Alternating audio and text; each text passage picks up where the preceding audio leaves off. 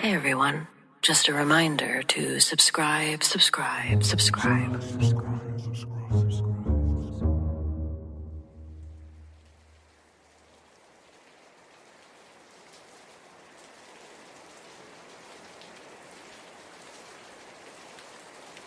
When I was in middle school, my family bought a new house in a developing neighborhood. Basically, we were the first family to buy a lot and build a house in this particular development. And we would remain the only residents in the area for a solid 4 years. Well, after living there for about a year, the developer started to build the remaining 3 houses in this area. So lots 2 through 4 were no longer spaces of open grass that we just sort of pretended were our own. They were building sites and soon 3 fully built homes. So I preface this story in this way to showcase that these homes were for sure not haunted. Not in the traditional sense, not in the way I understood hauntings to be. You know, old houses, spooky ancient neighborhoods, or just a place with any sort of history at all. I mean, before these homes were built, ours included, the area was nothing but woods. I don't even mean the woods in the middle of nowhere, just a patch of woods near an already happening part of the city. Once the other houses were finished, they just sat there, fully built, lights installed, windows in, but nobody lived there yet. No furniture or plumbing hooked up. Just empty structures waiting to be sold. At night, they were completely dark. And because we were the only family out there, it felt like we were surrounded by these empty shells of houses. I didn't really think much of it at first. It was actually kind of cool, all that space to ourselves.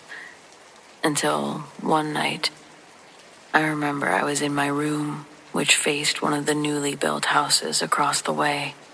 It wasn't far, close enough that I could see directly into the front windows if I looked out at night. I was getting ready for bed, just kind of moving around my room, when I happened to glance out the window. I froze when I saw it. Someone standing in that house. I couldn't see them clearly, just a silhouette. A dark shape, clearly a human, standing in front of one of the windows. My immediate thought wasn't anything paranormal, as eerie as it was to see. Even as a kid, my brain went straight to something more realistic. Someone broke in. Maybe a worker. Maybe someone messing around. Maybe someone who wasn't supposed to be there at all. The thing that bothered me was how still they were. They weren't moving around like I had been or like someone working and walking through the house. They were just standing there, facing outward. Looking at what? The dark. Me. I watched for a few seconds, waiting for them to move. They didn't. That's when I told my parents. I remember explaining it kind of casually at first, like, hey, I think someone's in that house. My dad looked out the window, but by the time he checked, there was nothing there. Just an empty, dark house. He kind of brushed it off, said it was probably a trick of the light. Maybe I saw a reflection of myself. Honestly, that made enough sense for me, at least at the time. So I let it go. But later that night, things changed. I was already in bed when I heard my parents moving around downstairs. Not unusual, but there was a tone to it, a little more alert than normal. Then I heard my dad call my mom over. He wasn't being real loud, but he was serious. I got up and quietly stepped into the hallway, just enough to see down toward the living room. My dad was standing at the window, looking at the same house. And even from where I stood, I could tell by the way he was holding himself. He saw something. I came downstairs slowly, and that's when he said, "There's someone in there." Same thing that I'd seen earlier. A silhouette in the window, standing still. At that point, it stopped feeling like imagination entirely, because now it wasn't just me. My dad immediately went into problem-solving mode. Those houses didn't have plumbing yet, no utilities running. They weren't supposed to have anyone inside. But realistically, there were reasons that someone could be there. Workers, security, trespassing. He called the developer. I walked over to the window as he explained that it looked like someone was inside one of the homes, and he asked if anyone was supposed to be there that late. The silhouette was in the same window. The developer said no. No one should have been inside. But he said that he'd come and check it out himself, told us not to worry. While we waited, my dad stayed by the window watching. We all did. I eventually fell asleep. But my parents, they stayed up, just in case whoever was inside decided to leave. Because if someone walked out of that house, he would have seen them immediately. It was a straight shot from the front door to where we were standing. No one came out. By the time I woke up again, the silhouette wasn't visible anymore. But my dad said he never saw anyone leave that house. It was about 40 minutes later that the developer showed up.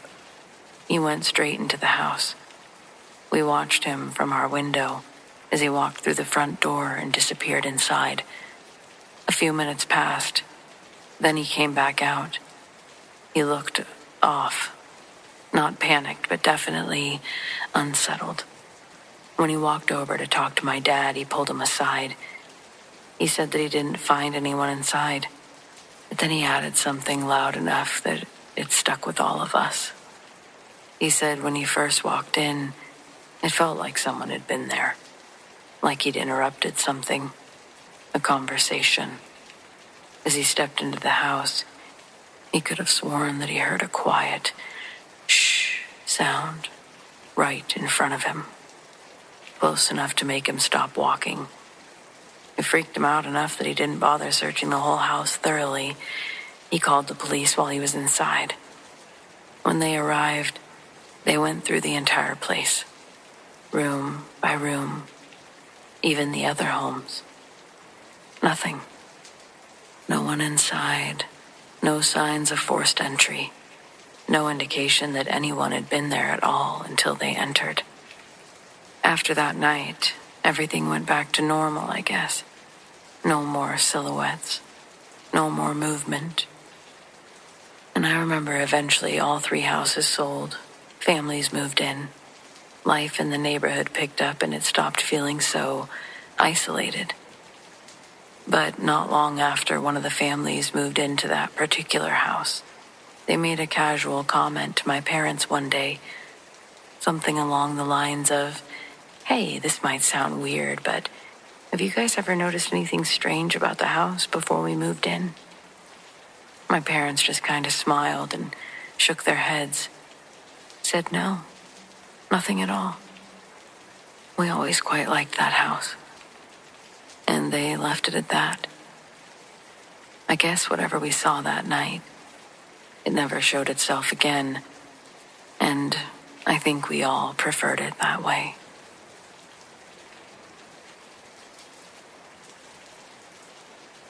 This would have been sometime in the late 90s, maybe early 2000s.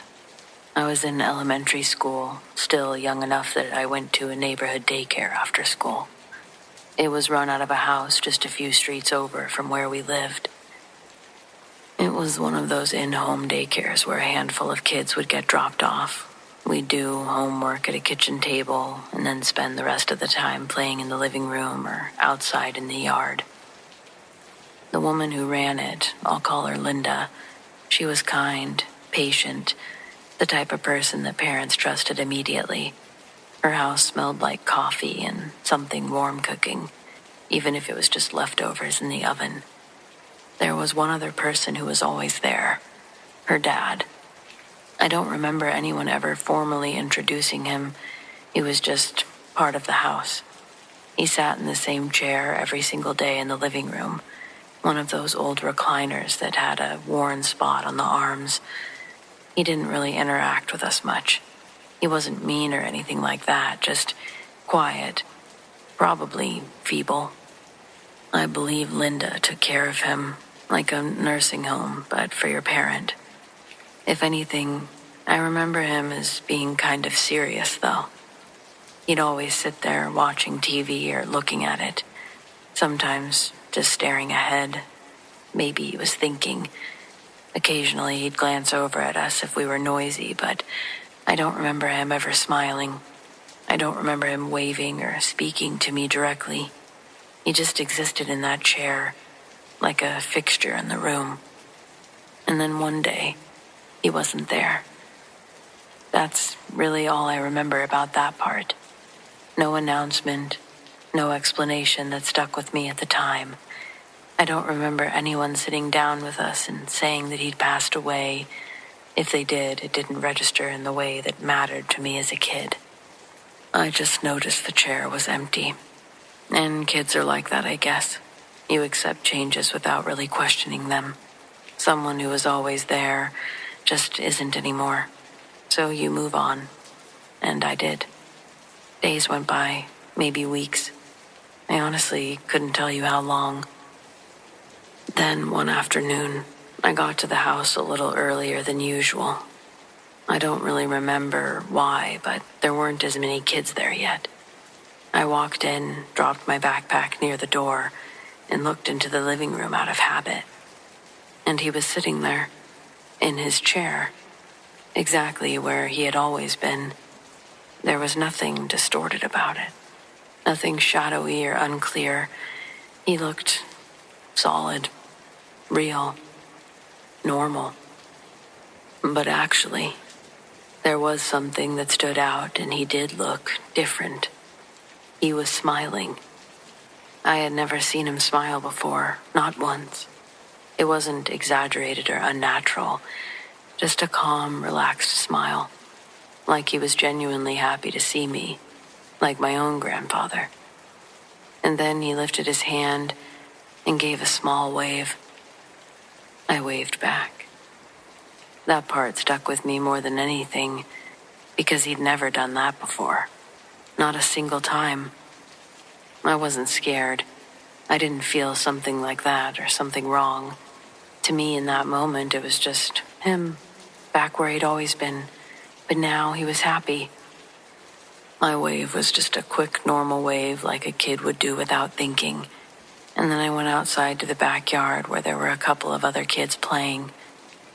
I didn't think anything of it until a few moments later when Linda came out. She looked at me and asked, "Who were you waving at when you came in?" I remember shrugging like it was obvious. "Your dad," I said. "He's inside." The way her expression changed is something I'll never forget. It's like the first time you really make an impact on someone. I didn't expect the look. She didn't scream or get angry or anything. But she froze. Her hand went up to her chest like she was catching her breath, and she looked past me toward the house, then back at me. "What did you say?" she asked. "Your dad," I repeated. "He was sitting in his chair." She didn't say anything for a few seconds, just nodded slightly like she was trying to process what I'd said without making a scene in front of the other kids. After that, she told me to go play and that she'd be right back. I didn't understand why it mattered. The rest of the day went like normal, at least from my perspective. But when my mom picked me up, I could tell something was different. Linda pulled her aside and they talked quietly near the front door. I remember glancing back and seeing my mom look over at me with this confused, almost concerned expression. Later that night, my mom asked me about it. She kept it simple. "Hey, when you were at daycare today, who did you say you saw?" I told her the same thing. Linda's dad, sitting in his chair. He smiled at me and waved. My mom listened without interrupting. When I finished, she paused. She said something that stuck with me in a different way than the sighting itself.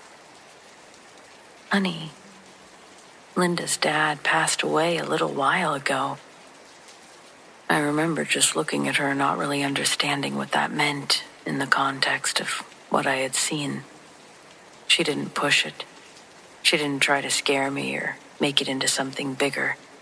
She just said, I think if you did see him, that was probably a really nice thing for Linda. I asked what she meant. She said, maybe he just wanted to say goodbye. Or maybe he just wanted Linda to know he was okay. He did seem really happy, I added. Then she added, almost like an afterthought, that was a kind message you gave her. I didn't really know how to respond to that. To me, I'd just seen someone who was always there, be there again. It didn't feel like a message. It didn't feel like anything important at the time, but it stayed with me.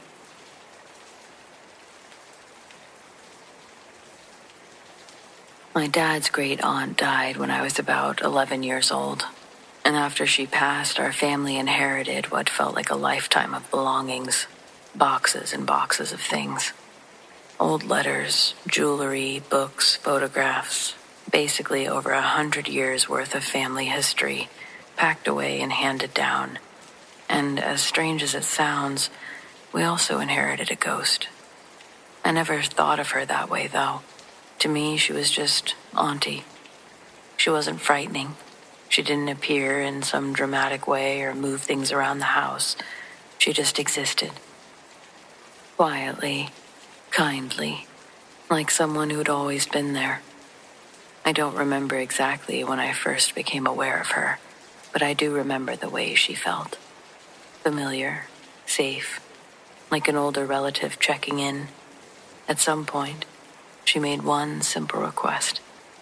Her portrait had been hung in the hallway with several other old family photos, those slightly unsettling formal portraits from another era, where everyone looks a little too serious. She didn't like that one.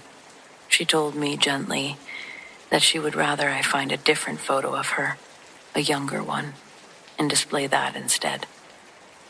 I took this very seriously, in the way that kids do when something feels important, even if they don't fully understand why.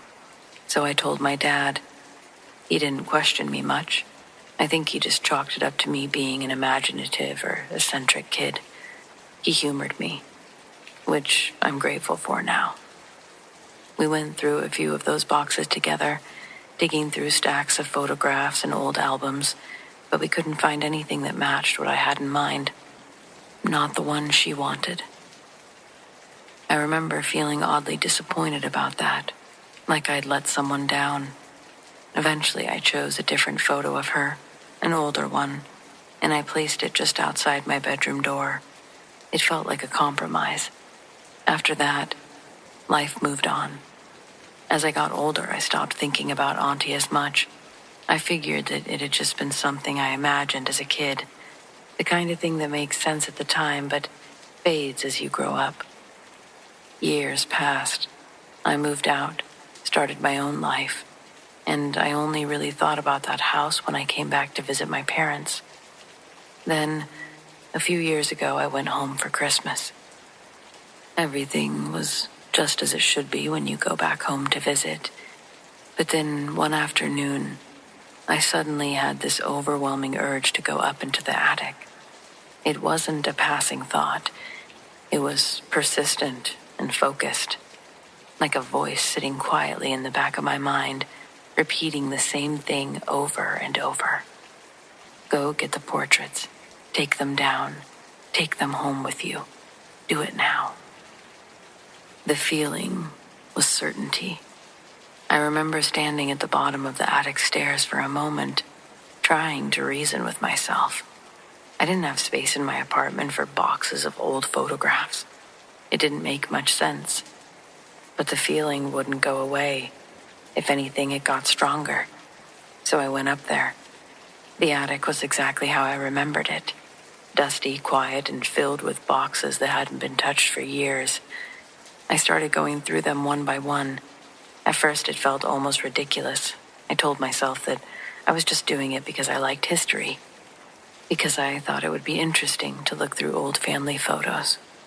But the deeper I went, the more focused I became. Like I was looking for something specific, even if I didn't know exactly what. It took a while. There were a lot of boxes. But eventually, at the bottom of one of them, I found it. A portrait. I knew immediately. Before I even turned it over, before checking anything, I felt it. This is the one. My hands were shaking a little when I flipped it around. On the back, written in faded ink, were 2 words. Aunt Jane. I just sat there for a minute, holding it. Because I knew this was the photo she wanted me to find all of those years ago. The young portrait. The one we couldn't find back then. I ended up taking as many of the photos as I could carry home with me that day, including hers. It took me a long time to process how strange that whole experience was. And it really didn't start processing until the end of it. The following summer, a tornado hit my parents' house. It didn't completely destroy it, but it was enough to tear apart the roof, especially over the attic. A lot of things stored up there were damaged, some completely ruined. And I remember thinking about those boxes, all those photographs. If they'd been sitting up there still, untouched, they wouldn't have survived. But the ones that I had taken, they were perfectly fine. Safe at my house. I don't really talk about this story much. It sounds strange even to me, but every now and then, I'll walk past that portrait in my apartment and think about how patient she must have been, waiting all of those years for me to come back and finally bring her home. Or did she never really want to leave at all, and only decided to, out of self-preservation? Either way, I'm happy to have her home with me.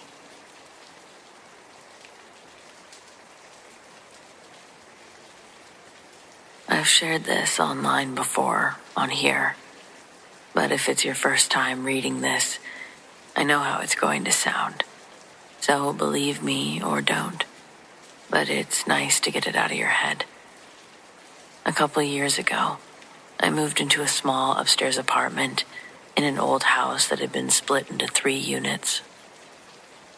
The landlord was one of those hands-off types. He gave me the keys, mumbled something about storage in the basement, and left.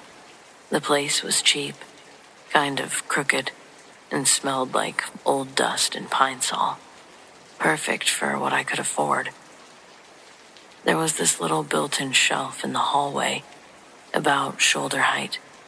It looked like it used to be a window, one that someone had sealed up and turned into a recessed shelf. The drywall around it had a bit of water staining, but nothing major. When I moved in, it was empty.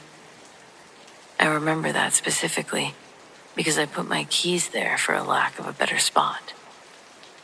About a week after I moved in, the painting showed up. I came home from work one evening, juggling my bag and my coffee, went to throw my keys into the empty shelf, and there it was. A framed oil painting. Old, like actually old, not Hobby Lobby vintage. Dark wooden frame, cracked in a few places, with those little decorative carved corners. The canvas was yellowed and slightly buckled. The image was a portrait of a woman, early 1900s, judging by the style. She had that severe middle-aged hair pulled back tight, high-collared dress. No jewelry. The background was just this muddy brown that faded darker around the edges. Her face was intense, Not screaming or crying or anything like that. Just this hollow, flat stare that followed you whether you were standing in front of it or down the hall. I actually laughed at it because it scared the hell out of me when I saw it. I thought maybe the landlord had dropped it off, some leftover crap from a previous tenant. So I took a picture of it to send to my friend with the caption, "My apartment came with a haunted grandma." Something that maybe didn't click right away was that in her picture, the details of her face didn't show up quite right. The frame, the clothing, the background, all clear, but her face looked slightly blurred, like my camera was trying to focus and couldn't. I thought it was because my hands were shaky that I couldn't get a clear photo of it. I moved the painting off the shelf and leaned it against the wall on the floor. I was going to text my landlord, but I ended up forgetting once I got busy making dinner and dealing with unpacking boxes. That night, I woke up around 3 a.m. to this very quiet, deliberate sound from the hallway. A soft tapping. I don't live in a nice building, as I said. There are creaks, old pipes, neighbors, all of that in this old house, so I just tried to roll over and go back to sleep. But the tapping kept going, evenly spaced, like someone was in time with the world. After a few minutes of that, my brain woke up enough to get annoyed. I got out of bed, opened my bedroom door, and flipped on the hallway light. Silence. The hallway looked normal except for one thing. The painting was back on the built-in shelf, propped up perfectly, dead center, like it had never moved. I remember putting it on the floor because I was worried it would slide off the narrow shelf. Seeing it back in that spot made my stomach drop in this cold, nauseous way. My first thought was maybe I'd been half asleep earlier and just misremembered. Maybe I hadn't actually moved it. Maybe I'd only meant to. I picked it up again, took it back down the hall, and this time I set it on top of a stack of boxes in the living room, facing the wall.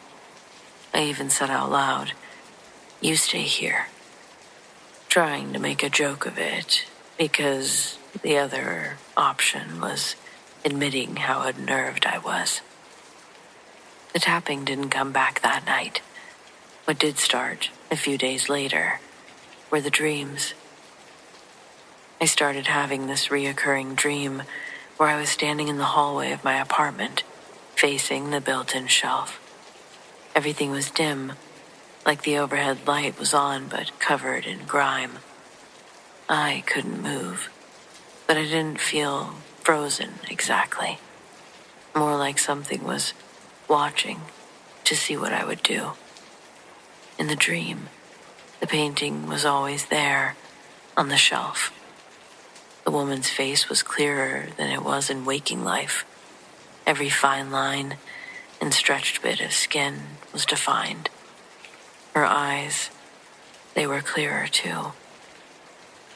But they weren't bright, just flat, sunken, a color somewhere between yellow and gray. And she was always a little different each time. One night her mouth was open just slightly, as if she'd been caught midway through speaking. Another, her head was facing, almost in an impossible way, more towards me. Once the background behind her wasn't muddy brown, it was darker, with these vague shapes that looked like hands reaching in from the edges. I'd wake up from my dreams with my heart racing and my back drenched in sweat. Every time I'd half expect to open my bedroom door and see that damn painting on the shelf.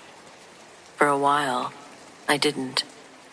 It stayed in the living room, propped against a cabinet. I told myself I was just psyching myself out. Old houses and stress, too much caffeine.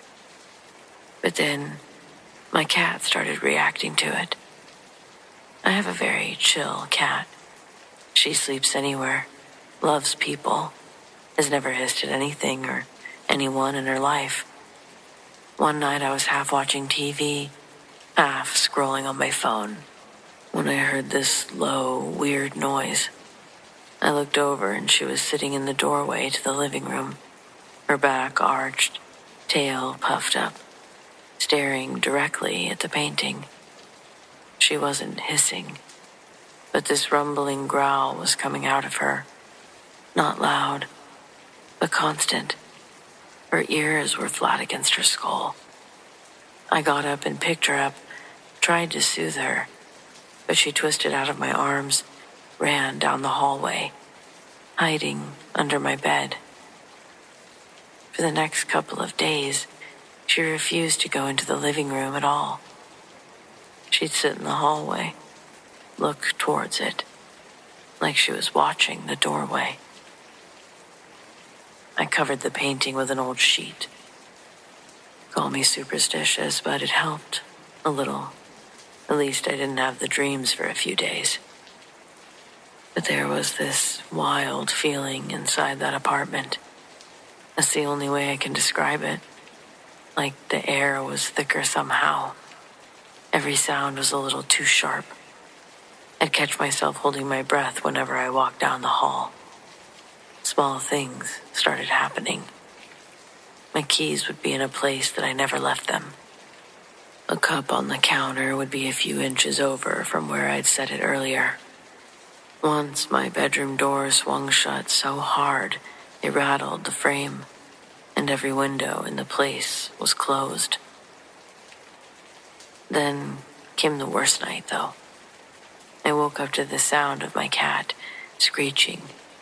Not just a yowl, a full, horrible scream that I'd never heard. Certainly a noise she'd never made. I bolted out of the bedroom and ran into the hallway. She was in front of the built-in shelf, fur standing on end, clawing at the wall directly underneath it. Not the painting, the wall. She'd dig her claws in, pull back, dig again, over and over, like she was trying to get something out from behind the drywall. The sheet I'd thrown over the painting had fallen, and the painting was on the shelf. I swear to you, I hadn't moved it back there. Not a chance. I don't remember deciding to, but I grabbed the frame and I yanked it. The wood scratched my hand and I dropped it. The canvas hit the floor with a sharp crack that sounded wrong for something that was mostly fabric.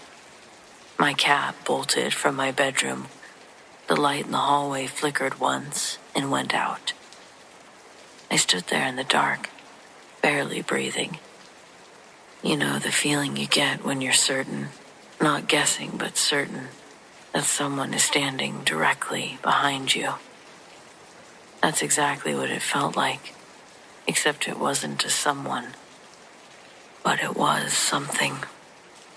I couldn't bring myself to turn around. I just backed up slowly until my shoulders hit the opposite wall. For a second, I thought I could feel something between my shoulder blades, like ice water fingers pressing lightly, testing. And then it was gone. The light flickered back on like nothing had happened.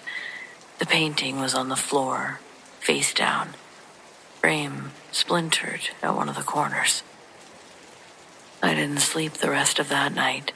I sat at my kitchen table with all the lights on, my cat under the chair, my brain cycling through explanations that never made any real sense.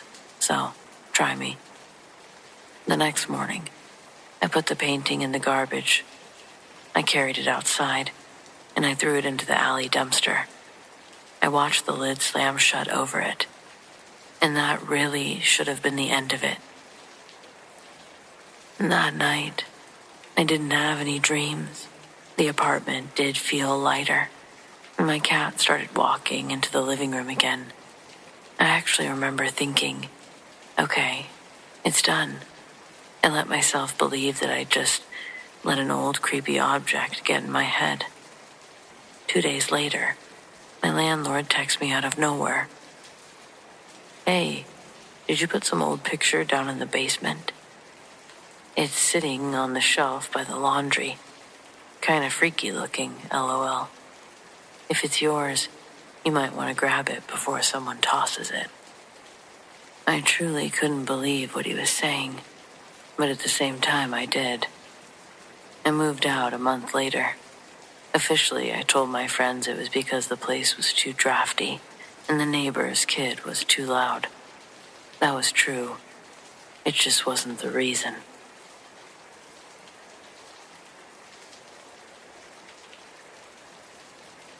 I work nights at a lakeside industrial site in the Pacific Northwest.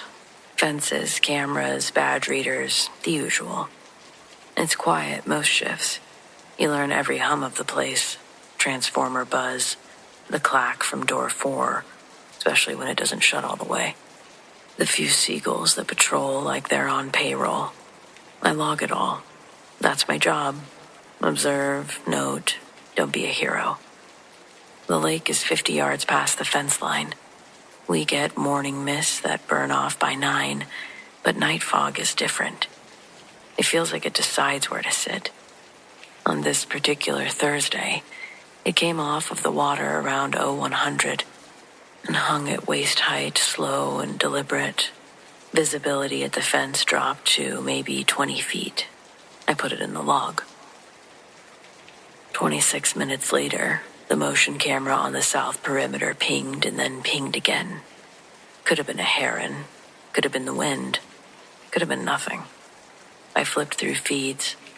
On cam S3, there was just fog and the chain link fence, and then a shape moved left to right along the outside of the fence.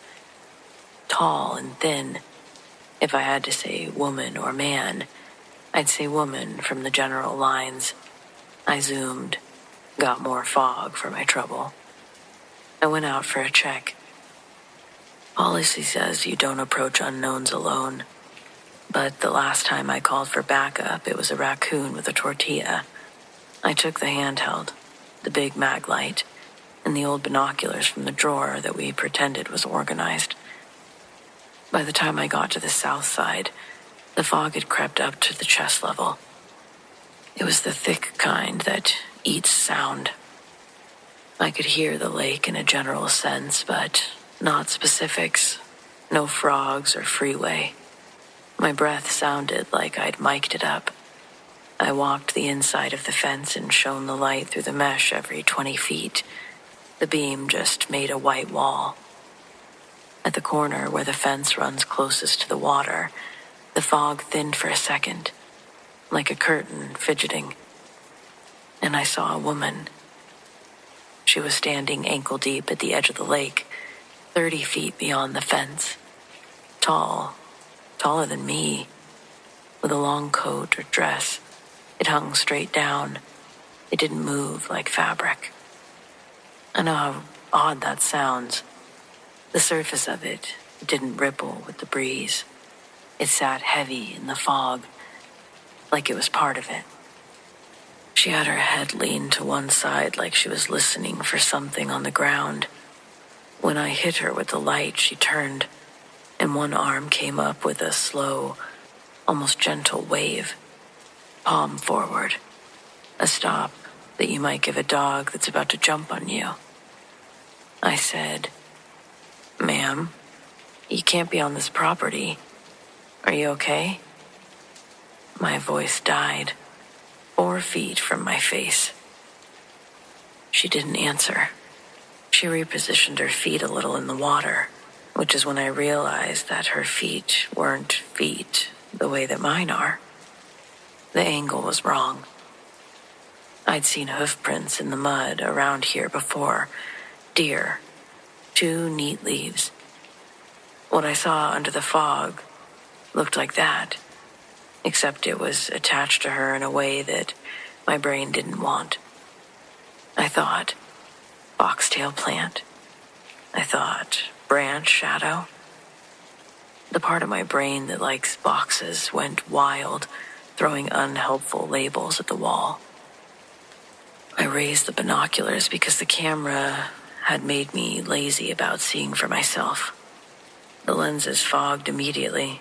I wiped them with my sleeve, tried again. I got her face at maybe 8x. It wasn't a face of horror. It was a long face, tired around the mouth, eyes a bit too reflective for the amount of light, as if there was a second light source behind them. She kept the hand up. While I adjusted the focus, the edges of her coat wavered like heat above asphalt. And I could see past for a second, past her, the lake, darker where the bottom falls off fast, and something moving under the surface that made a path of slightly different fog above it, coming in toward shore. I said, "Ma'am," again, because I didn't have anything else. She dropped the hand, and I got the distinct sense, not a thought, a sense, that I'd been heard and politely declined.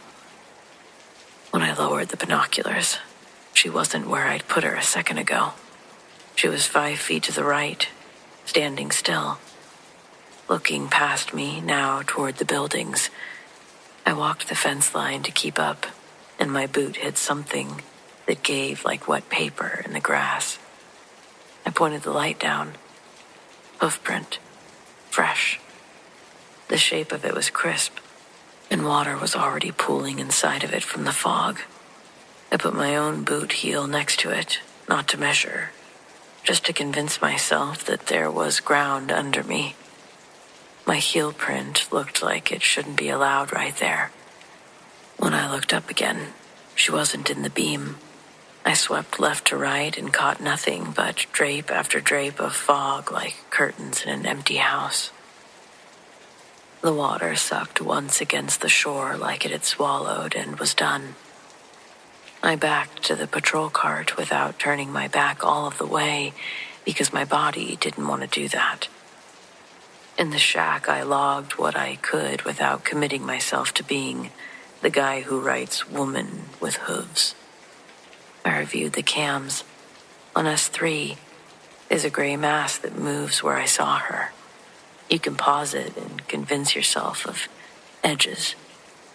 The part you can't argue with is at 01:33 hours, when the fog bulges inland in one long shape, and the motion ping triggers 5 times at 5-second intervals, like something paced the fence. I've had people climb, kids cut holes. One drunk guy tried to swim to our storm drain outfall like it was a bar. I know how people move when they want something. This wasn't that. I don't know what it wanted, except maybe to be seen, but not engaged. Eventually, the fog broke like a trick. The sun pushed through and the lake went back to being just a lake. When my relief showed up, he said, "Quiet night?" And I said, "Yep," because I'd already decided I didn't want the look. On my way to the car, I cut by the south fence like I wasn't doing it on purpose. In the mud just outside, where the dirt stays pretty damp, there were 2 prints that didn't match any boot I'd ever seen or owned. They looked like deer, except maybe the weight was wrong. I could see where the pressure had gone deep toward the heel side, if hooves have a heel side. They led from the water to the fence, and then stopped, like the fog had decided that was enough. I haven't told anyone at work specifics. I don't want to be transferred to days for being unfit. Nights are my thing. The quiet is full of information if you listen at night. I logged heavy fog, motion alarms triggered by atmospheric interference. I didn't write about the hand that told me to stop without irritation, just practicality. I didn't write about the way the water moved towards her like the lake was trying to climb her ankles. You can say that it was a person in a coat, and a deer in the water, and a camera artifact. That's a great story. I'd like to believe it, I'll keep walking the fence either way, but if I see her again, I think I'll stop sooner, like she asked. Not necessarily because I'm afraid of being hurt, but because whatever she was looking for didn't seem to include me.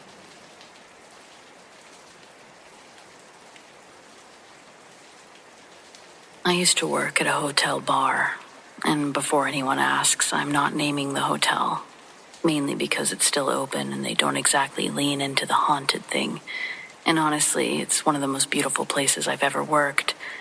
Don't want to tarnish that hardwood polished to a shine, chandeliers that looked like they belonged in an old ballroom, or the lobby that makes you want to whisper when you walk through it. Of course, with a place like that, you don't just inherit the decor, you inherit the history. And this hotel had plenty. Every hotel with a few decades under its belt has a ghost story. But ours had the lady in red. She was the celebrity haunting. Guests swore that they'd see her late at night, sitting at a two-top by the window or perched at the end of the bar. Red dress, matching lipstick, shoulder-length hair, done up in a style that belonged to another era. People described her as elegant, beautiful, the type of woman to turn heads without trying. The story went that she died in the hotel back in the 1940s. Some said that it was a jealous lover who killed her. Others whispered suicide. Either way, she never checked out. Plenty of guests saw her. Did you see where that lady just left to suddenly? We were just talking to her. All I could do was nod and pour another drink. It'd be easy to chalk everything up to the lady in red. She's a ghost that you can put on a brochure. But the truth, the hotel was too old, too beautiful, and too full of life for only one story. This place had been around since the 1920s. That means 100 years of guests checking in, birthdays, affairs, honeymoons, breakups, late-night confessions, even a few deaths that made the papers. A building like that doesn't belong to just one spirit, and I think that's why the activity was so varied. My first experience didn't feel like the lady in red at all. It was late, a Monday, quiet as can be. I was polishing glasses and I looked up at a mirrored wall behind the bar. There was a man standing behind me, not a reflection of someone at the bar. The bar stools were empty. This was a man in a suit in wide lapels, old-fashioned cut, something from the 1940s. He was tall, pale, blurred at the edges. I turned around immediately. No one. When I looked back at the mirror, he was gone. If you want to tell me that was the lady in red showing off, fine. But unless she decided to wear a fedora and a suit that night, I don't think it was her.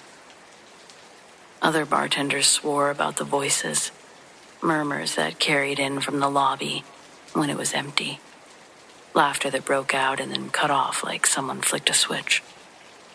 One guy I worked with swore that he heard his own name being called, clear as day, when he was crouched in the cooler.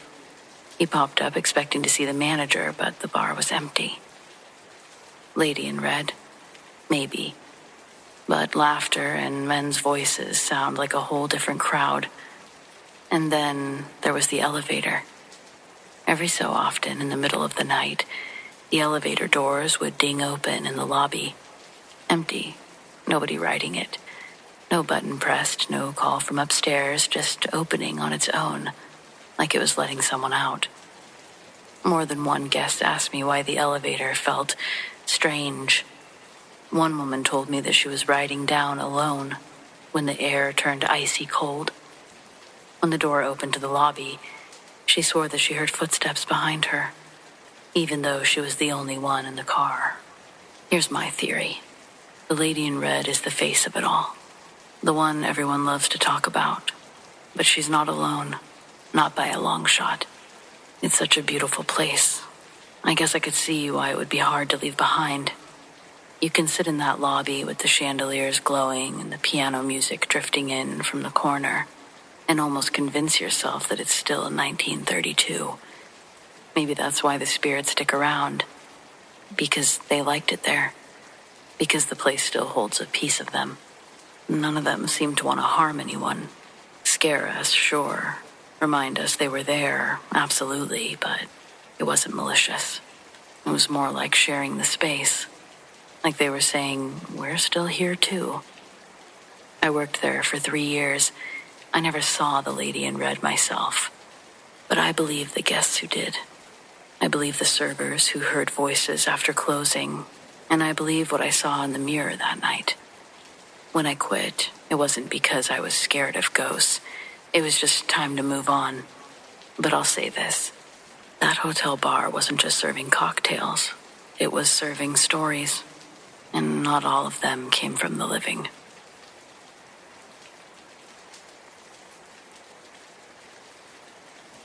This is a strange one, so bear with me. The first time it happened, I thought I was just tired.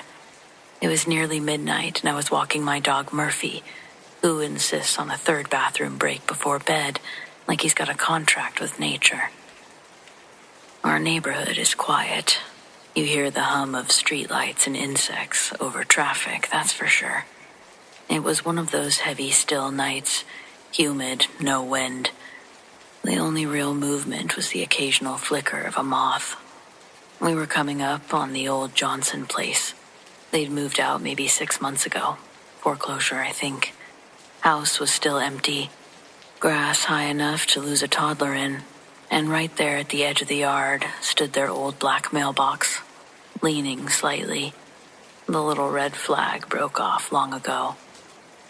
Then a giggle. Just a tiny one. Childlike. Like the start of a laugh before someone remembers they're supposed to be quiet. It came from the direction of the mailbox. Murphy froze, his ears perked.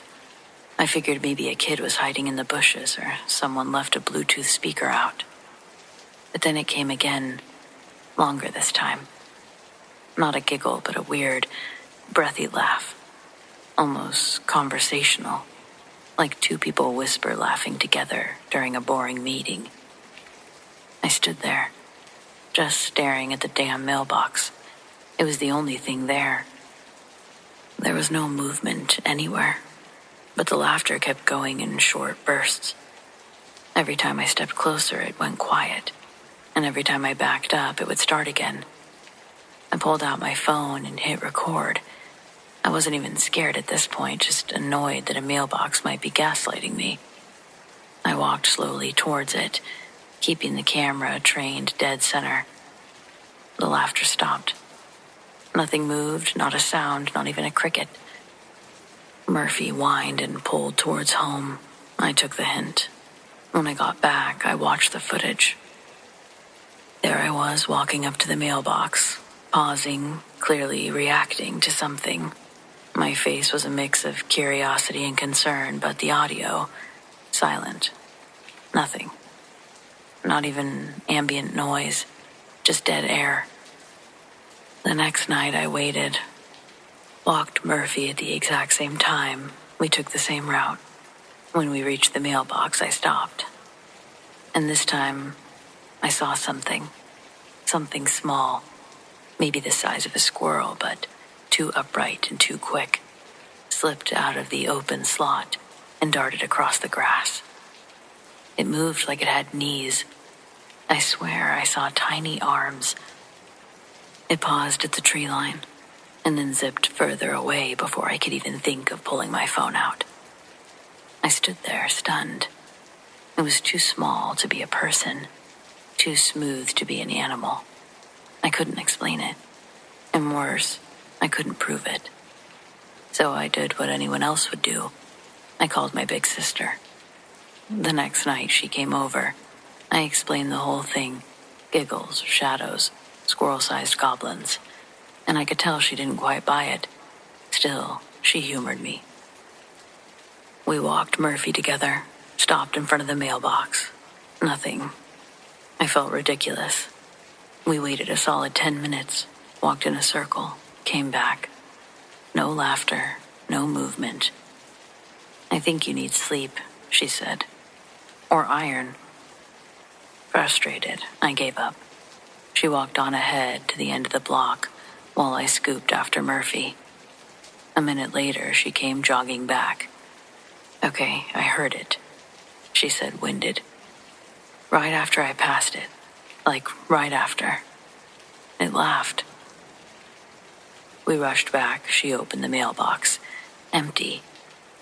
But she did look pale. "You believe me now?" She nodded slowly.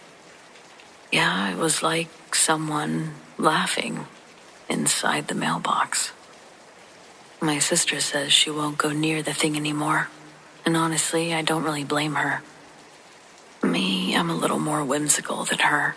And I'm a little less scared knowing that she heard it too. I've left little offerings, crackers, shiny things. They disappear sometimes. Other times they're just gone and replaced by nothing but that familiar, distant snickering. I still hear it sometimes. I still walk Murphy past it, always on the opposite side of the street now. Sometimes I see that little blur dart in and out. I've never caught it on camera, never seen it clearly in the light. But I know it's definitely real. The creepiest part, it doesn't feel evil, it just feels amused. Like it's in on some joke and everyone else is the punchline.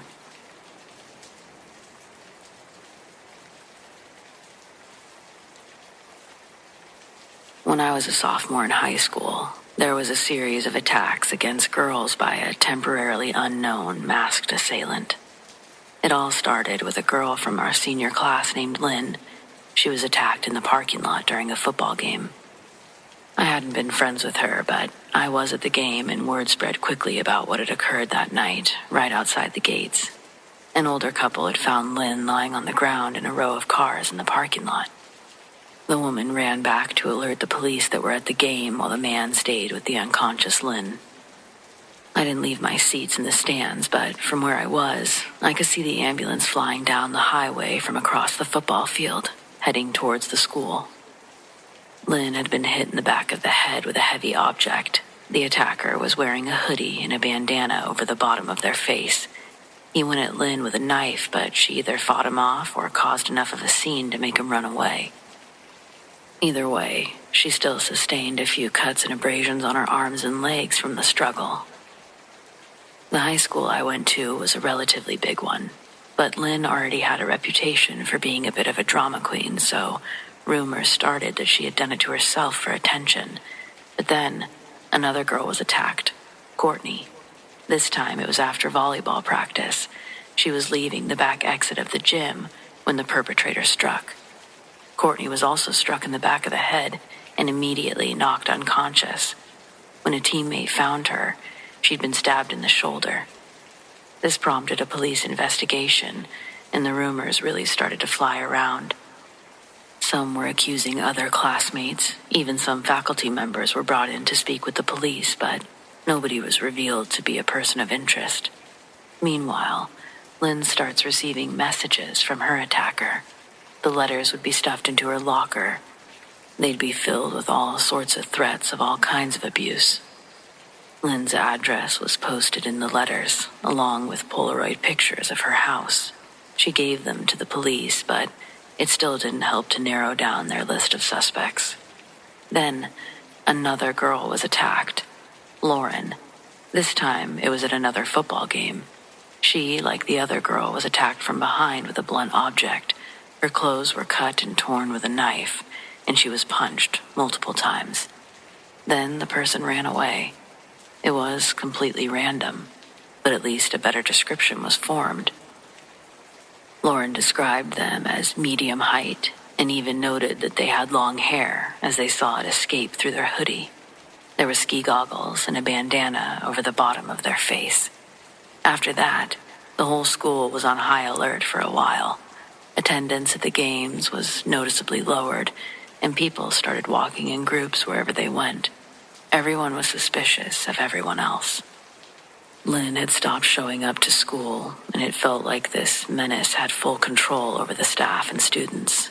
Kids volunteered to bring Lynn's homework to her, and kids would stop by to check on her. A real support system developed for Lynn because she was the only one of the victims that continued to be contacted by this person. The letters she was receiving were becoming more and more gross and shocking. Then, at the last home game of the season, an off-duty police officer that had been involved in the case sees Lynn's car parked in the south lot of the field. He thinks it's strange considering her absence from school, so he drives back to the north lot where the main gates are. But instead of parking and going into the game, he decides to sit and wait in his car for a while. His daughter at the time is a junior at the school. I think her name was Jessica. She's also at the game that night, and just before the second half of the game, Jessica receives a call on her cell phone. She leaves her seat from the stadium to walk out into the parking lot by herself. Meanwhile, the game is raging inside. Our team was predicted to be state champs that year, so the stands were full, and the crowd was rowdy and loud. Jessica didn't care about the game, though. She had other plans in mind when she left for her leisurely stroll that night. Her plan would come to fruition. Jessica had been slowly walking up and down the rows of cars for about 10 minutes, when, aside from the crowd noise, she hears gravel getting kicked up from behind her. She realized she wasn't in the parking lot by herself, and whoever else was out there with her was approaching fast from behind. Then, just before the assailant could get close to her, a third voice disrupted their motion. A loud, deep voice screamed, "Freeze!" Jessica turns around to see the hooded figure only a few strides behind her. She can hear the metallic knife bounce off the concrete of the parking lot. That would-be attacker was so startled by the scream, they dropped their knife and started to flee. But Jessica's dad, the off-duty officer, was already sprinting toward the hooded figure. They weren't able to get enough momentum, and Jessica's dad tackles them to the ground with a hit reminiscent of the football game going on inside the stadium. Too good to be true? Perfect timing? No. Jessica and her dad had been doing this ever since the attack started, their own father-daughter sting operation, and that night, the bait was finally bit. As the dad stands over the suspect, they got the wind knocked out of them, and they were writhing on the ground trying to breathe. Then, he pulls the ski goggles off.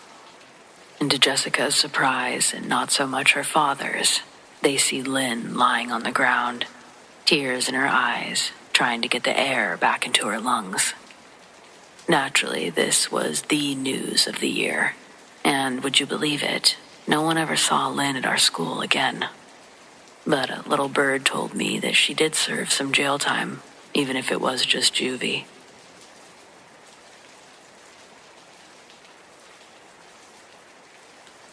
It's been 8 years since that day on Shasta with my friend Mike, and even though we don't really talk about it anymore, it still visits me every time the Weather Channel flashes a blizzard warning.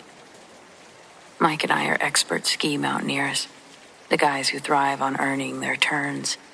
This wasn't a casual resort trip. We were several thousand feet up on an unnamed chute, the type of vertical drop that makes your stomach flip. We started our ascent before dawn, planning to reach a specific saddle by noon. The weather forecast had been solid. Clear skies, low wind. But up on a mountain that size, the weather is its own god. By 11:30 a.m., a fast-moving front slammed into us. Within 10 minutes, visibility went from miles to maybe 20 feet. The wind was a physical force, trying to peel us off the mountain. It was a whiteout. A complete sensory deprivation tank of snow and wind. We decided to hunker down until the worst passed. We had a small snow cave prepared, just big enough for two. We were secured, but the psychological pressure of that silence, the one that exists in the heart of a storm, was unnerving. Around 2 p.m., Mike nudged me. "Did you hear that?" I shook my head. I couldn't hear a damn thing. The wind was roaring, but I listened closer. There was a metallic, almost rhythmic clinking sound, like ice axes hitting rock, but too steady for a struggle. It sounded like someone was climbing. In a storm like this, though, it was suicide. Then we saw a light. It was a small, focused beam, a headlamp, flickering through the swirling snow about 50 feet above us. It was moving slowly, steadily, upward. "Must be a rescue team," Mike yelled over the wind, hope in his voice. "They shouldn't be here, but thank God." We yelled a coordinated, "Hey, down here." Our voices were instantly shredded and consumed by the weather itself. The light didn't react. It just kept moving up, a ghostly, indifferent yellow circle. Mike, against my protest, decided that we had to check on them. If it was an injured climber, they were running out of time. He unclipped, strapped on his skis. "Just watch the light," he told me. He started traversing the slope, shouting again. The light reached a small rock outcropping and stopped. It stayed there, unmoving for a while. Mike got within 20 feet, his figure barely a shadow in the snow. And that's when something happened. The light beam didn't move, but the area around it shifted. It wasn't the snow. It was like the air itself was momentarily denser, taking the shape of a person standing at the lip of the rock. Just a black, featureless silhouette in the blowing snow, illuminated only by the light it was wearing. Mike had stopped moving and shouted back, "It's not moving." Just standing there. Then the silhouette turned. It wasn't a natural turn, though. I could see that even from where I was. It was slow, a sickening pivot, and the light didn't follow the movement. The lamp remained facing straight out, but the head of the shadow entity was now facing directly towards Mike. Mike yelled a short, choked sound of pure panic, frantically began skiing back toward the cave. He fell once, recovered, practically dove inside, tearing off his skis. "Mike, what was it?" I asked. My heart was hammering for some reason. Whatever it was gone. He was shaking, not from the cold, but from something deeper. There was no one there, man. No one. The light, the headlamp was there, floating, but the shadow, that shape, when it turned, there was nothing there. Nothing. And then, well, you saw, it all disappeared. We waited it out for another 3 agonizing hours. When the wind finally calmed enough to let us see, we looked up. There was still no light. We'd scoured the slope at the outcropping with our binoculars when we got lower.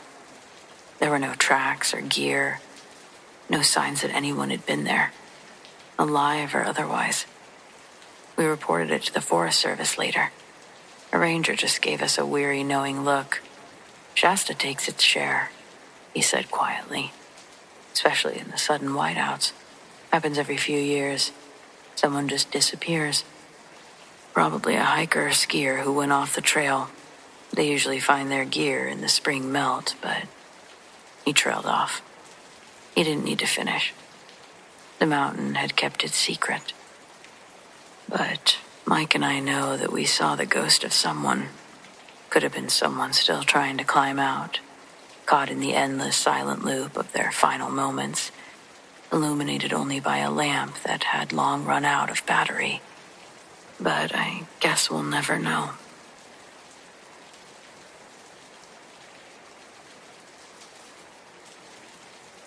I work the late shift at a major rail hub. I'll keep the city unnamed, but think huge vaulted ceilings and echoing marble floors. My job is essentially security and dispatch until the early morning commuter trains start rolling in. It's a lonely gig. Most nights the only company I have are the custodial crew and the ghosts. And believe me, this place has ghosts. It's an old building. Hundreds of thousands of people have passed through it. Tragedies have happened here. This story takes place on a Thursday night in December, many years ago. The city was under a bone-chilling cold front. The wind howled outside the thick glass, and the station was basically deserted. The last major Amtrak train had departed at around 11:45. It was 1:30 a.m. Time for me to do my final sweep of the waiting lounges and the side concourses. I was near the historic ticketing windows, the ones that they don't use anymore, when I noticed a suitcase. It was an old leather trunk, the kind your grandparents traveled with, sitting unattended next to one of the enormous columns. Immediate red flag. You don't leave luggage in a secure area. I grabbed my radio to call it in. As I crouched to inspect the bag, I saw a pair of feet. They were behind the pillar, perfectly still. I stood up slowly. I hadn't seen anyone here when I walked past a minute ago. I cleared my throat. Excuse me, sir. The station is closed. Is this your bag? No response. I stepped around the column. He was a tall man, wearing a heavy dark trench coat and a fedora pulled very low. He was staring intensely at the old departure board, the big mechanical clicker board, which was dark and offline for the night. You couldn't even read the old faded destinations. Sir, I repeated, louder, my hand inching toward my sidearm. I need you to confirm if this luggage belongs to you. The man turned his head, slowly. I couldn't see his face because of the shadow cast by the fedora, but the effect was terrifying. It wasn't the shadow of his hat that obscured his features. It was as if his face absorbed the light. It was a zone of pure, lightless black under the brim. He didn't speak. He just slowly raised his arm. He pointed his finger directly at one of the dark lines on the old board, the line that should have read the destination. As I stared at where he was pointing, a sound, a faint, dry click-clack, echoed through the massive hall. The mechanical flipboard, which was powered off and hadn't been used in 20 years, flipped. Only one row moved, the row his finger pointed at. On that line, against the pale yellow background, appeared a destination, spelled out in the old mechanical letters, Hellgate, NY. The moment the final Y appeared, the man let out a sound. It wasn't a word or a cough. It was a long, deep sigh of incredible bone-weary disappointment. It was the type of sigh that you make when you've waited your whole life for something and it's finally, terribly, not there. He dropped his arms. His black shape seemed to melt, dissolving from the bottom up, like ink being dropped into water. The coat, the fedora, the whole silhouette just faded into the air. I stood there frozen. I hadn't moved or said a thing. Then I remembered the click-clack. I looked at the board. It was dark. I turned. The trunk was gone. I scrambled everywhere, looking for the man, for the suitcase. I'd convinced myself at the time that I hadn't seen what I just described seeing, though I knew what I'd seen. I never saw him again, but I guess some people probably wait a lifetime to see a ghost just once, so chances are I never will. I've often tried to invent a backstory for this anomaly, but I come up short. I really just wish there was a way to know who or what he was.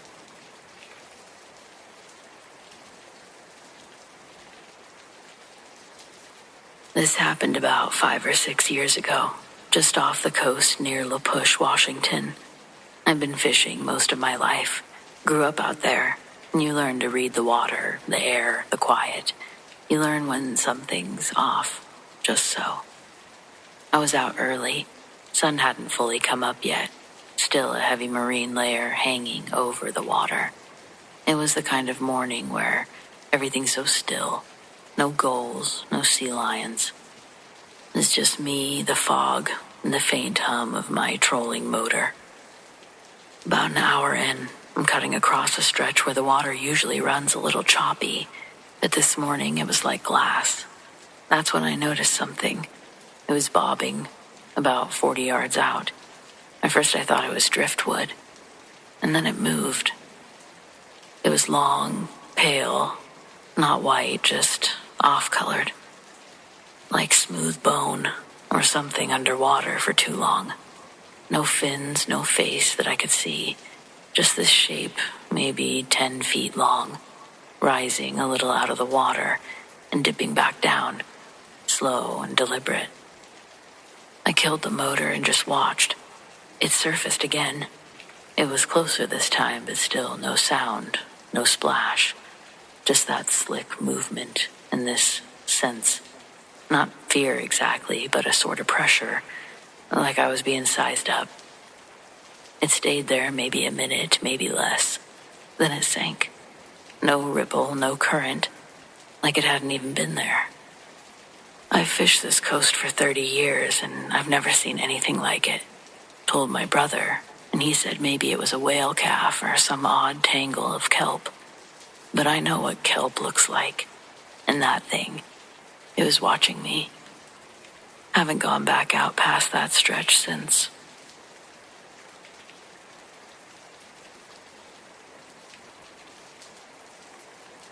I've been backpacking for as long as I can remember, cutting through forests or mountains that most people wouldn't even step foot in.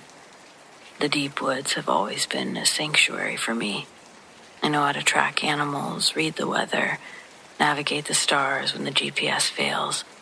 I've encountered bears, wolves, even mountain lions out there, but I've never felt anything like this. The trip was supposed to be routine, just a couple of nights solo in the Cascades, pushing deep into a section of the forest that I hadn't been to yet, but I'd heard a lot about.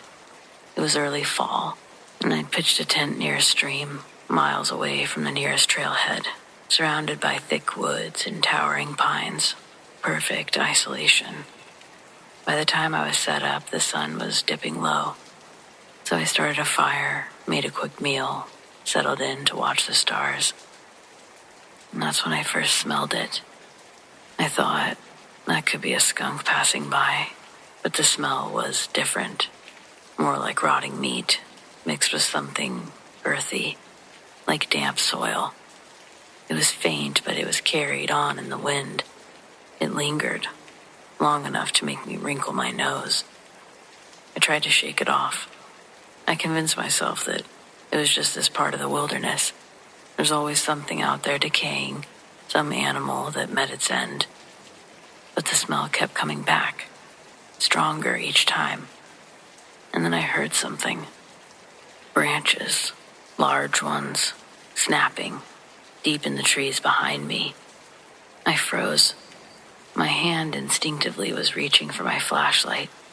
It's common to hear animals moving at night, but this sounded different, heavier, slower, like something big was moving through the underbrush, taking its time. I clicked on my flashlight and swept it across the trees. The beam cut through the darkness good, but I couldn't see anything, just the dense thicket. The shadows were just the undergrowth in my light. I listened, but the woods were silent again.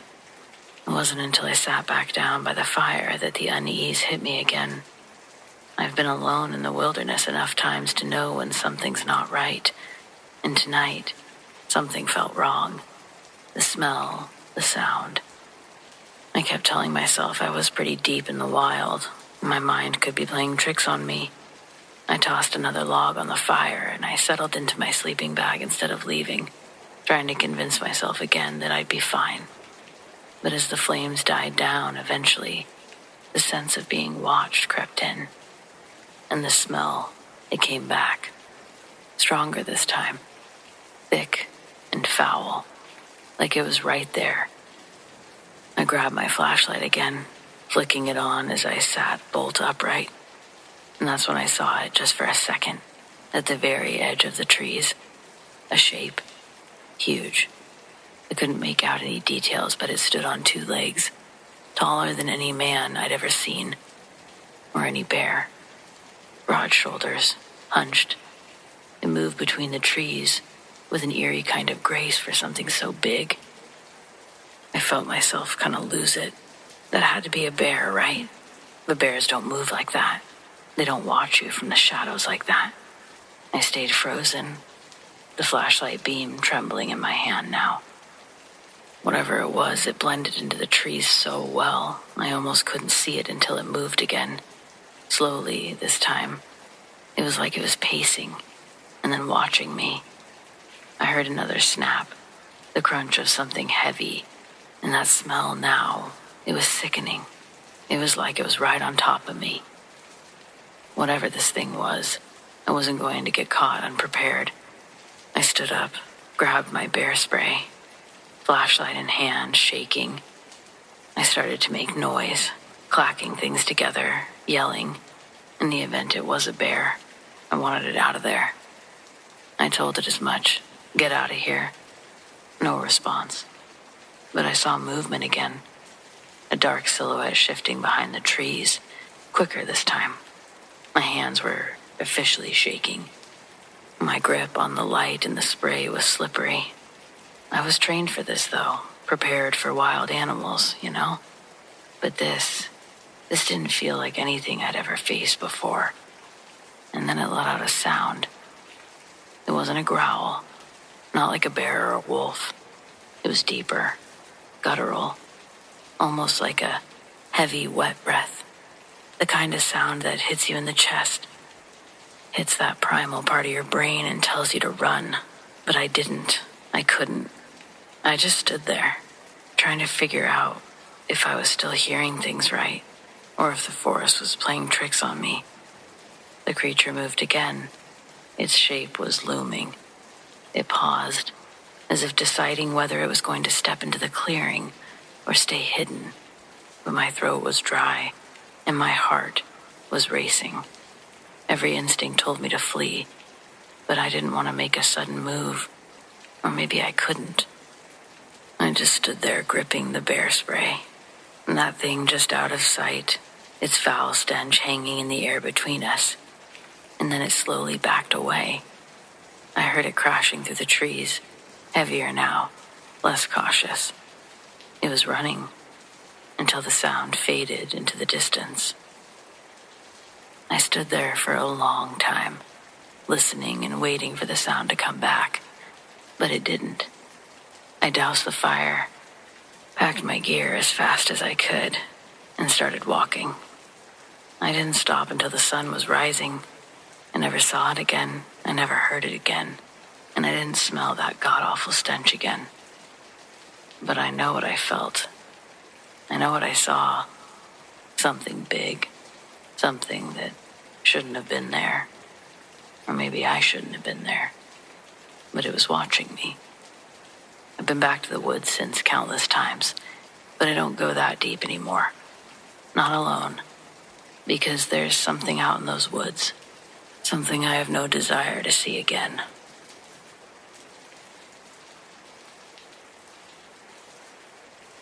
I grew up in a small, quiet suburb just outside a mid-sized city. Our neighborhood was fairly new at the time. Most of the houses built within a few years of each other. Cookie-cutter homes with trimmed lawns, white mailboxes, and friendly neighbors who all waved when they drove by. Behind our house, though, was something different. Our backyard backed into a large, forested ravine. Not the kind of deep ravine with cliffs or running water, but a wild, overgrown stretch of trees and brush that dipped down sharply from the edge of our yard.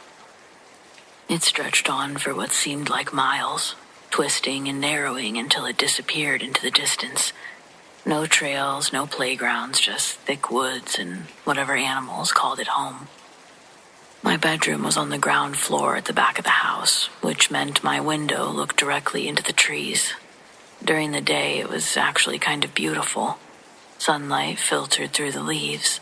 Deer wandered close to the fence, birds nearby. But at night, the ravine felt like a different place. It was always too quiet, and the trees would press in just enough that you couldn't really see what was out there. The kind of dark that made you hesitate before opening the curtains. Over the span of 5 years, I saw the same man walk through my bedroom 4 separate times. He always appeared the same way, just there. 1 second the room would be still. The next, he was walking through it like it was a hallway he'd been down 100 times before. Middle-aged, flannel shirt, blue jeans, red baseball cap, always holding a dog leash in his right hand. No dog. Each time, he'd stop in the exact same spot, just past the foot of my bed. He'd look around like he was searching for something or listening. His expression wasn't angry or sad, just focused, intent. Then, without a word or sound, he'd turn and walk toward the back wall of my room, through it, right toward the ravine, and then he would be gone. I never heard a sound, no footsteps, no rustle of fabric, just movement, presence. The first time it happened, I was maybe 10 or 11. I was terrified, screamed for my parents. My dad came rushing in, but of course, no one was there. He searched the house, checked the locks, even walked outside with a flashlight just to be sure. Nothing. They told me it was a dream, that I must have been half asleep. Maybe I would have believed that, until it happened again, and again. Every few years, same man, same clothes, same path. By the last time, I wasn't even scared anymore, just uneasy, watching him stop, look around, and disappear toward the woods like he always did. The only detail that ever changed was the look on his face. The final time I saw him, he looked tired. Not in a physical way, but emotionally, like someone running out of hope. I always got the sense that he had lost something important. The leash was the giveaway. He never said anything, but I think whatever he was searching for, it wasn't in the house. It was in the ravine. My theory is simple. I think he lost his dog out there. Maybe years ago, long before the houses were built. Maybe it disappeared one day, and he went out looking, day after day, until it broke him. And now, he still is.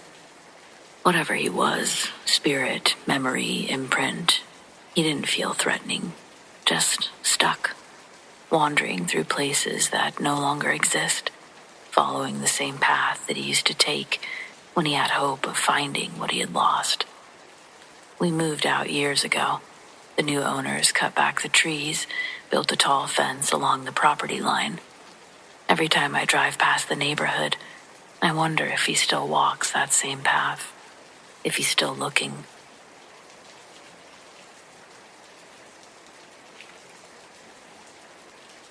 This happened a couple of years ago. It still makes me hesitate before opening the bathroom door at night, which is why I tend to just keep it open. The backstory. I grew up in this house. My parents passed it down to me after they moved to Florida. It's nothing fancy, just a split level with creaky floors, a bathroom that never quite feels warm, no matter how long the shower runs. That bathroom, by the way, has always been off. Even when I was a kid, it had this heaviness to it, like the air inside was a little thicker, maybe a little colder. But you chalk that stuff up to bad vent or poor insulation, you move on. Anyway, it was about 2 a.m. I'd just gotten back from a business trip, dead tired, jet-lagged, stomach still on Pacific time. I got up to pee, half asleep, lights off, just enough moonlight spilling through the window to navigate. I pushed open the bathroom door without turning on the light. I do this a lot. But this time, someone was sitting there, just sitting on the closed toilet lid, with their back facing me. At first, I thought it was just a trick of my eyes. Maybe I'd set something there and forgot. Maybe my brain was still foggy, but no, there was a figure there. Shoulders, hair, even the faint outline of hands resting on their knees. A woman, still as stone. I didn't say anything, I just stared. She slowly turned her head, but not all the way.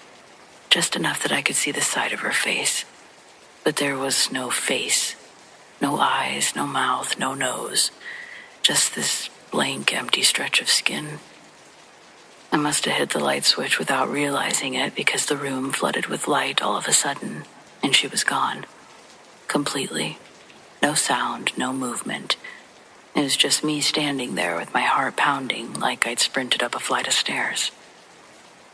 I checked the whole house. Every door was still locked, alarm was set, nothing disturbed. But I didn't sleep the rest of that night.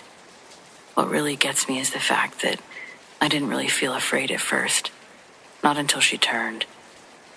There was something familiar about her posture, like I'd seen her before. But here's the kicker.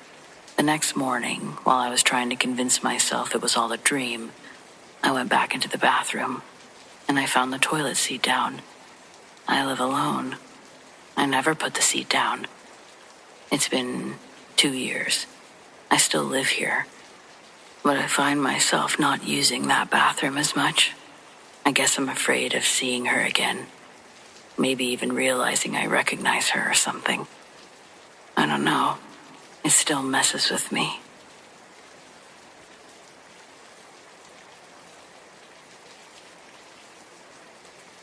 This particular incident happened about 4 years ago.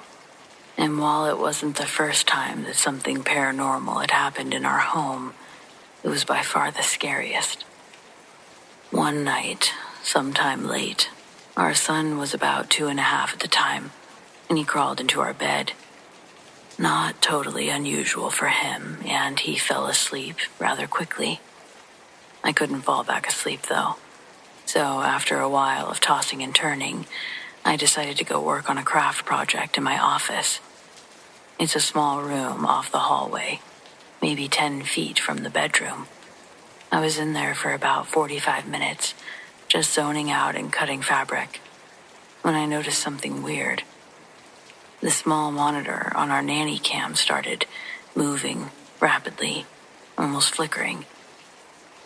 These weren't motion-censored cams. They're just a continuous feed, one in the living room and one in our son's bedroom.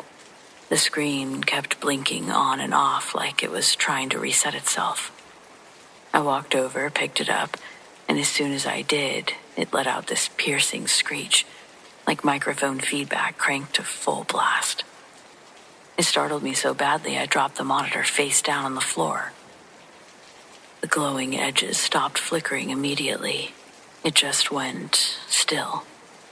I picked it up again and I looked at the screen, but what I saw made my stomach do flips.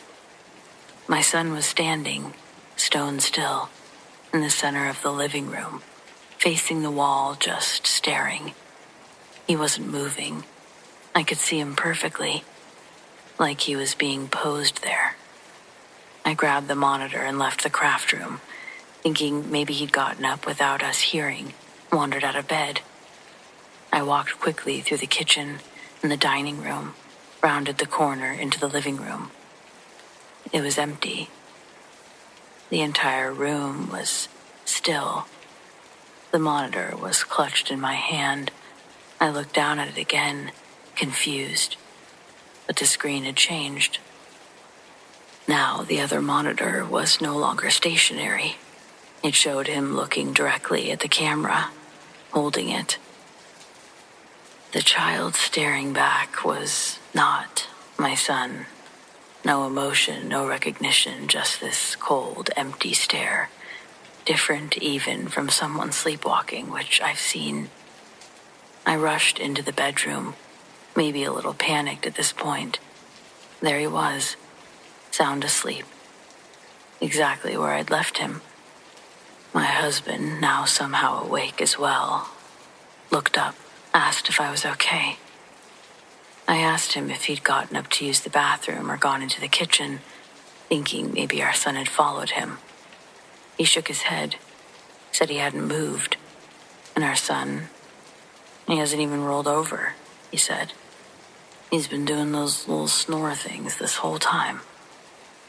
I didn't know what to say. I went into my son's room, and there was the other monitor, sitting exactly where it should be. I looked down at the one in my hand, and it showed exactly what it should show.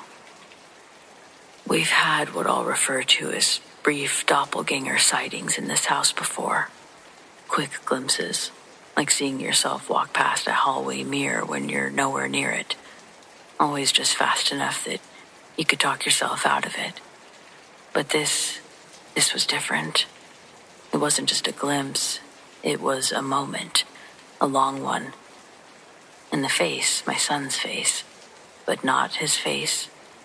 The expression, it just gives me chills thinking about it. Whatever it was, it definitely wanted to be seen.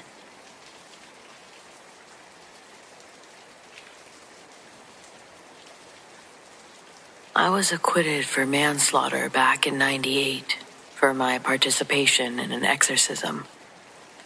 The charges were reduced from murder, then dropped after the jury was able to hear my testimony. Before my defense, if you were to simply read my case on paper, all of it would be too much to take in and digest fully. Even the reporters I first talked to couldn't wrap their minds around what I told them. It was against my best judgment talking to them.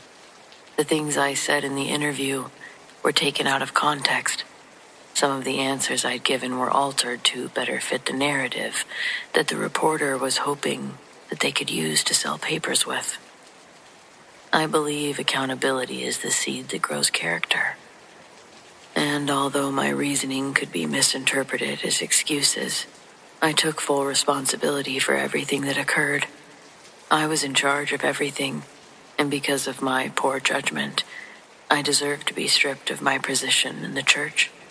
Even if they hadn't requested my compliance, I was already planning on stepping down because the things I witnessed firsthand were enough to shake me to my core. Everything was documented in the exorcism's official ledger of accountability and confirmed by my assistant Adam as true. Claims and documents that weren't deemed admissible or shared in the court.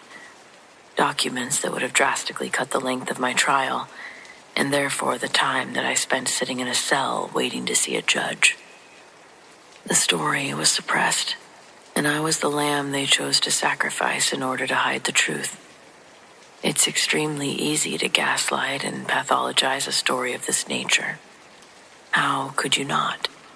If I was just some everyday Joe that worked in an office with no background in this specific religious field, I wouldn't believe it either. I wouldn't want to believe it. It feels better that way. It's safer to think that monsters aren't real because fake things can't hurt you. So, when you look at the case from a skeptic's point of view, you'll jump to other more grounded conclusions when questioning how two people lost their lives during an exorcism. It requires no effort for the church to cover things up in that rural township. The same cops that bring their families to church every Sunday are the very cops getting paid to look the other way, to tamper with evidence and influence the congregation's policies. After I was let go, I was harassed daily by the roving gang of local law enforcement. They would pull me over for any infraction they could find. Often they couldn't find one, so they'd make it up, giving me tickets for anything, just to simply waste my time, show me who was in charge. I'd like to say that I was brave and stood up to the bullying, and for a year I did, but it exhausted me physically and spiritually. And I realized I wasn't gaining anything by standing my ground, and they had no plans on welcoming me back to the community. Their agitations grew increasingly more violent. The straw that broke the camel's back was when I heard my front window get shattered in the middle of the night. I walked out into the living room, and the carpet was covered in glass. Through the shards of glass, still stuck in the window frame, I can see a car accelerate out of an exhaust plume that had collected around the tires while it had been idle. I watched stunned as the taillights shrank into the dark. Then I moved my gaze back to the foreground. There was nothing left of my front window. A football-sized rock with a note taped to it had glitterized glass into my carpet. The note was written in black Sharpie, ending with 3 cartoonish exclamation points. It said, "Call the cops." I stayed awake the rest of that night in fear that they'd come back and have full access to me with the giant hole they'd created. The very next day, I'd make a few calls and spend 6 months quietly working with an out-of-town realtor to sell my house. Then in '99, I filled as many of my worldly belongings into a single suitcase and took a Greyhound in the middle of the night. And 3 days later, I'd be in Georgia, spend the next couple of years getting back on my feet, working odd jobs, living with a charitable cousin that took pity on me, until I could reinvent myself again. I say reinvent purposefully, because who I was is not who I am today. To a certain extent, it's good for everyone to say that, you know? Growing from who you used to be is healthy. I heard a joke that says, if you run into an old friend and they say you haven't changed one bit, that's not a compliment. It's not referring to your kindred spirit. In nice words, that's their way of telling you that since high school, your maturity level maintained consistent and how through you, they can see how far they've come comparatively. My reinvention didn't come from peaking in high school. On the contrary, I wouldn't say I had any sort of peak in high school, not even an incline. I focused diligently on my faith and studies, believing wholeheartedly what my purpose was on this planet. I was to serve God and spread His word however I could. To become an ordained priest, I did 4 years of undergraduate philosophy, theology, and an additional 4 years of seminary training. I passed with flying colors in my psychology screening and received my ordination by a bishop that I'll leave unnamed. The same bishop authorized me as a diocesan exorcist and formally assigned me to my district. In my apprenticeship, we didn't receive a single request for our assistance, and I spent most of my time memorizing the Ritual Romanum. It's our rule book for exorcisms. It would be long after my apprenticeship had ended that I'd receive my first real summon. The church didn't take every exorcism call we received. There was a strong vetting process to rule out the slew of other reasons an individual could believe they or a family member might be possessed. Needless to say, I was genuinely surprised when the church called upon my services. I now had an apprentice under me at the time, the young man I previously referenced as Adam. Small in stature, Adam reached only 5'4". In another life, he would have made a most successful career as a horse jockey with a slim frame that weighed 120 pounds, soaking wet. Taking him along with me was the first error I'd made that night. Even before we got to the house, there was a nervous pit in my stomach, one that I didn't tell Adam about. I was the lead priest, an expert in the field. So I paused to ask you what your definition of an expert is. I debated that question silently the entire trip there. See, during the philosophical chapters of my studies towards mastery, I read about Plato's allegory of the cave. Then, years later, I was reminded of this thought experiment as I sat in the passenger seat to our destination. When we arrived, the family already had the girl restrained to a wooden chair. She looked to be around 13 years old. I'm going to call her Katie. It was only the 3 of them living there. Mom, Dad, and Katie. The temperature inside the house was freezing. When we walked in, it was difficult to remain professional and ignore the state of the house. The walls were littered with holes and scratches. The smell of death hung in the air. We watched as Katie thrashed around in her chair, desperately trying to free herself. I approached her, and I said, "My name is Father B. I'm here to help you. Do you understand me?" Katie replied with a guttural tone that would have been impossible for a child to produce. It would be difficult for an adult to reach an octave this low, if not professionally trained as a baritone singer. She tilted back and laughed. Her eyes rolled into the back of her head. The parents anxiously whispered behind me, clutching holy medals and pacing. While Adam dims the lights and sets 4 candles in the corner of the room, I placed a chair directly facing the girl, about 3 or 4 feet away. Then Adam stood behind me, holding the ritual book. Before the beginning rite, I tell the family, when I begin, you may hear things that frighten you. You must not speak unless I ask. You must not touch her. And under no circumstances should anyone unfasten these restraints.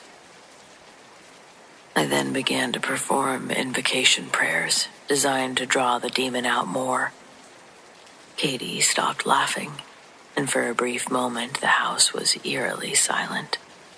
Her breathing shifted, and all of the candle's flames leaned in towards her.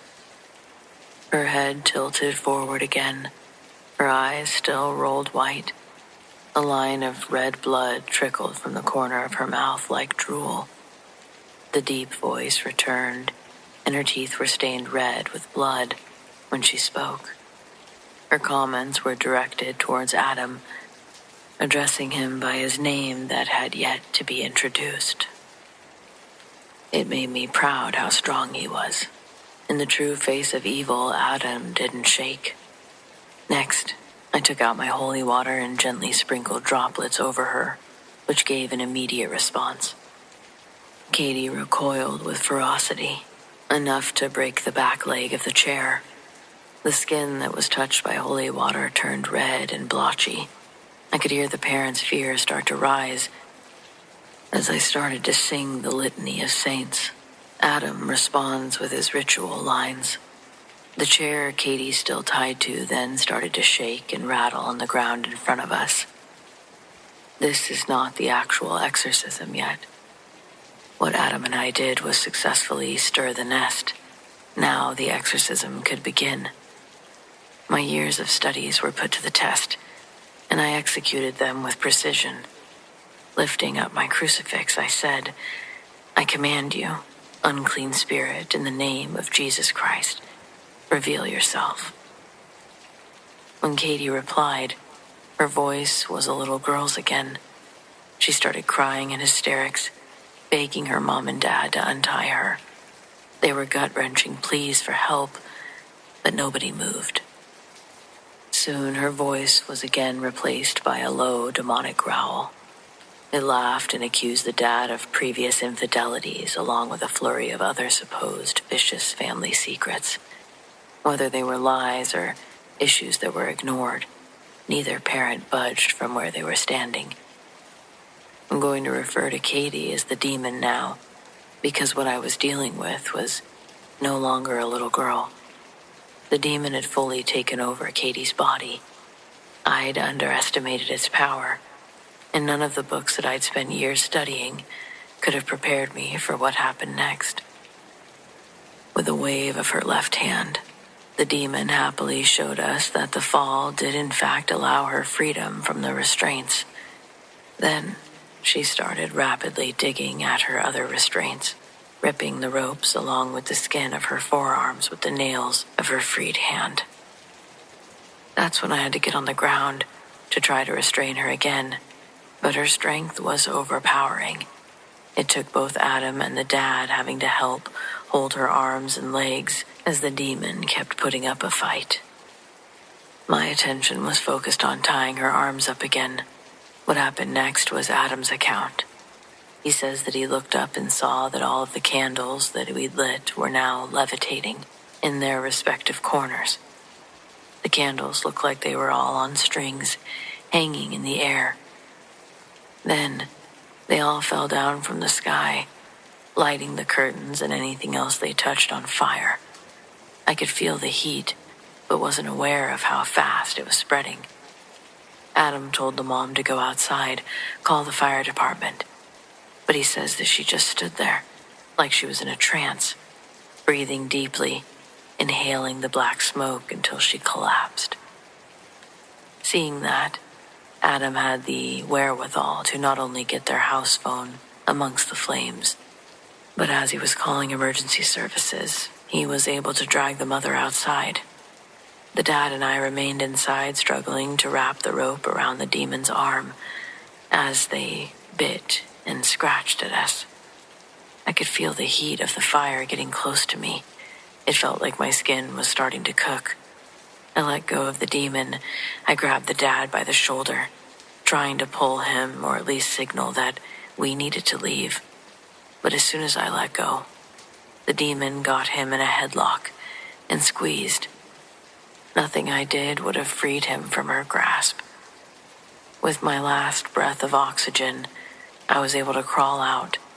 Adam pulled me the rest of the way when he saw me exit the threshold of the smoky front door. My brain went into autopilot after that. The last thing I remember was Adam dragging me into the cold dew of the grass. I was told that I remained awake, that the police arrived to a house fire. 2 dead bodies, one of that being a child, and a priest shouting prayers in Latin and bleeding in the front yard. I was the lead. I took full responsibility for what happened. I gave Adam my house keys and told him that I have cats that he needed to feed. Then, the police arrested me. The prosecutors argued that the candles, my candles, were the true weapon that night. Ritual paraphernalia, they called them. A careless priest, an unstable girl, an open flame. A recipe for tragedy they insisted any reasonable man would have foreseen. They badgered me on the stand about procedure, protocol, evacuation plans. Why Latin? Why stay so long in a burning house? Why continue a rite instead of abandoning it? Every answer I gave only seemed to make me sound more unhinged. At least that's what I thought. But my lawyer took a different approach. He didn't try to make me sound heroic. He didn't even try to make me sound competent or convince the jury of demons. He argued that in a world of religious intervention, recognized by the state, authorized by the church, there exists a gray zone where intention supersedes methodology. He brought up obscure cases from the 50s, the 70s, times when courts reluctantly acknowledged that spiritual practice sits outside the neat lines of secular judgment. In that gray zone, he said, I'd acted accordingly to training, even if the results were catastrophic. The jury didn't absolve me. I could see it in their faces when the verdict was read, but they didn't condemn me either. So they chose the only option left. They let me walk out of that courtroom with a life that didn't feel like mine anymore. But they did let me walk out.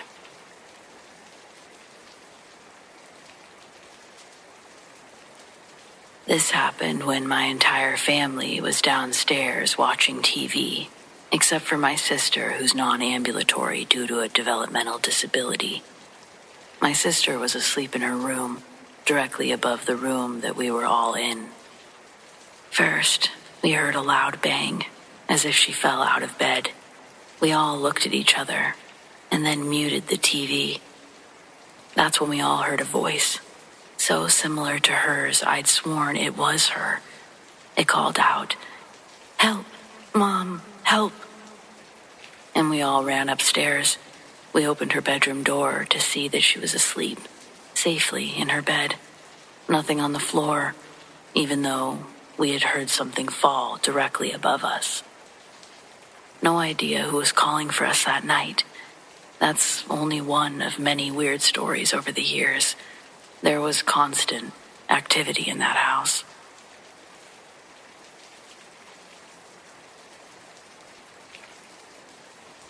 The googly eyes on my child's art project moved the other day.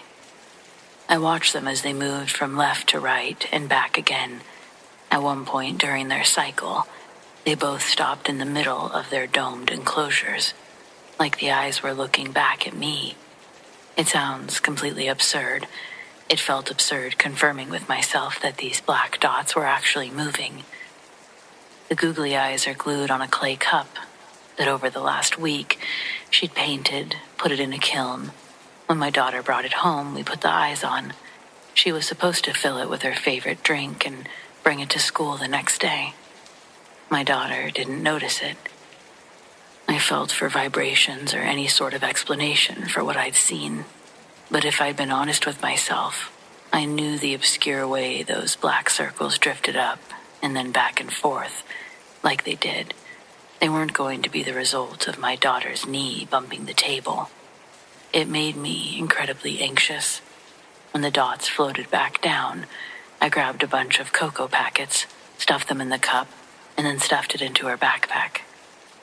She'd be bringing it back to school the next day, so I tried not to think any more about it after that. But today, she brought the cup back home. I shouldn't have been surprised, or at least I should have acted like I wasn't as surprised. When she pulled it out of her backpack this afternoon, well, have you ever accidentally said something out loud that you thought you were thinking? I don't know how to explain it, but in my defense, I was caught off guard, and I really didn't know how uncomfortable it made me until I was face to face with the googly eyes again. And I accidentally blurted out, "No, Taylor, why'd you bring that home again?" Then I thought, "No, Judy, you just said that out loud. Recover, recover. She's looking at you. Say something quick." So I go, "Why'd you bring that home again? Because all my other cups are going to get jealous that I'm drinking from this one every day." Boom. Mic drop. Her eyes lit up with excitement, and now I'm dreading having my morning coffee in it tomorrow. I've considered breaking it, talked to my partner about it. He doesn't think that I should break it. He thinks I'm overreacting. I think I could possibly be saving us from a demonic poltergeist, but oh well. He's not a skeptic either. This isn't the first time our girl has brought some miscellaneous item with something attached to it home. It's like the spirits are attracted to her. I don't like it. The first time she brought home a stuffed goose that she'd picked out of a pile of stuffed animals at the state fair. The night I came home with us, things started happening around the house. I'd hear footsteps in other rooms when I was the only one home, and the stuffed goose would randomly appear in different places, even after I'd consciously remembered putting it somewhere else. Every time I'd see it out of place in the house, I'd just grab it again and walk it back into Taylor's room. These things I could ignore. They weren't big enough to throw me off my routine, although I did hate finding that goose everywhere. It felt intrusive. As much as I tried to ignore it, I couldn't get rid of the sense that I was being spied upon in my own home. I think the more I ignored it, the more its insistence for acknowledgement intensified. That's the only way I can describe it. For example, originally when I'd find the goose in different places, it would be on the floor. Then I'd start finding it on the couch and tables around the house. Then finally one night I'm crawling into bed, and as I'm getting under the sheets, the back of my legs feel the unmistakable prickly fur of the stuffed goose. I screamed. It woke up my partner, and it made the neighbor's dog bark. But I'd had enough, and that dog always barks at any time of the night without my help, so I didn't feel bad about that either. I marched that goose directly outside and straight to the trash. As I'm walking out the door, I see my partner in the living room. I ask what he's doing down there, as I could have sworn I'd just seen him in bed a second ago. That realization made me physically sick when it left my mouth, and extra urgent to get that stuffed goose out of the house. I couldn't wait for his response. I ran past him, out the door, to trash it. My partner followed me out. and asked me if I had just come from our bedroom upstairs. I tell him, yes, I was just getting into bed, and I found this goose, decided I hated it, and wanted to throw it in the garbage. He looked pale. His eyes looked like they were filling with tears. He goes, I was in bed, but I heard you calling my name from downstairs. He pauses to ask me again, almost pleading with me that I was messing with him. But I promised. He tells me that it was my voice calling him, telling him to come downstairs, although he knew deep down that I was in the shower upstairs. The voice he heard was so convincing that he followed it downstairs. In our house, there's a small hallway that you have to walk through from the bottom of the stairs to the living room. He says that he saw what he thought was me turning the hallway corner into the living room, but he couldn't find me when he got there, and he nearly had a full-on heart attack when I came running up behind him, looking crazed with a stuffed goose. It was a draining experience for us both. I had the chance to tell him all the crazy stuff that had happened with the goose, and that's where I thought all the energy was coming from. The next morning, when Taylor asked where it was, I told her that the goose was infested with bugs, so we had to throw it out. Not my best, but the latter was telling her that it was infested with the devil. Taylor's asleep now. I passed by her bedroom a few moments ago, saw her curled up under the covers, breathing softly, safe. The mug is still on the kitchen counter. I tried moving it to the cabinet earlier, just to get it out of my sight. But I only made it a few steps before something inside of me said nope. Back on the counter it went. I can't keep it, but I also can't just throw it in the trash, not like the goose. She made this thing. She was proud of it. She watched it come to life with paint and glitter and a gallon of glue, even with the eyes. And I saw her face when I joked about all the other mugs being jealous. I gave her that moment. I can't rip it away now. At least, not in a way that she'll notice. So I've been brainstorming. Maybe it accidentally falls off the shelf tomorrow. Maybe it gets a chip and becomes too sharp to keep. Maybe it goes into a donation box and finds its way to a very unlucky thrift store. But it has to go. I know how this starts. Small things, subtle shifts, feelings you try to ignore, until one night you find yourself questioning your own reality while your partner insists nothing is wrong, and your daughter is calling out from her room, saying she saw something move in the hallway. I'd rather deal with the disappointed 6-year-old than open that door again.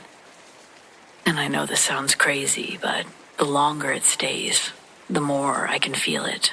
Not just the movement of the eyes, but something else. Like it's aware of me, the way I'm aware of it. Like it's waiting for me to slip up, let my guard down. No, I've learned my lesson. The mug has to go. Quietly, carefully, before whatever's inside decides to stay.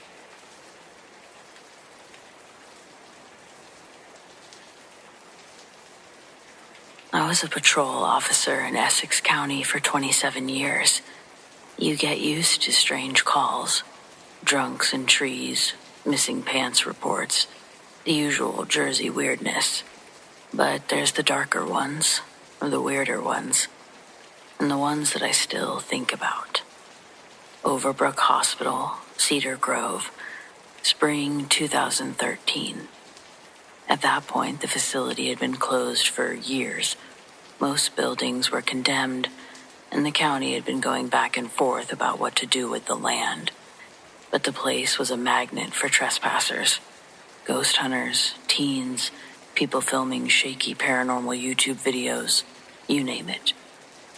Normally, we'd just issue a warning or escort them out. Simple. I'm sure most calls are like that still. But this call wasn't simple. It was a Thursday night, just after 2 a.m., and I was the closest unit when dispatch got a call from an unknown number. It was just static, a garbled male voice saying, "Help." And that was it. The call pinged from inside the Overbrook property. Now, 911 misdials and prank calls weren't uncommon from there. We chalked it up to kids spoofing numbers, but protocol said that I had to check it out. So I pulled up to the main entrance, parked just outside the gates, and started the walk in with my flashlight and radio. There was no moon out that night, so it felt extra dark, colder than it should have been. As I got closer to the admin building, my radio crackled and cut out. I tried 3 channels, but there was nothing. And then I heard a faint metallic clang echoing from inside. I called out, thinking maybe somebody had gotten trapped or injured. No response. I pushed through the broken door and stepped inside. The air changed the second I crossed the threshold, though. And I mean changed. It was like stepping into a basement freezer. Heavy, damp, still. My breath clouded, and it wasn't even that cold outside. I made my way down the hallway, calling out every few steps. I passed old exam rooms, waterlogged records, rusted wheelchairs, all the normal, creepy stuff. It basically looked like a scary movie. The place was falling apart, but that wasn't what made me uneasy about it. It was the quiet. That night, it was a deep kind of quiet. And then I heard footsteps above me. Someone was pacing. I followed the sound to the stairwell that led up to the old West Wing, a section that was sealed off decades ago after a boiler failure killed a bunch of patients. Everyone local knew that story. The stairwell was blocked with a folding gurney jammed across the steps, but I could still see through the railing. The upper landing was empty, until it wasn't. The figure stepped into view, thin, barefoot, gown flapping slightly in the draft. I called out, raising my light, told them to stay where they were. The figure turned, and I still don't know what I saw, but it looked like a man. But his eyes were cloudy, his lips were blue, his skin blotchy, in a way that skin shouldn't be, with frostbite across his face and maybe his arms. His mouth was opening, like he was trying to say something. He wasn't moving, but I heard footsteps from behind me. I turned fast, but nothing was there. When I looked back up the stairs, he was gone, and then my flashlight did a flicker before dying. I don't remember running, but I must have. I came to in my cruiser. My door was wide open. My heart was racing. My backup officer arrived 10 minutes later, found me just sitting there, white as a sheet, staring straight ahead. I never filed the full report. I just marked it as a clear trespassing call. I know how it sounds. I wasn't ready to admit on paper what had happened, but I've never forgotten it. Don't think you ever can forget something like that.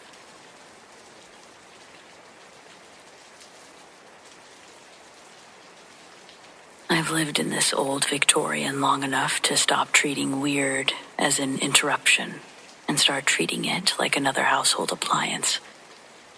The house isn't haunted in the way of shadow people or things at the foot of the bed.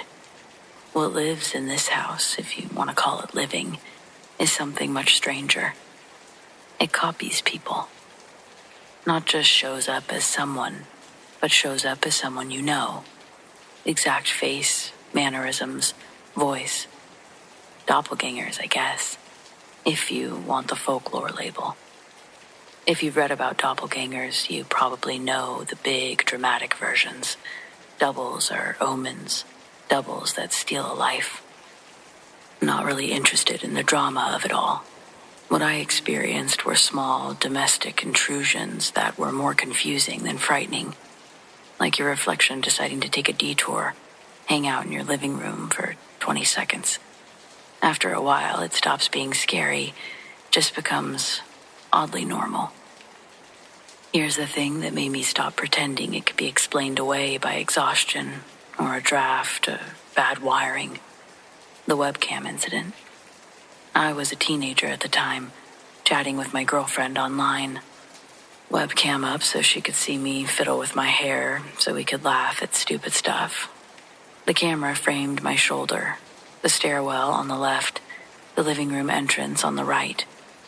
My sister usually fell asleep in front of the TV and then shuffled up to bed later. Loud house, wooden stairs. You can't miss it. Except my girlfriend and I both watched the webcam and we saw my sister walk from the couch up the stairs, which was a mind bender because there was no sound. I didn't say anything. I just got up, tiptoed to the living room to check because it felt like the rule. If the house is doing weird, check the obvious first. She was passed out on the couch, exactly where she had been. I sat back down and asked my girlfriend, "Did you see that?" She said, "Yeah. Someone went up the stairs. Pretty sure it was your sister." We compared notes, blinked at each other, and then carried on as if it was the most practical thing in the world. But there was another time. All of us were loading into the car to go somewhere. My mom and I already buckled, my sister still inside. She finally walks out and gets in like nothing. She looks at me like I'm nuts. Later she says, "I yelled up the stairs. We're leaving, and I heard you yell back. Okay, I'll be down in a minute." I'd been sitting in the car the whole time. Nobody in the house had heard anything until she walked out. She swears she saw me. She swears that I answered. But I was in the car the whole time. Those are small ones. There are others that read more like touch memory than sight. My mom woke up one night convinced that someone was standing at the foot of her bed, tapping her foot. She says whoever it was faded out after a couple of seconds, but that it looked like me.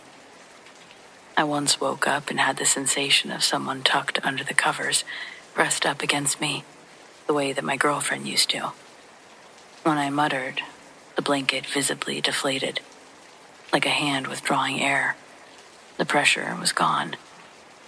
I never saw a face, just the shape of a being there and then not there. The weirdest that probably still gives me pause. After I was diagnosed with type 1 diabetes and was carrying a little black kid everywhere, I went back to base after a holiday leave. My mom texted me the next day, "Is this yours?" and attached a picture of a black zip pouch with a diabetic kit tucked outside my sister's bedroom window, propped there like someone had placed it deliberately. My sister's room is on the second floor. No one in my extended family has diabetes. I'd never seen that kit, not that one, before. Someone had set a kit that matched my life in a place that made no sense. But when things happen enough, you try to categorize them. I read the folklore, doubles as omens, twin phantoms, reflections gone rogue. I read the rational stuff too. Sleep paralysis, hypnagogic hallucinations, memory confabulation. All of that can and does explain some occurrences, but it doesn't explain a webcam recording two people watching the same impossible thing happen. Or this mysterious kit appearing like a calling card on a second floor sill. There's this gap between what I can prove and what keeps happening. What's happening the most is that I stopped absorbing the word scared. Fear is for things that you don't understand and think will harm you. After a decade of this, the weirdness settled into a smaller category. Curiosity with a low-level annoyance. Like, okay, the world occasionally splices in a scene from someone else's life and plays it in my living room. You shrug. You check the obvious. You leave a light on. You live. But I'd be lying if I said I wasn't creeped out. The fact that they resemble or mimic the ones you love, it's strange. So I guess the acceptance doesn't mean I've stopped wondering. If the house is making copies, what purpose do they serve? Are they warnings? Just echoes? Or is the house using people who live there like pages in a book that it keeps rereading? Once in a quiet moment, My sister and I sat at the kitchen table, and we listed what we could remember. The exact words, the cadence of voices that weren't there, the small favors done that no one asked for. There was no consensus. Only pattern was the doubles were precise, down to the tiny things that make a person distinct. Their laugh, the way they say, okay, the half phrase that you always use when you're sleepy. I've told this to friends in bar rooms, strangers on online threads. Some people get upset on my behalf. Some people don't believe me. And some people want to offer scientific explanations and diagrams. A small number of folks write back with their own half-believed memories. A hand on an ankle, a neighbor's voice from the closet, a shadow that looked exactly like an uncle who died 20 years ago. There's a community, obviously, for this sort of thing. Weirdly human and comforting. You trade stories, feel less alone. The other thing is, the house doesn't seem malicious. The copies don't tear the curtain or try to drive us out. They're just small, domestic, annoyingly intimate. That's what unsettles me, though. The way whatever this is chooses to mimic ordinary life. It doesn't threaten. It infringes. It takes your kit and puts it on the sill. It sends you a delayed, "I'll be down in a minute," from an empty stairwell. It sits under your covers long enough to have the sort of body memory you can't explain. There's been times at night that I'll just stand at the top of the stairs and listen. The house hums with gravity and the slow, habitual noises of people who have lived there for too long. If you've ever made peace with a quirk in a partner, a weird laugh, an annoying bedtime habit, you understand the tone. It's a mixture of affection and irritation. You accept it because leaving would be a different kind of loss. So, I live with it. I keep my kit zipped when I'm home. I leave the webcam facing down sometimes because I like the privacy of not being watched, even by the house. When something happens, I check, I catalog, I tell the story later over a beer or in a thread. The house keeps making its mirrors, and I just keep living. I'm not brave exactly, but I'm not foolish either. I suppose I'm just tired enough to have stopped being surprised. Occasionally I wonder if these kinds of things are a kindness in their own crooked way. A second chance to answer before the person actually walks into the room. A reflection that calls your name and waits politely for a reply. Or maybe they're just the house's way of cataloging us for its own private reasons. I don't know.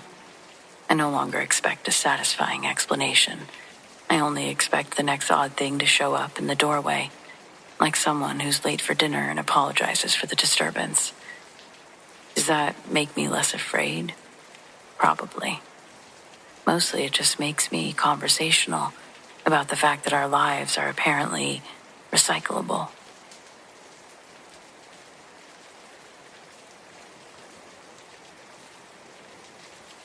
I'm a night janitor at a big city corporate office building. There are other janitors, but we're spread out on different floors, so we basically do our rounds completely alone. During my first week on the job, which started just after the COVID crisis started dying down, I noticed a lot of weird things. I think the first thing was the trash. I used to wear headphones and listen to music while I worked, but you'll see why I stopped in a minute. The main area is a bunch of cubicles crammed together, but they're in rows, so it's not like I can just miss one. I do them in order, and by the end, it's like I've made a circle. After I dump the trash, I make another loop with the vacuum. One day, I'm coming around with my vacuum, and one of the trash bins has quite a few empty chip bags, snack wrappers in it. I'm fairly certain that I had emptied it. But hey, we all have our moments. Or maybe they were just stuck to the bin, and I just didn't notice. Anything's possible. But then it kept happening. Not every night, but often enough to make me wonder. I also have to cut the lights off before I leave, so I turn them off as I finish each area, starting with the boss's office in the back. There were multiple occasions when I would be getting on the elevator, only to look back and see some of the lights were on again. This was enough to make me ask my coworkers had they had anything like this happen on their rounds, but they just made ghost jokes, looked at me like I was crazy, so I let it go. Then I heard a loud bang on window washing night, loud enough to hear over my music. It came from the big offices, and I had already cleaned and turned off the lights back there. When I went to investigate, I found more junk food trash in the bin, and one of the desk chairs was knocked over. Not where it had been sitting, mind you, no. It was now over by the window. That's when I went from, ha-ha, weirded out, to genuinely uneasy. I'll admit, I've always been pretty superstitious, so that's where my mind went. It's amazing what you can convince yourself of when you're alone in a dark, creepy space. The next day I told my supervisor everything, asked if someone had died in the building, made a proper fool of myself. The building is less than 10 years old. No one's ever died in it. And it wasn't built on some taboo burial ground or anything sketchy. All in all, it's just another cliche, boring high-rise. I won't lie, I was disappointed. I'd really built up this whole lovable Casper-like ghost character with a penchant for junk food and pranks. But sadly, there was no backstory to fuel this fantasy. The more I thought about it, the more I began to think, if it's not a ghost, it must be a person. The fear that comes from ghosts is kind of a novelty fear. You know what I mean? It's a fun, kind of scary. Most people don't actually think it could hurt them. But shady characters lurking in empty office buildings, they instill an entirely different fear. The bad kind. And that's when I stopped listening to music at work. Things continued as normal for a few days, and then I got the scare of my life as I was trying to leave. All the lights were out, and I was just waiting for my elevator. That's when I heard a door to one of the offices open and close. Then a set of footsteps started making their way down the hall, and someone was whistling the tune from Kill Bill. My heart stopped at that moment. And I don't think it's beat quite the same since. I didn't have anywhere to run. It was basically a race between those footsteps and the elevator. Which would reach me first? Well, as I'm sure you can guess, the footsteps won. There was just enough light to make out a tall, scrawny man in his boxers. His hair was sticking up like he hadn't groomed himself in months. I couldn't see his face clearly, yet my brain branded him with wild madman eyes. I was frozen with fear. I didn't know why I didn't hide behind my cart or the reception desk. I just stood there with a scream stuck in my throat. He saw me and froze. That eerie whistle tune died on his lips, and he began rushing towards me. The elevator finally dinged behind me, and the doors shut just as he was reaching me. I found some of my coworkers, and we called the police. A few hours later, they were escorting the man outside. Later, I learned that he was laid off during COVID. I guess I shouldn't say his real name, so I'm going to call him Ted. Ted really needed that job. Without it, he lost his home, his car, his wife. The poor guy didn't know what to do, so he snuck back into his old office. He'd worked there for years, so he knew the schedules, stayed well hidden during working hours. And then his mind became progressively worse. That made him increasingly careless. That night I found the chair knocked over. He was trying to throw it through the window so that he could jump.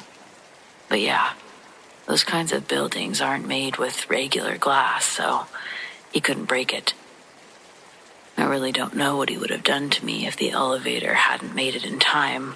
He wasn't a violent man in his regular life, but his mind was so far gone, there's just no telling.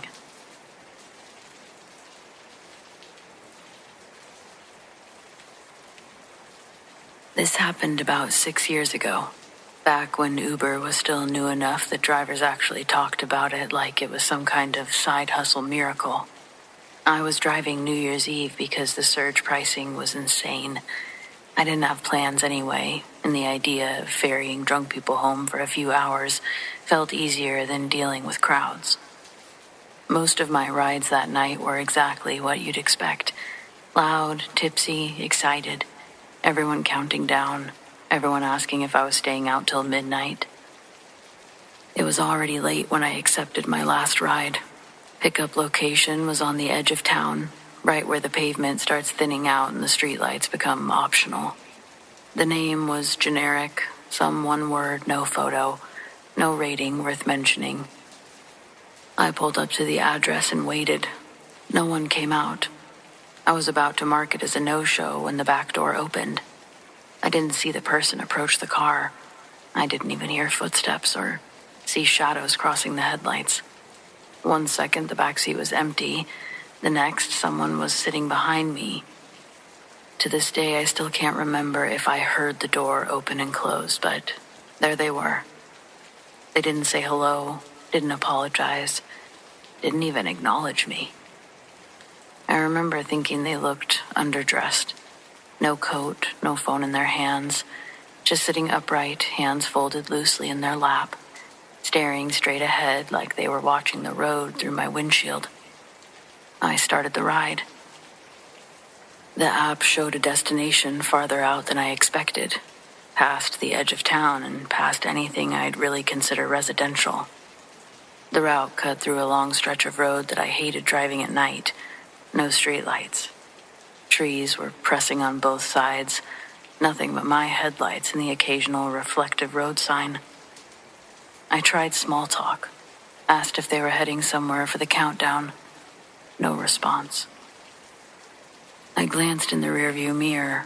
Their eyes flicked up and met mine instantly, like they'd been waiting for me to look. They didn't blink.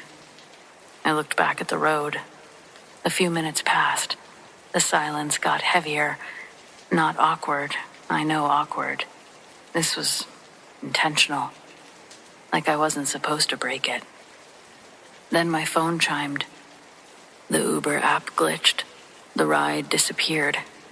At first I thought I'd hit the wrong button, but then a notification popped up. Ride canceled. Driver no-show. I felt my stomach drop. The app thought the passenger never got in the car, or the passenger never got in the car. I checked the mirror again.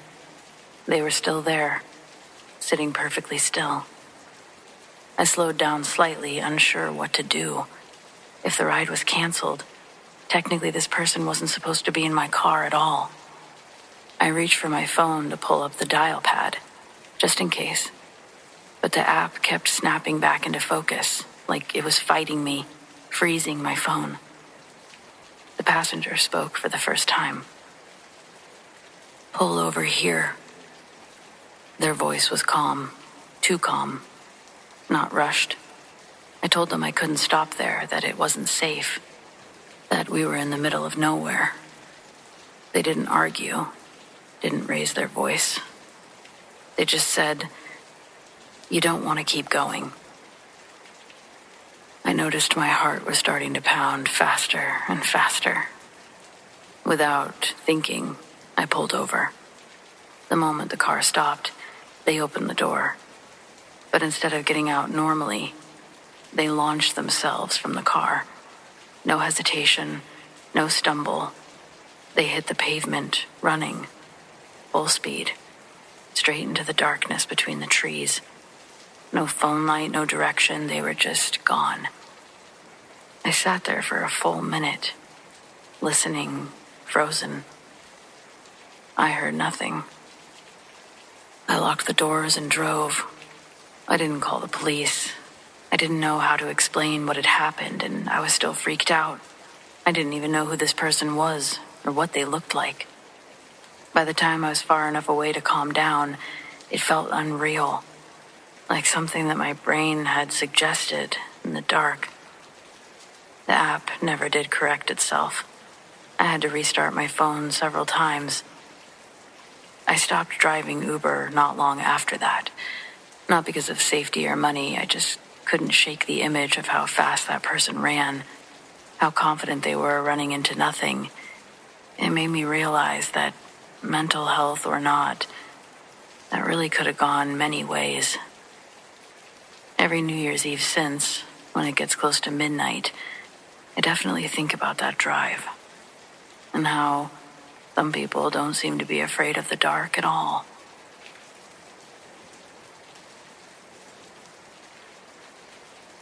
I really would like some help understanding what's happening to me and my husband. This all started about 2 years ago, when he was still my boyfriend. The two of us and another couple decided to explore this old abandoned hospital in our town. The one that everyone says is haunted. And you know how it goes. Local legend, creepy spot, teenagers looking for a thrill. The second we got there, though, something felt shifty. Part of that could have been the fact that we weren't really teenagers. Maybe we were a little too old to be doing this sort of thing. Maybe what we were feeling was that we were intruding on younger people's territory, though that wouldn't be the case. Even before we stepped inside, I had this knot in my stomach, like the building itself was waiting for us. But that's dramatic, right? So still, we went in. For a while, I wandered off on my own, shining my phone flashlight down empty hallways. The silence in this place was unreal. I swear that I could feel eyes on me. Not one pair, but several, watching from places I couldn't see. I've never felt anything like it.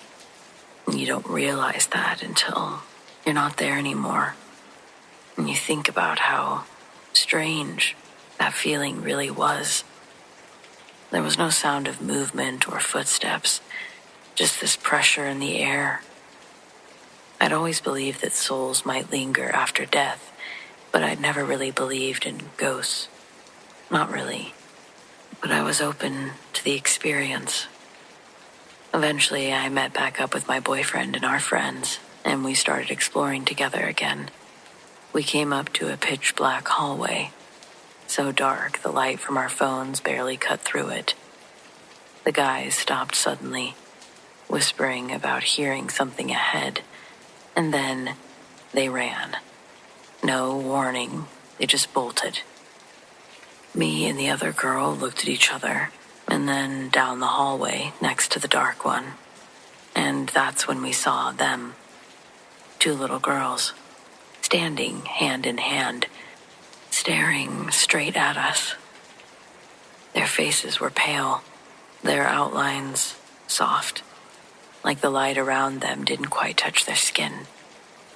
Before we could even process it, the guys came rushing back, pale, shaking. They said they'd seen someone, a tall, thin man, standing in the dark. At first, they thought it was a homeless person, but when they turned and looked, it wasn't a man.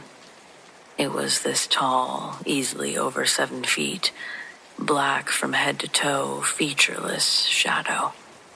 Just a silhouette against the dark. No face, but you could feel it looking at you. Like the girls, who weren't there anymore. We ran. None of us said a word, just sprinted for our cars, hearts out of our chests. As we ran, we kept catching glimpses of it through broken windows, behind door frames, like it was pacing us, moving faster than we could. This shadow, larger than life. When we reached the back exit, I remember the door being closed tight. I even grabbed the handle before realizing we could get out another way. We finally got outside, piled into my car, and tore out of there. But that thing didn't stay behind. As we drove off, we could still see it, flashes of black in the windows. like it was following behind us. I remember starting to literally hyperventilate. My boyfriend had to pull over at a church so I could breathe. Eventually, we told ourselves it was just adrenaline, shadows, fear playing tricks on us. And like idiots, a few hours later, we went back. It was probably the vodka that actually gave me the courage, but I feel like it was the worst mistake of my life. We split up. The other girl and her boyfriend went one way, me and mine another. We weren't even thinking straight, just being reckless at this point. A few minutes in, we started hearing things again. Soft whispers, footsteps, but they weren't ours. I could have sworn I felt something cold brush past my arm, and I ran out again.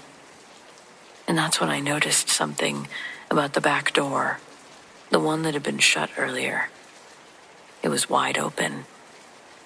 We stopped for just a second, and there it was, standing in the doorway, motionless and watching. We didn't wait to see what this giant shadow would do. We got in the car and we sped off. The entire drive home, I could feel it. It didn't follow us, but every time I looked in the mirrors or the windows, I half expected to see it. That night, despite not being sad, I cried until I fell asleep. I can't really explain it. But over the next few weeks, the feeling faded. It wasn't gone, not completely, but it got weaker, and I was happier again. Every now and then, I would catch something out of the corner of my eye. I'd feel the air go cold for no reason. But I learned to ignore it. And for a long time, I thought that it had left us, whatever it was. But in the last few weeks, it's back. The same heavy air, the same feeling of being watched. I've seen it in the reflection of our TV, standing behind us when the screen goes black. I felt it next to our bed at night. Sometimes my husband wakes up gasping, like someone was sitting on his chest. It doesn't feel particularly human. It doesn't feel good. It feels hateful. I don't really know what it wants, but I know that it followed us from that hospital. I just don't know how to make it stop. If anyone knows what this thing could be or how to get rid of it, please do tell.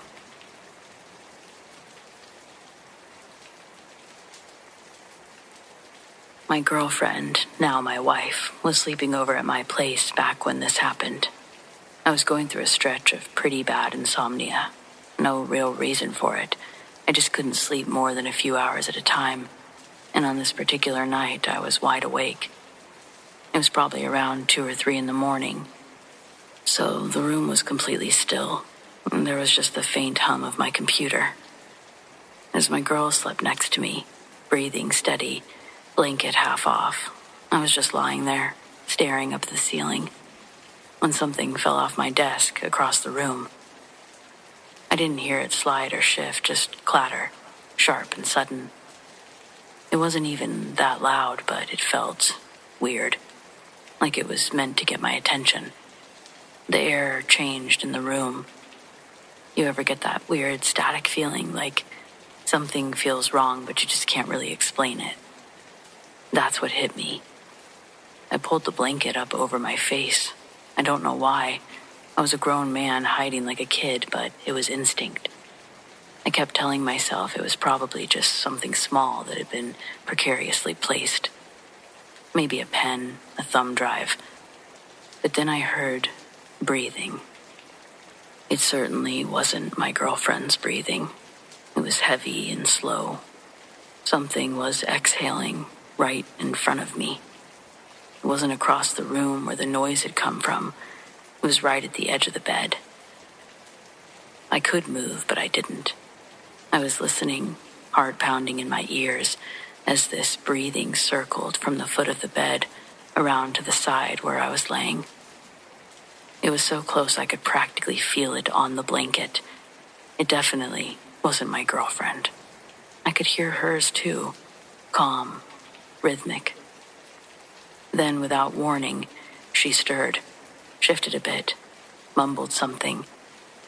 I stayed completely still, under the covers, trying to listen past the sound of my own panic. She sat up and threw the blanket off, clearly about to get up and use the bathroom. I heard her feet touch the floor, and then she screamed. It wasn't startled or confused. It was pure terror. She backed up onto the bed so fast she almost knocked over the nightstand, already crying before I could even ask what happened. "There's a girl," she sobbed. "She's right there, sitting on the floor." My stomach dropped. I launched myself off the bed in a single move, straight for the light switch, and slammed it on. Of course, there was nothing there now, just an old hoodie crumpled near the foot of the bed that hadn't been there before, or maybe it had. I didn't know what was real at that point. I asked her what she saw. She said it looked like a little girl sitting in the fetal position, facing the floor. When she stepped towards her, the girl looked up, her eyes wide, like she was scared. And then she vanished. I told her about the breathing, how I'd heard it circling the bed just moments before. We didn't sleep the rest of that night. We just sat there with the lights on, not really saying much. Every creak in the house made us flinch. We don't live there anymore, and we never saw the girl again, but we both still think about it more than we care to admit.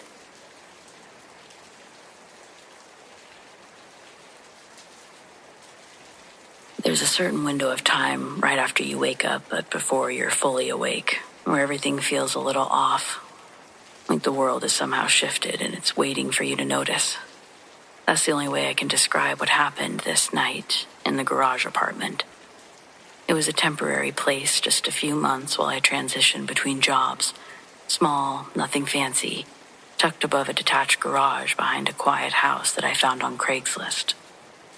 The rent was cheap, probably too cheap, but I liked that it was separate from the main house, and the landlord seemed normal enough. We barely spoke, and I liked it that way. One night I came home exhausted, laid down without even turning on the lights.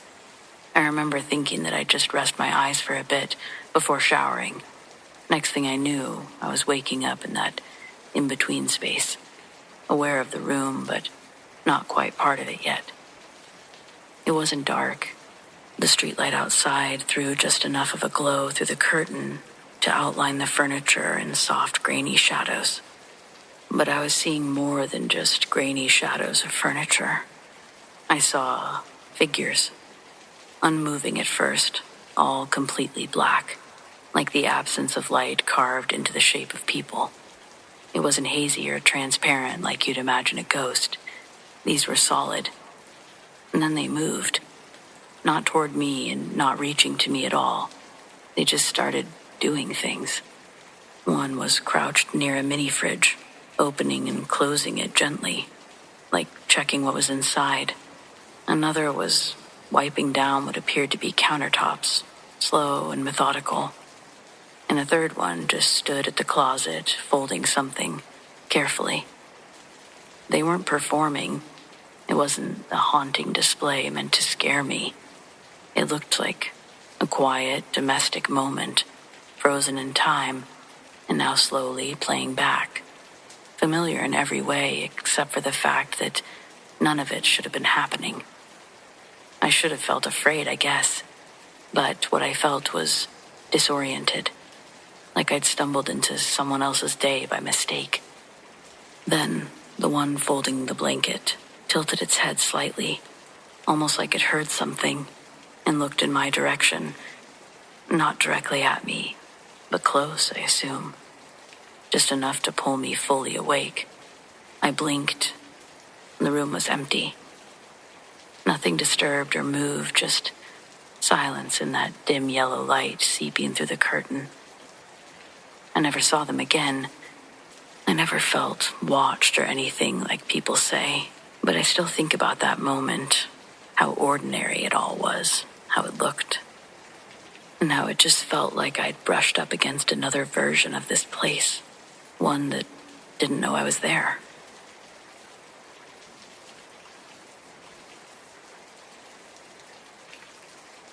I was maybe 8 or 9 when this happened, but I still remember the sound of that voice like it just happened yesterday. My little brother and I were spending the weekend at our grandparents' house. They lived in this tiny village that backed right up to dense woods. No sidewalk, barely any streetlights, just endless trees, and really quiet. The quiet that makes you hear things that might not be there. We played outside most of the afternoon while the sun was still up. Kickball, digging in the flower beds, that kind of thing.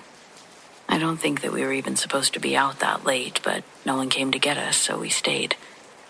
The sun had dipped low enough that the woods were already in full shadow, but the garden still had a little bit of light. We were by the back hedge when we heard something. It was my grand's voice. "Kids, come here for a second." It wasn't loud, just low enough that we both stopped and looked forward at the tree line. She called again. This time, she said my name, and then my little brother's. The only reason we didn't go is because something about it didn't sit right with me. I just remember this weird hesitation, like my brain couldn't figure out why she would be in the woods instead of calling us from the back porch like she always did. I grabbed my brother's arm and I told him to wait. He asked why. I didn't really have an answer for him, but we just stood there for a few seconds. And then I said, "Let's go check inside." I don't know why I was so certain, but something about the way the voice sounded, I guess. It was like her, but not. Kept me from taking another step, really. It wasn't wrong in an obvious way. My little brother was ready to run out there. That's what made it worse. It was too perfect. Like someone doing an impression. We ran inside and my step-granddad looked up from the living room like nothing was going on. I asked where Gran was. He said that she was upstairs, getting ready for bed. She hadn't left the house all evening. I remember just standing there, stuck between feeling embarrassed for asking and cold all over, like my skin knew something that my little brain didn't. I told her about it later, what we heard, where the voice came from. She brushed it off like it was our imagination, but I noticed that she started locking the back door earlier after that. And the next time we visited, the curtain over the back door had been replaced with something thicker, something you couldn't see through at night. We may have never talked about it again, but I haven't forgotten it. Not the sound of the voice, or the way that it said our names. It was calling to us.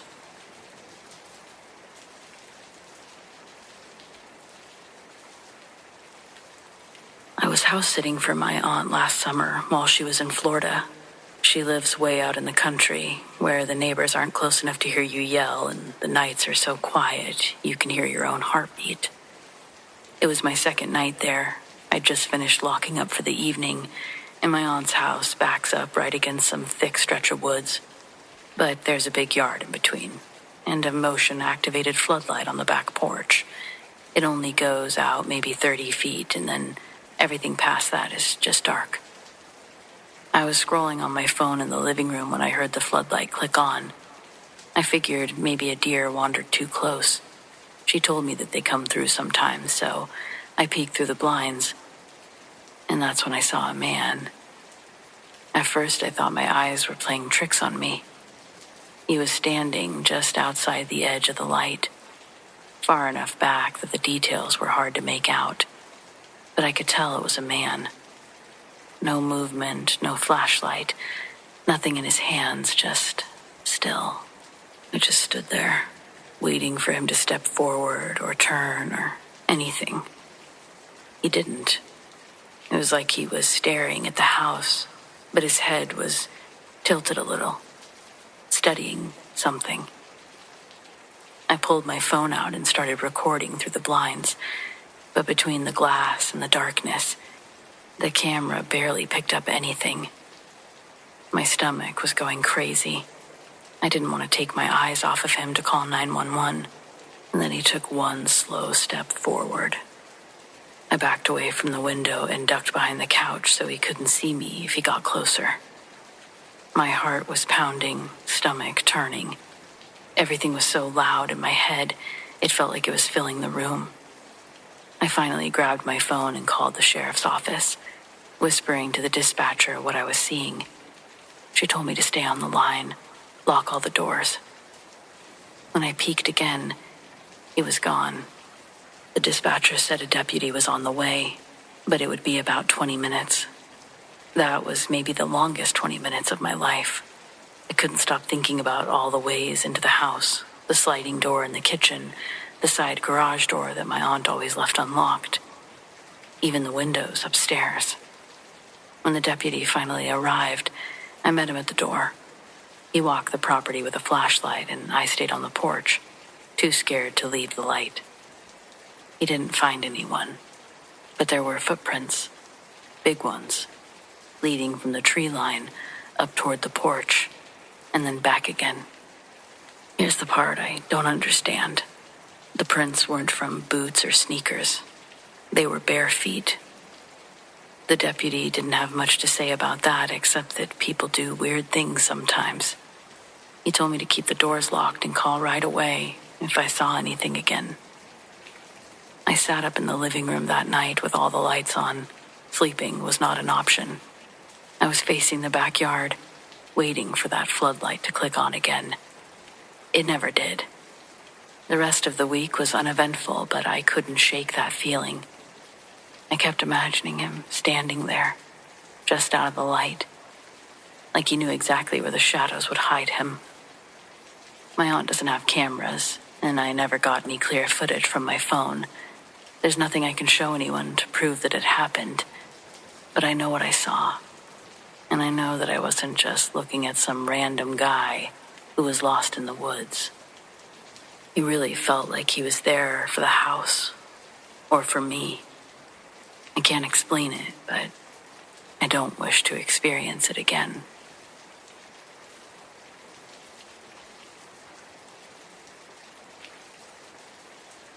I used to work at a store on a little island in the South Pacific.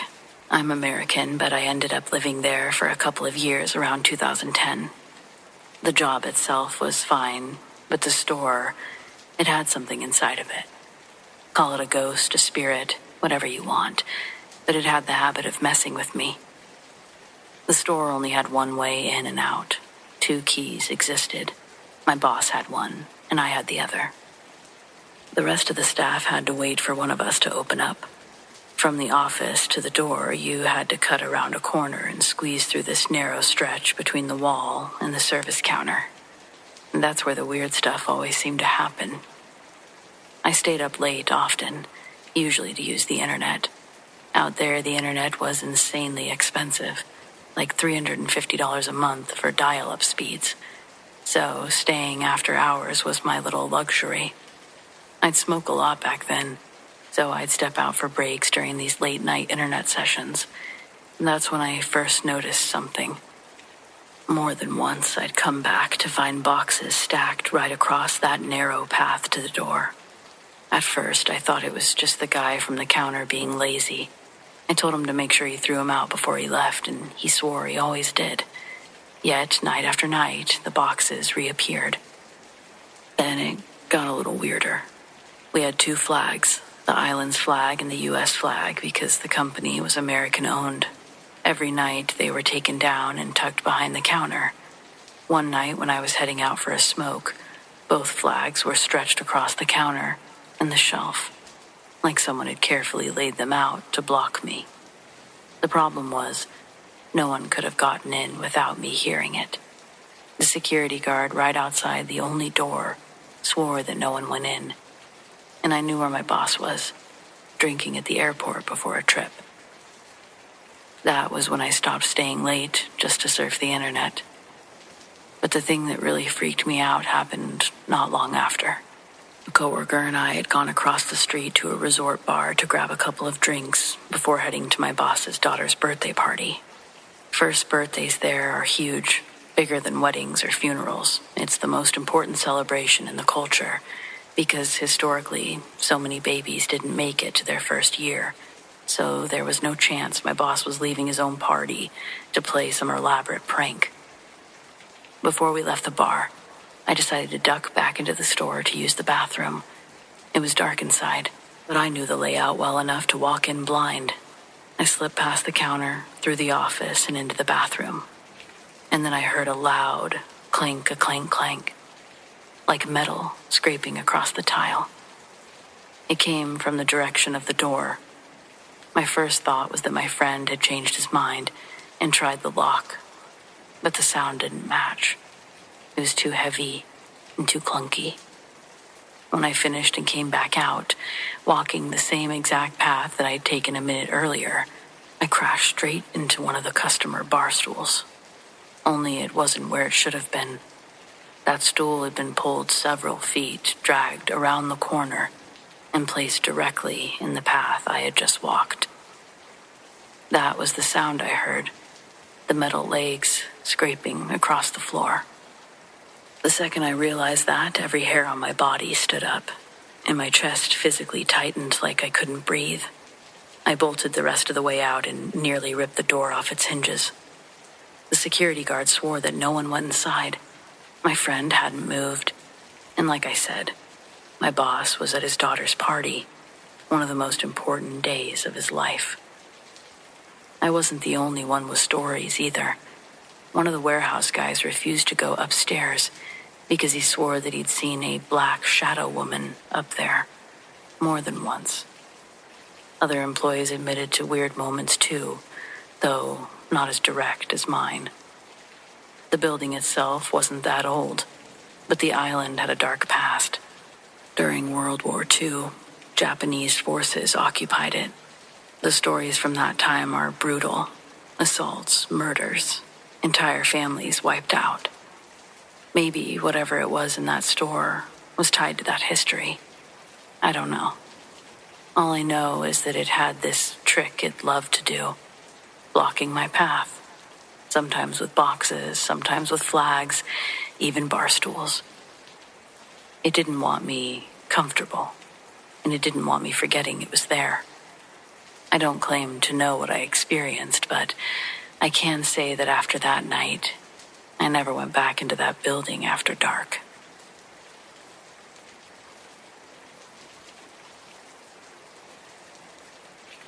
When I was a senior in high school, due to financial reasons, my mom had to sell our home, and we moved into a rental house. Things seemed off after moving in, but it was pretty innocent at first. Things would go missing and then show up days later in the exact spot that it should have been. Our dogs seemed to see things that weren't there. I had a sliding glass door in my room that opened out to a porch. One night I woke up to the vinyl vertical blinds going absolutely bonkers, even through the door being closed. The window wasn't open. There was no draft or fans.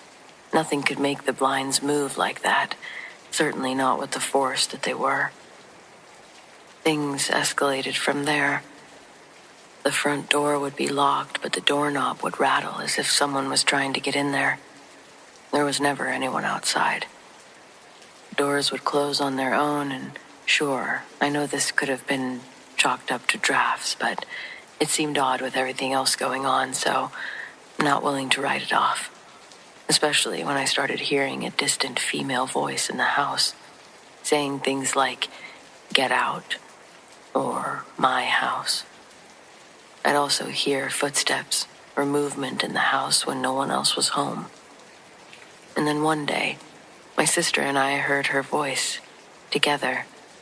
We both confessed that we'd been hearing it separately.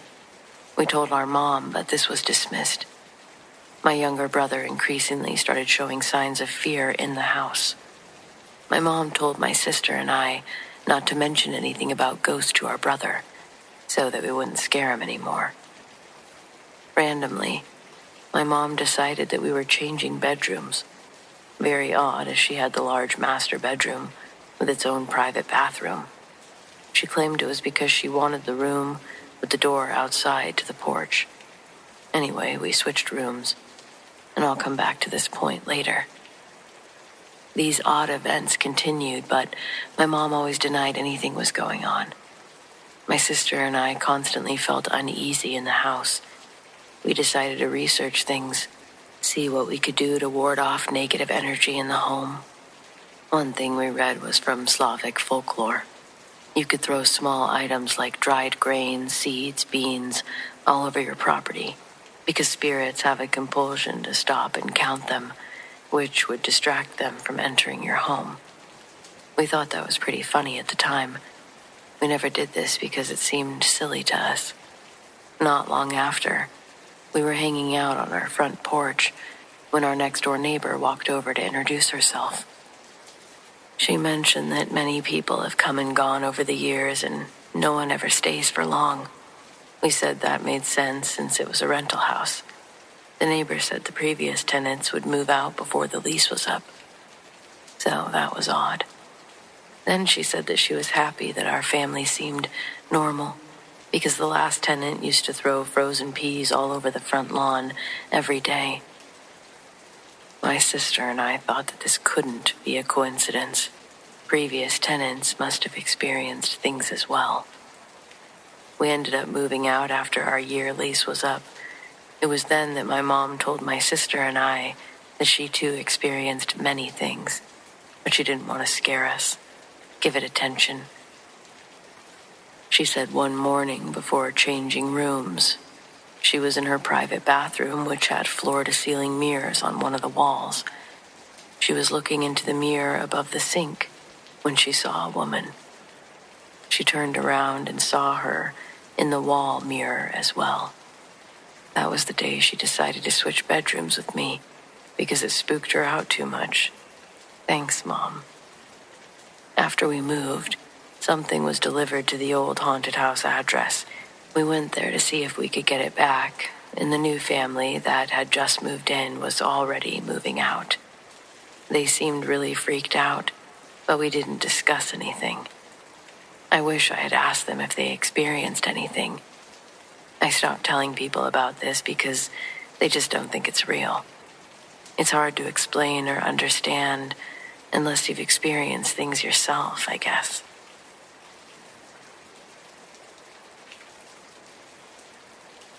This was back in '05, Kansas. I'd been driving too long, so I pulled into a turnout to stretch my legs. I killed the engine, stepped out, and the silence hit me. There were no night birds or insects. It was just my boots on the crunching gravel. I lit a cigarette and leaned against the grill, breathing the cold air. Then, 3 sharp knocks on the hood, hard enough to echo in the metal. I jumped so bad the cigarette hit the dirt, whipped around, heart racing, but there was nobody there. Just the dark. I grabbed my flashlight from the cab. I circled the rig, but nothing. Not a soul. Not even the rustle of grass or anything nearby.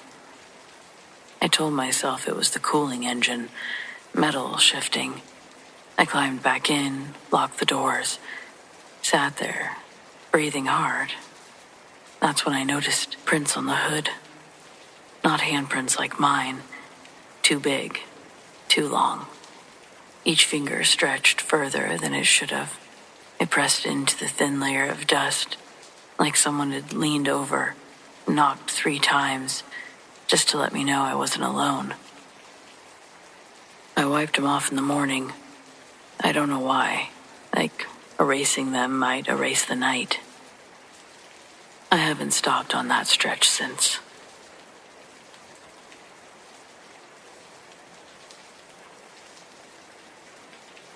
My wife and I bought a fixer-upper farmhouse a few years ago. It's old, drafty, and definitely has that classic something happened here vibe. What happened? We don't know. But things only got properly creepy last Thanksgiving. We had the whole family over for dinner, 15 people crammed into our tiny dining room. We covered the table with food, and everyone sat down. As soon as they did, the lights went out. Not a whole house blackout or anything, but just the dining room chandelier. No big deal, right? Old wiring for sure. My brother-in-law, an electrician, goes to flip the breaker in the basement. He comes back up and says that the breaker wasn't tripped. He checked the bulb, too. It was fine. He leaves the basement door open, and we decide to eat by candlelight, since the mashed potatoes were getting cold. As we were saying grace, we hear this noise from the basement. It's like a muffled scraping, like someone dragging a heavy tool across the concrete floor, back and forth slowly. My dad tries to joke. Sounds like the ghost is clearing out the cobwebs. But the sound was too heavy to be funny. Then the basement door, which was propped open with a chair, slammed shut, hard. The entire house actually shook. My uncle, a Vietnam vet who doesn't spook easily, jumped up and grabbed his flashlight. He slowly opened the door. The scraping stopped when he did. He shone the light down the steps, and the only thing he saw was the chair, laying on its side, maybe 3 feet away from the doorway, like it had been kicked. The worst part, when he shone the light on the concrete floor just beyond the bottom step, there was a single, long drag mark in the dust, leading straight from the center of the room to the base of the stairs. It looked like something heavy had just been yanked back into the dark.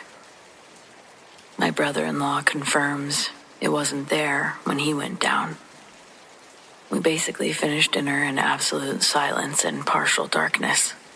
The next morning, I found the dining room light switch had been yanked clean out of the wall, hanging by the wires. It hadn't been like that before, but it was like it was trying to explain what had happened. We hosted Christmas somewhere else.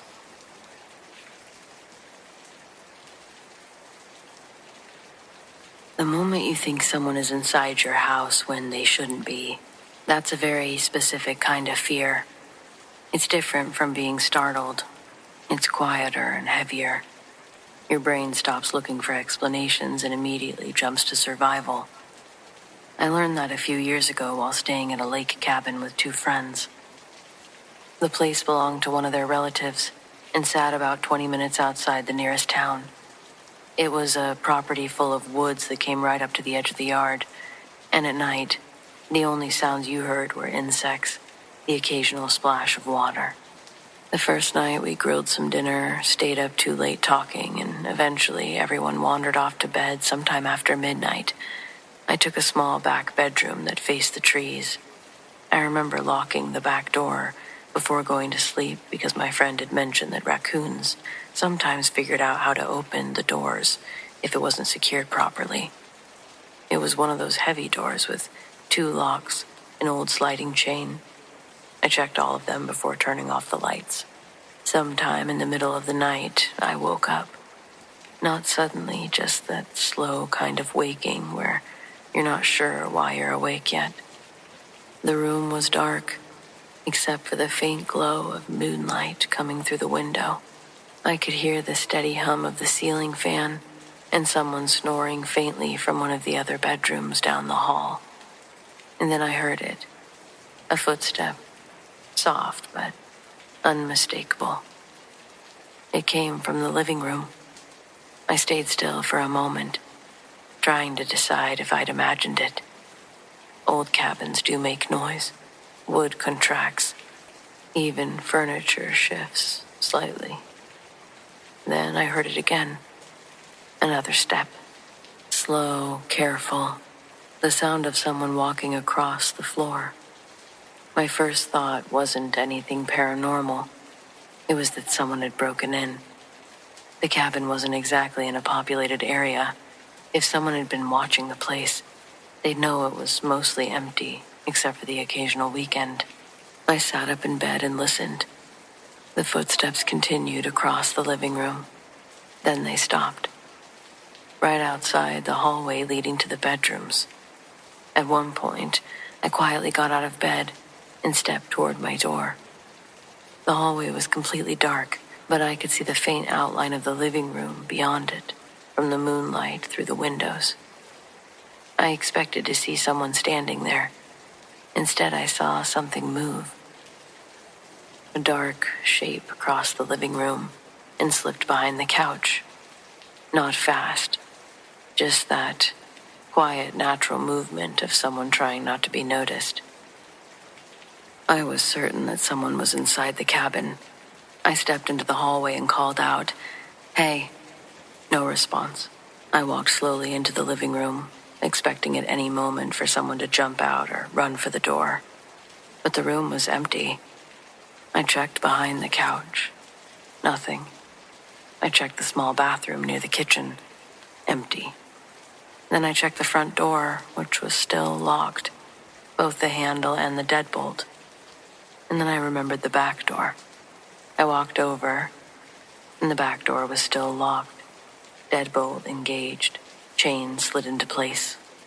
Exactly how we'd left it before bed. There were only 2 doors to that cabin, both locked from the inside.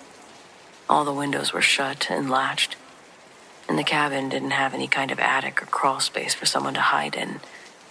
I stood there in the middle of the living room for a long time, just listening. Eventually, I convinced myself that maybe the shadows had tricked my eyes. Maybe I had been half asleep and imagined the movement. But what stuck with me was not exactly what I saw. It was the footsteps, because those footsteps sounded exactly like someone walking across the floor, weight shifting, wood creaking under pressure, a real presence moving through the room. I didn't sleep much that night, not necessarily scared, but my mind was just sort of racing. The next morning when my friends woke up, I walked around the cabin again just to make sure I hadn't missed something obvious. A loose window, a hidden door, anything. But the place was sealed up tight, which means one of 2 things happened that night. Either my brain somehow invented the sound of someone walking through the cabin, or something walked in there with us and just never needed the door to do it.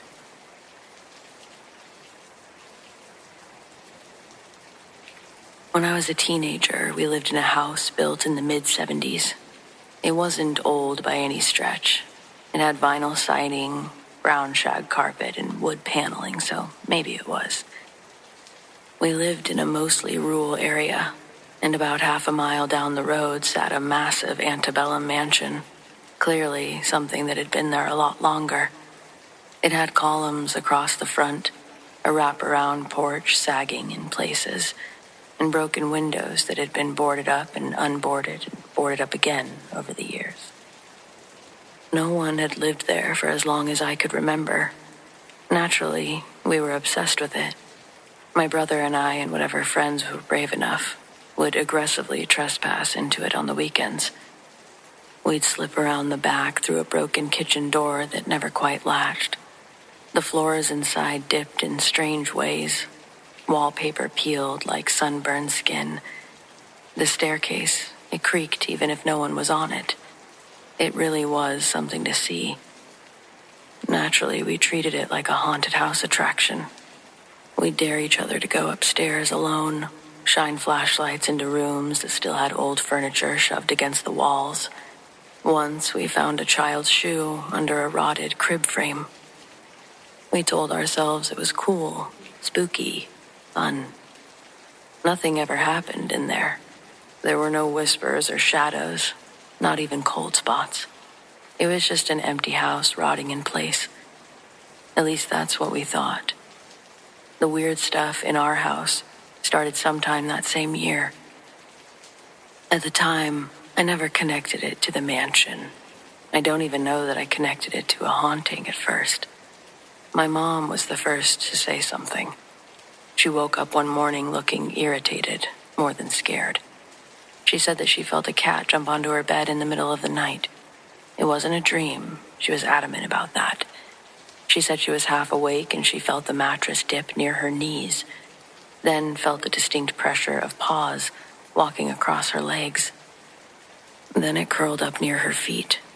She even said she reached down in her half-asleep state to nudge it, thinking that maybe it was a neighbor's cat that had gotten inside somehow. But there was nothing there. We didn't own a cat. We hadn't owned one in years. We laughed it off, but she didn't. She kept saying, "I know what a cat feels like." Then the kitchen stuff started happening. It was small, irritating. We'd wake up to find a bowl of apples flipped over on the counter, apples scattered across the floor. Papers near the phone knocked down like someone had swiped at them. The trash can tipped sideways. I think at first we all just blamed raccoons. These pesky animals, right? Then my brother, then me. We all experienced something. But there were no signs of forced entry. There were no open windows or torn screens. And the weirdest part, nothing was ever missing, just disturbed. Like something had gotten bored. Now that I think about it, it really did resemble what a mischievous and large cat might do. But again, we didn't have a cat. The feeling in the house shifted gradually, I'd say. It wasn't sudden dread or terror. It was more like we knew we were being observed. I'd be sitting in the den watching TV and feel like something was in the doorway behind me, not threatening me, just present. Every time I'd turn around, it was nothing. My brother admitted years later that he felt the same thing in his room, like something would move near the foot of his bed at night. Not enough to make him panic, just enough to make him notice. I remember one Saturday, a group of us went back to the mansion. We hadn't gone in a while, maybe a month or two. Inside it looked more decayed than usual. Hard to explain. We split up like we always did. I went upstairs alone this time. There was a bedroom at the end of the hall, one that we'd never really bothered with before because the door used to be stuck. But that day, it wasn't. It was already open. Inside was almost nothing. Just a cracked mirror leaning against the wall and what looked like scratch marks on a wooden floor near the window. They were small. They looked like claw marks, close together, repeated. I remember crouching down and running my hand over them.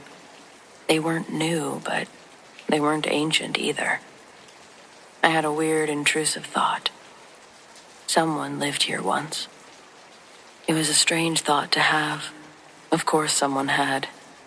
But the thought felt like it was given to me in a territorial way. When we got home that night, our kitchen was a disaster. Fruit everywhere, trash knocked over. And then I noticed something else. The hallway carpet near the laundry room. It had these subtle depressions in it, like something had walked through while it was freshly vacuumed. Small impressions, 4 at a time. After that, the cat activity escalated. My mom felt it on her bed 2 more times. Once, she said she distinctively felt it kneading the blanket near her feet, the rhythmic push of paws. I started hearing something at night. Soft movement along the baseboards in my room. It wasn't scratching, just brushing, like fur against drywall. I never saw anything, but one night, I woke up and I felt the dip in my mattress near my ankles. There was no weight on my chest or paralysis. I could definitely move, but I didn't. I just laid there, waiting. I felt the slow, careful pressure shift across the bed and then settle, right against my feet. I don't know how long I stayed like that before finally forcing myself to sit up and flip on a lamp. Nothing.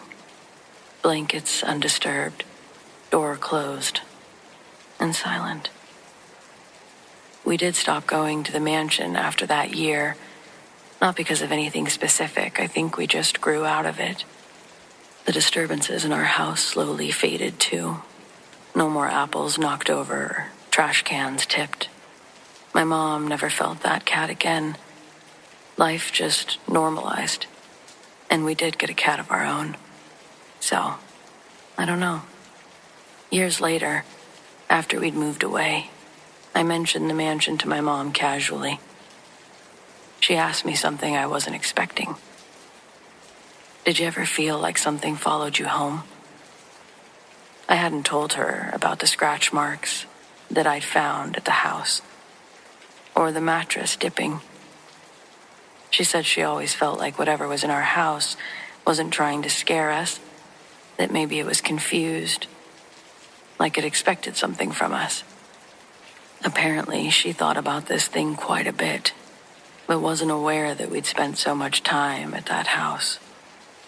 I probably could have chalked a lot of it up. Old houses make you imaginative. Teenagers stir up stories. Parents dream. But I did feel that impression in my mattress. And to my mom's theory, nothing weird ever happened in our 70s house before we started exploring that mansion. And nothing happened once we stopped. So if it was just a raccoon or a stray cat, why did it only move at night? And why did it stop? Why did we never find fur or droppings? I think because it wasn't an animal, but it was intentional. Not totally destructive, but very present.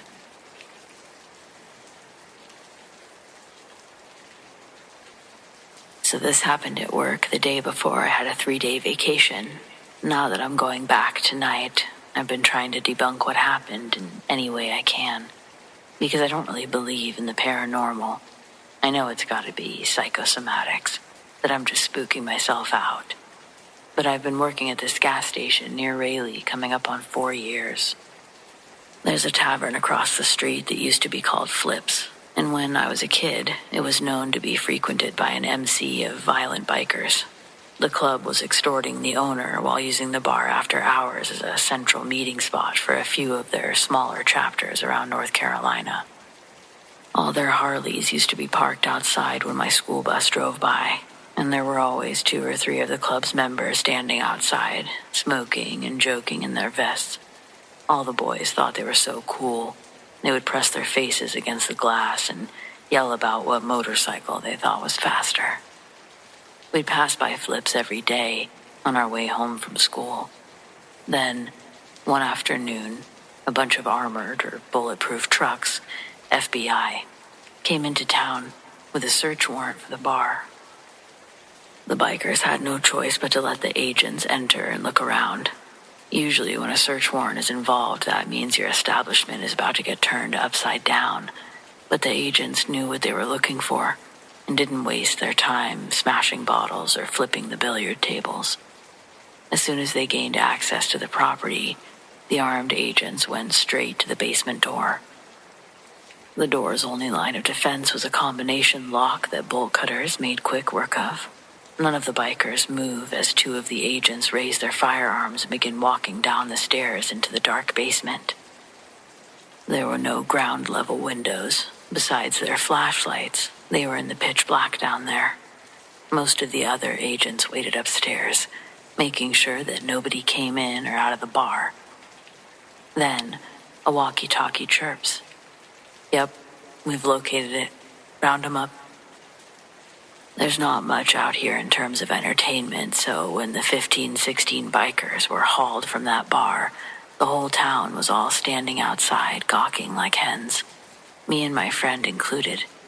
As they were getting marched out, all of the men either looked completely irate or completely confused. There was no in between. And remember this, because it would all make sense a few days later, when my dad's reading the morning paper.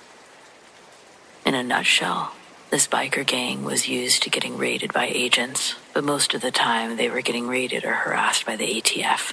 The gang had no clue why the FBI was knocking down their door. They weren't faking their confusion. They really didn't know what the agents found in the basement until interrogation started.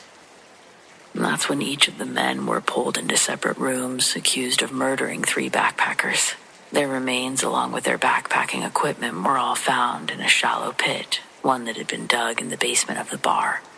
It was hidden under thin wooden boards and a carpet. With all of the men separated, They weren't able to corroborate stories together, yet each of them all reacted with aggression, defending their innocence. Not only their innocence, but a prideful assertion that their MC would never target a group of helpless backpackers. Besides the bodies having literally been discovered at their bar, they had no other evidence that they could pin any of the members to these murders with. So eventually, they had to let them all go. The bar remained closed while the investigation continued. After months go by and the FBI brings in someone else for questioning, this time it's the right guy.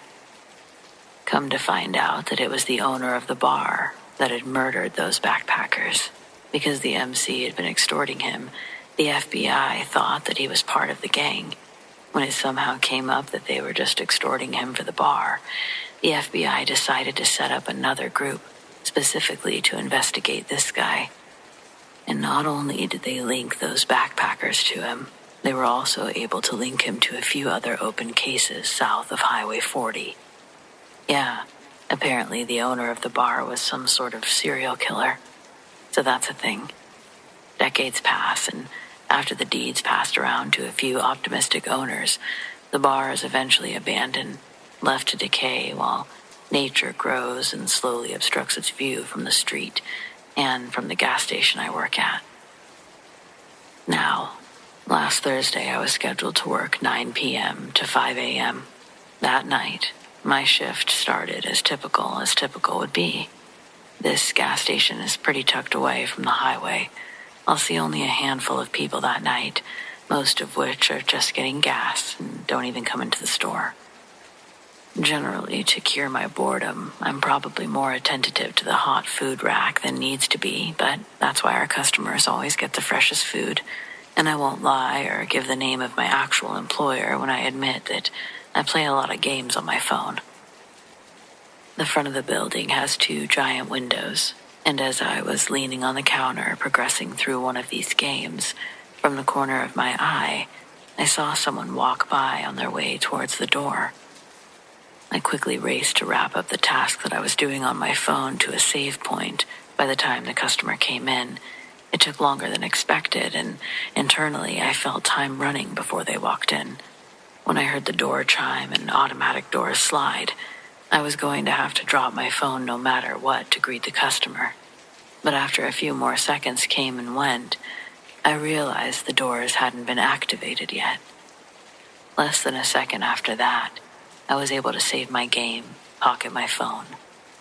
Wondering if I was mistaken about seeing someone walk up, I look over to the door, and there is in fact a man standing there. The sight of him made my knees kind of weak because I wasn't expecting it. He was just standing outside the glass doors, staring in, and not at me. His stare was straightforward, like one of those 1,000-yard stares. Again, the front doors are automatic and they slide open when a person's standing in front of them. But in this case, they weren't opening for him. Thinking the 2 glass doors might be stuck or something, I hurried around the cashier's counter to see what I could do. But as I got close to the doors, the chime went off and both doors slid open like normal. Grateful the issue had resolved itself, I started to walk back to the counter, and then I'm like, wait, I'm right here. I should turn around and greet them or something. Say the door doesn't usually do that. I don't know. Anything would have been better than turning my back on them without a word or even a smile. I swing back around holding a smile on my face, and I notice that the man hasn't come inside yet.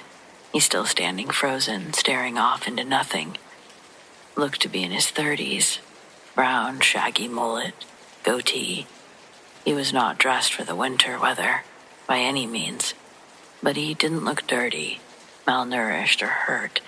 Quite the contrary. He was actually quite good-looking. He was wearing a blue tank top and cargo shorts, with big brown hiking boots.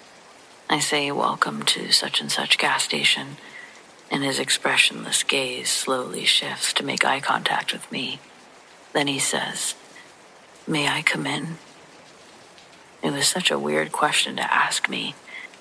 I felt like an old merchantime peddler, When I responded something like, of course, what do ye travels require? This guy walks past me into the store, ignoring my question, and I go back behind the counter with my head held in shame. What do ye travels require? Geez. I never had been smooth with the other gender, but that was a new low that I hadn't felt yet. So I'm organizing cigarette cartons, checking on the hot food, basically doing anything to keep my mind distracted.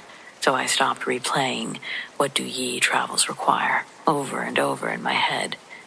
And soon, everything's organized. Not a vape is out of place. Not a hot dog is overcooked. I haven't seen this guy since he entered. The gas station isn't huge. I should be able to see most, if not all, of this guy's head while he's in the aisles. But there's no sign of him. The store is quiet, too, and the doors hadn't reactivated since I was standing there. It all starts to feel really sketchy, really fast. The hairs on my arm stand on end, and a gut feeling tells me to grab the bat from under the counter. We have a small TV next to the register. It cycles through our live security camera feed, and I closely examine them as each one pops up. This guy is nowhere to be found. With the bat firmly in my hand, I had no other choice but to do a few laps around the aisles myself. There were a few blind spots the cameras couldn't pick up. I checked those places first before doing a lap around the shelves. I couldn't believe it. There would have been no way that he could have snuck past me. Certainly not without triggering the front door. That was unless he snuck into the back somehow. I was confident he hadn't exited out the door behind the cashier's table. But there was another back freezer area behind the drinks that someone could possibly get into. That would have taken them sliding the entire milk rack out of its case, then pulling it back manually while standing completely undetected. It felt absurd, but there were no other places to check. It's a struggle pulling the metal rack out by myself, and the whole time it's loudly clinging as I push it back and forth, and no surprise, the guy wasn't hiding in the freezer. I was in disbelief that I was once again alone in the gas station. I was determined to get to the bottom of it. At around 2 a.m, I locked up the doors of the store and go into the back room behind the counter. It's where the security camera recording equipment is, and the computers. If my manager would have shown up and found the doors locked, I would have lost my job. But this disturbed me enough to take the risk. I'm not a computer whiz by any means, so it took me a few minutes to figure out how to replay the footage from earlier.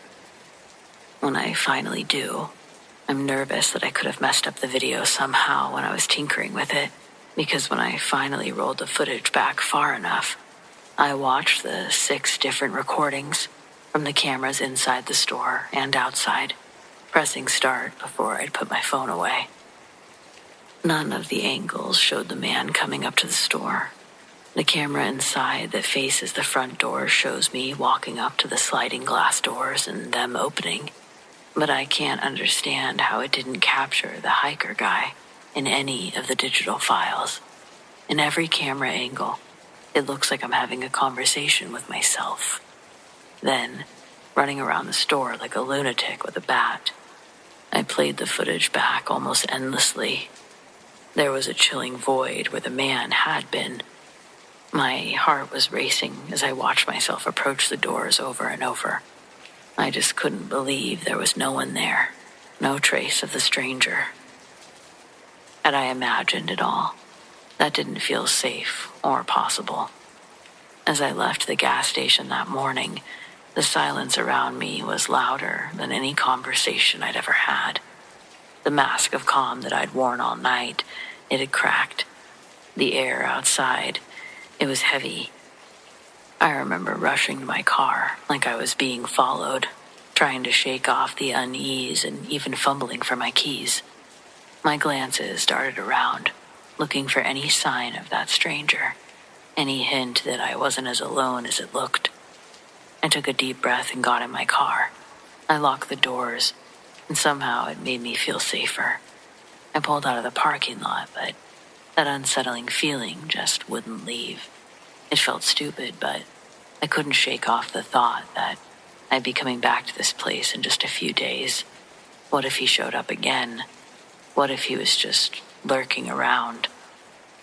As I drove away, I glanced in my rearview mirror, really expecting to see him just standing there, expressionless like before. But all I saw was darkness. A chill ran down my spine as I turned the corner, knowing I'd have to make my way back to that gas station soon. And now, soon is now.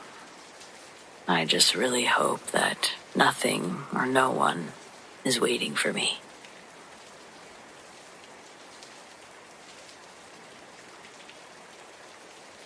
We didn't have a real Boy Scout or Brownie Scout troop when I was a kid, but we did have a few parents who took kids camping during summer breaks. We didn't earn badges or anything like that.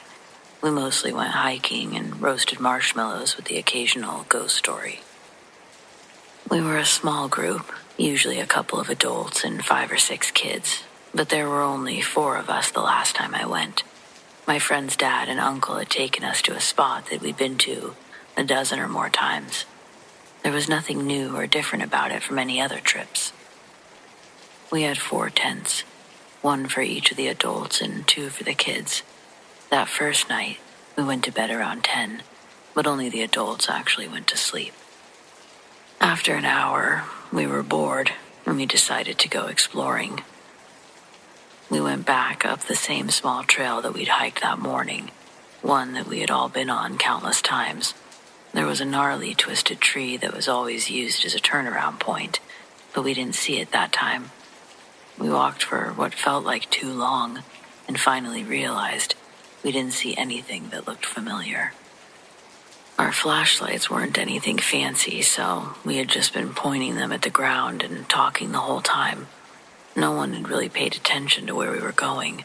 Assuming that we passed the tree, we turned back. Again, too much time had passed. We still never saw the tree or anything familiar. It was starting to look like we turned onto a different trail or something, but we didn't recognize anything. We knew the whole area well. One of us should have recognized something. That's about the time that we started hearing movement in the woods.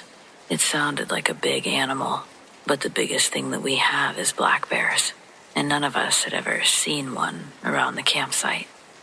We tried to find the source with our flashlight, but the trees were too thick to see anything. Whatever it was coming closer, so we walked away. And then it started running, so we started running. Its footsteps were way heavier than a person's, and we could hear tree limbs breaking as it rushed through the woods. I've never run so fast in my life. I assumed the others were behind me, but I was too afraid to actually look back. I'm not sure how far or how long we ran, but eventually I fell down. 2 of my friends were behind me and stopped to pull me up. That's when we realized it was quiet again. Nothing was chasing us, and we recognized the path we were on, finally. I'm not sure how we got to it. It was a different one from where we started, and they weren't supposed to connect, but we never actually left the trail. We yelled for our missing friend, but he never appeared. It was almost daylight, even though we hadn't been gone nearly long enough for the sun to be up. So we went back to camp. We hoped our friend would already be there, but we only found 2 angry, hungover chaperones looking everywhere for us. It felt like we were gone for maybe an hour or 2, but it had been over 6 hours. We were made to stay at camp while the adults went to look for our missing friend. They were gone for over an hour and came back empty-handed. We called the police after that and spent the rest of the day being interviewed while search and rescue took over. They never found a trace of our friend or anything that could have been chasing us. Everyone treated us like we made the whole thing up, but they never found any discrepancies in our stories. There were no more camping trips after that. Nobody would have wanted to go even if someone had tried to organize one. A lot of people blamed the chaperones, even though they genuinely did nothing wrong. I just have no frickin' clue what happened that night, no matter how many times I tell this story.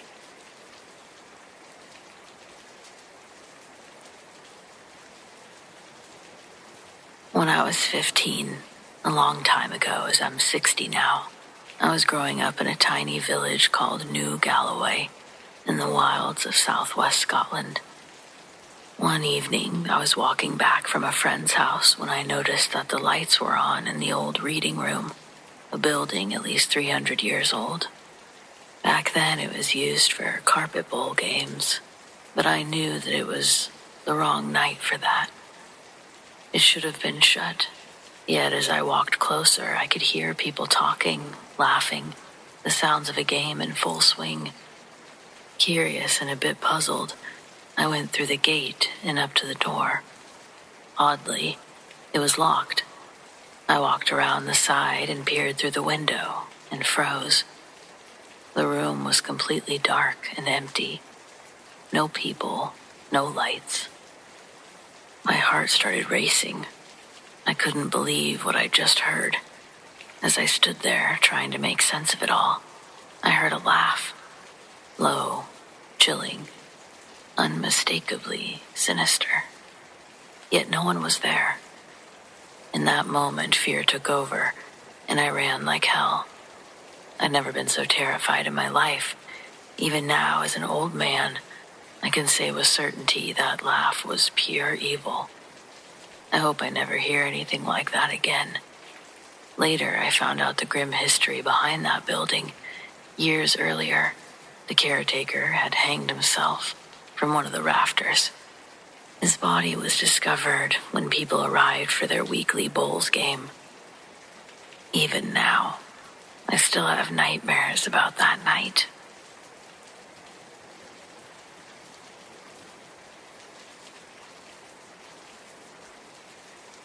I'm not sure if this fits here, but I haven't been able to stop thinking about it. Maybe writing it down will help. Last fall, I ran into someone that I hadn't seen in years, Matt, an old friend from high school. We used to be pretty close, but life just kind of happened. New jobs, different cities, the usual drift. I hadn't thought about him in ages, and then suddenly, there he was. It was late afternoon, golden hour light everywhere.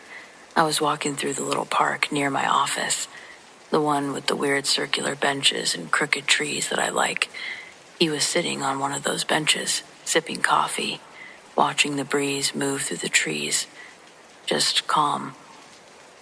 I remember being surprised by how exactly the same he looked. I could have sworn he was wearing the same hoodie he used to always wear, but he had his same smile. We talked for maybe 5-10 minutes, nothing heavy, just catching up. It felt nice, honestly. We spent a lot of time just sitting, watching the breeze move through the trees. We should actually hang out, I finally said. Let me text you this week. He smiled again. He stood up. He gave my shoulder a little squeeze, and he said, "Yeah, that'd be good." Then he nodded and started to walk away through the trees. I watched him go for a few seconds before turning back toward the street. That night I went to text him, only I didn't have his number anymore. I couldn't believe that I hadn't thought to ask him. So I did what anyone would do, and I looked him up on Facebook. He didn't have one, but his sister did. And that's when I saw the post. Matt had passed away 3 days earlier. Car accident out of state. His sister had posted about it. The funeral had already happened. I sat there with my phone in my hand for what felt like hours. I just stared. I don't know who, or what I saw in the park, but I do know who I talked to. I know what I felt. It was definitely Matt. I just don't know how.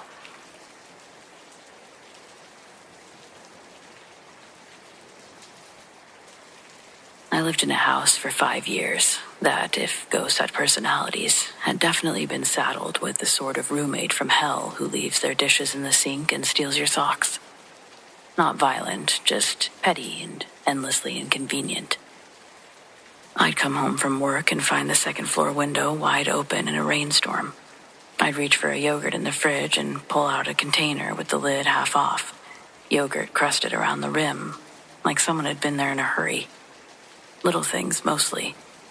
But these are the kinds of things that make you double-check your own memory, and then put a post-it on the fridge that reads, "You did not open this." At first, I tried to be reasonable. I blamed drafts.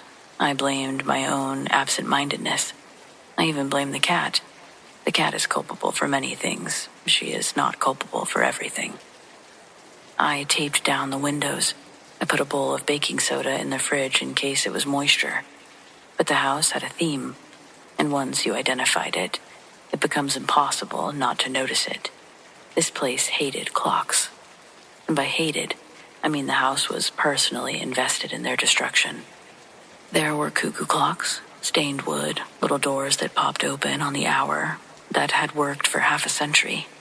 They ticked and coughed along like elderly relatives, and then, without warning, they'd stop dead. No winding problem. No spring snapped, just dead. Then there were the new, cheap wall clocks I bought to replace them. I'd throw batteries in like offerings, go to bed, and wake up to a kitchen full of quiet and a clock that had eaten its battery like it was candy. By the end of that winter, I had an entire drawer of expired AAAs that still looked brand new. A battery graveyard. My watch is the thing I miss the least, but it's the first sabotage relic I remember clearly. I always slept with it on, bad habit, I know, but it's how I kept my phone out of reach when I wanted to pretend to sleep. One morning I rolled over and my wrist was naked. The watch lay on the floor beside my bed, with the crystal shattered. Metal band was bent like someone had stepped on it. I remember holding the broken thing in my palm and thinking annoyingly practical thoughts. Replace crystal, call the repair shop, sleep without watch on.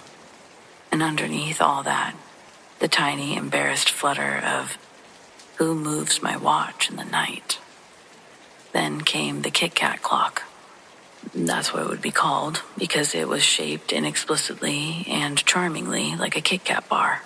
Long, glossy, with perfect little rectangles. My sister bought it for me for Christmas.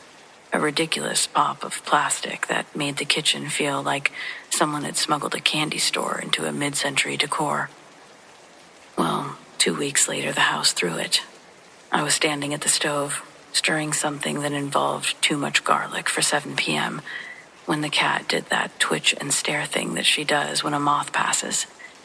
Out of the corner of my eye, something airborne, long and chocolatey and absurd, flew across the kitchen. My brain filled in the motion with conspiratorial slow motion. Airborne Kit Kat. I turned. The clock lay in 1,000 bright plastic shards across the linoleum. Hands frozen at 6:50. For a second, I laughed, because what else do you do? And then I sighed, swept up the candy pieces, and walked to the living room, where the old wooden cuckoo clock had stopped again. Its door had shut as if it had decided on permanent retirement. The house sighed around me. House sounds, like a person settling in after a long day. I wanted to be mad, but I kept feeling like I was dealing with a particularly passive-aggressive relative. People give you advice for situations like this. Bless the house, light sage, call a priest, install an app that plays whale songs on a loop at 3 a.m. I tried practical things first. I swapped the batteries. I put up little talismans around the house. I unplugged everything except a floor lamp and stared at the lamp for a while because it felt like the grown-up thing to do. Nothing worked long-term. The clocks kept failing. The windows kept opening.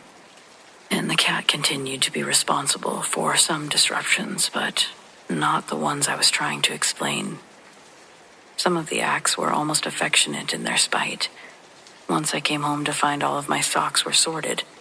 Not lost, but bunched intentionally in a neat pile by the door, like someone who wanted me to know that they'd been looking for them. And they found them. Once a page of my favorite book was folded down. It was folded on the exact sentence I needed to reread.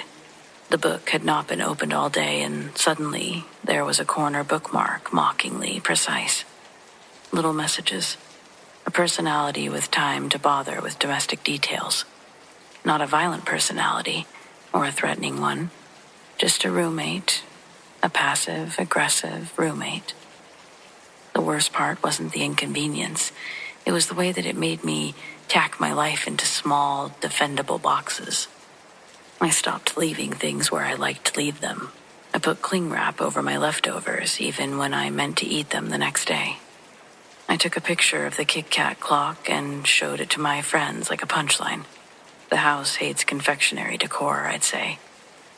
They'd laugh, and then, because we all have that itch for the weird, they'd ask the things they always ask. Did you try this list of rituals? Yes, I'd say.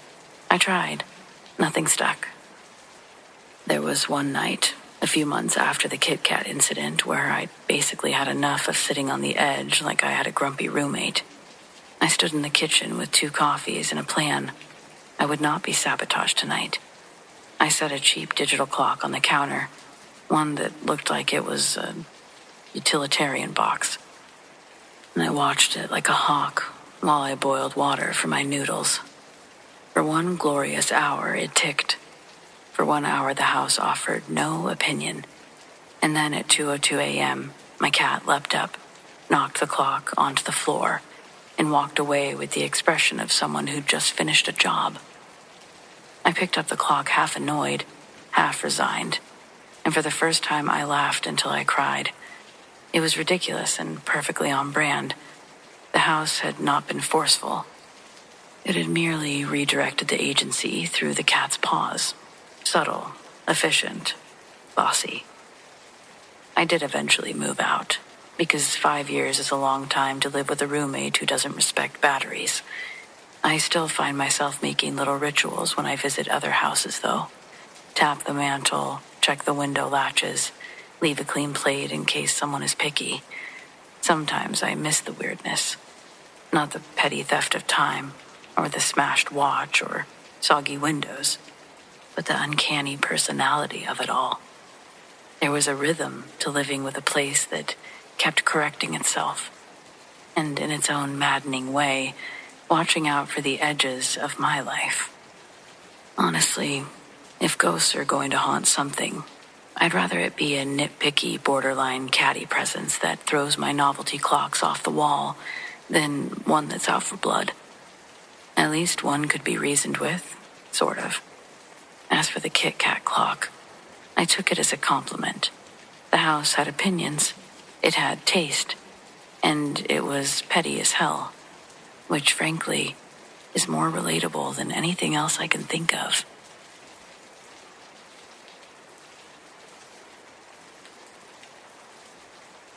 I'm not one to really post online, really at all, but I've been turning this over in my head for years, and it still keeps me up sometimes. A lot of the stories on here do, so I figured I'd share mine. This happened outside Taos, New Mexico. I was 19 at the time, staying with my cousin for the summer, doing odd jobs, helping out on his property. It's pretty far out. Desert scrub, nothing about it but barbed wire, lots of silence. Well, one night we're sitting out back, drinking Tecates and listening to the coyotes howling somewhere off past the hills. There's just general noise happening, nature doing its thing, but then it goes silent, instantly. 1 second howling, next it's like someone just says stop on the stereo of nature. That was weird enough, but what happened next? No way. Something called out. It wasn't a howl or a bark. It spoke. I swear to God, it spoke. And it said, clear as day, "Come on in." What? So random, so clear. But what made my stomach actually turn was it sounded like my cousin's voice. He went real still, didn't even blink. I was looking over at him and I said, "You're messing with me." He shook his head real slow.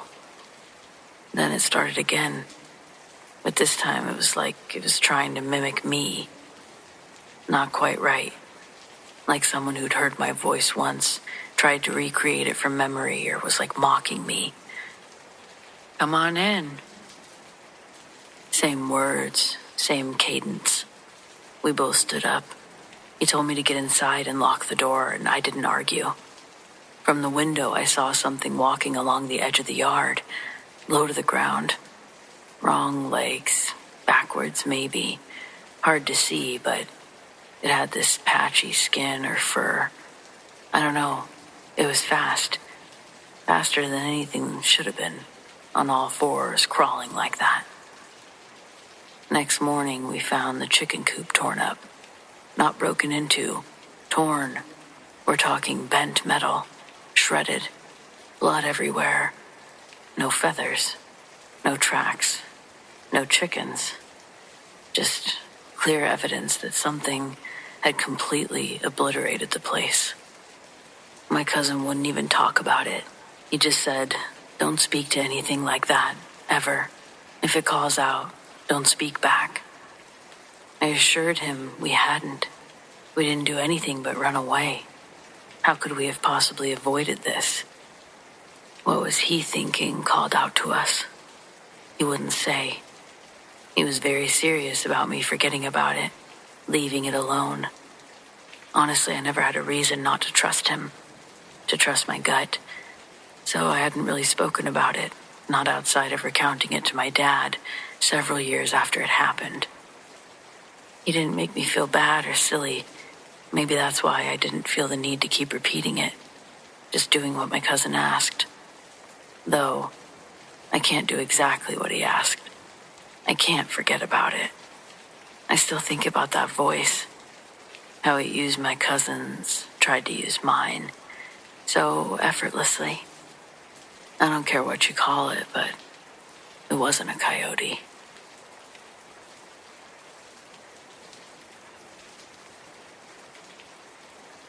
This is the only experience I've ever had that genuinely made my skin crawl, long after it happened. It took place when I was working at a summer camp years ago. If you've ever worked at one of those camps tucked deep into the woods, you know the kind of place that I mean. Real old wooden cabins, bunk beds stacked 3 high, made of the same material as the cabin. That constant sound of insects and wind moving through the trees at night. During the day, the place was loud and busy because kids are running everywhere. But once the lights went out, everything changed. The cabins would get quiet, in a way that felt almost too quiet. The reason this particular experience stuck with me starts a little earlier than that summer. There was another staff member at the camp who gave several of us a very bad feeling. I won't go into detail, but enough concerns came up that I eventually reported him to the camp administration. It turned out that those concerns weren't unfounded.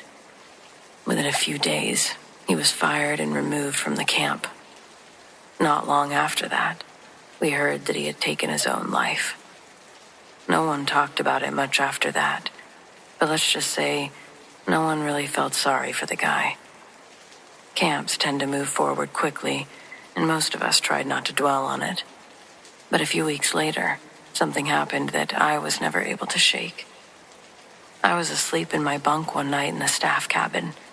The room was dark, except for a little moonlight coming through the window. At some point in the middle of the night, I woke up suddenly. Before I could even process why, I felt something grab my shoulder. Not a light touch, a firm grip. And then it pulled, hard enough that my upper body shifted across the mattress. For a split second, I thought one of the other counselors must be messing with me, and it wasn't funny. But when I opened my eyes, there was no one there. The cabin was still. Everyone else was asleep. I sat up immediately and looked around the room. Nothing had moved. I stayed awake for the rest of that night, just listening to the quiet of the cabin and the sound of people breathing in their bunks. I didn't tell many people about it at the time because it sounded ridiculous even to me. But I was forced to think about it again and deeper the following summer. Someone else who returned to work at the camp told me that they had seen a man standing near the edge of the property late one night. They described him clearly enough that there wasn't really any doubt who they thought it was. They said he looked exactly like the former staff member, just standing there between the trees, watching the cabins. Then he was gone. I don't know what happened that night in my bunk. I can't say for certain who grabbed my shoulder, but I know one thing. It felt exactly like someone who didn't belong there trying to get my attention.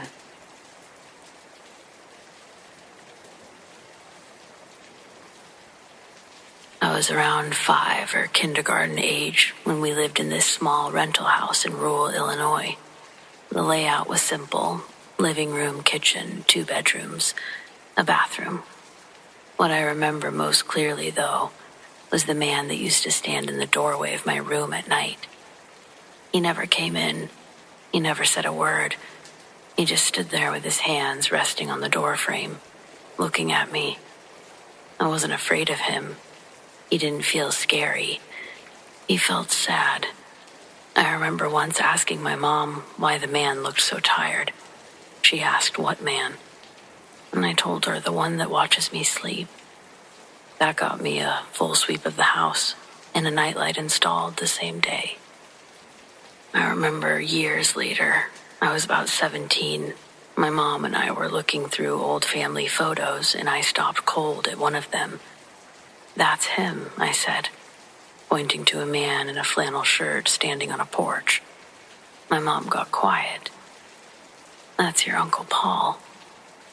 He died in that house before you were born."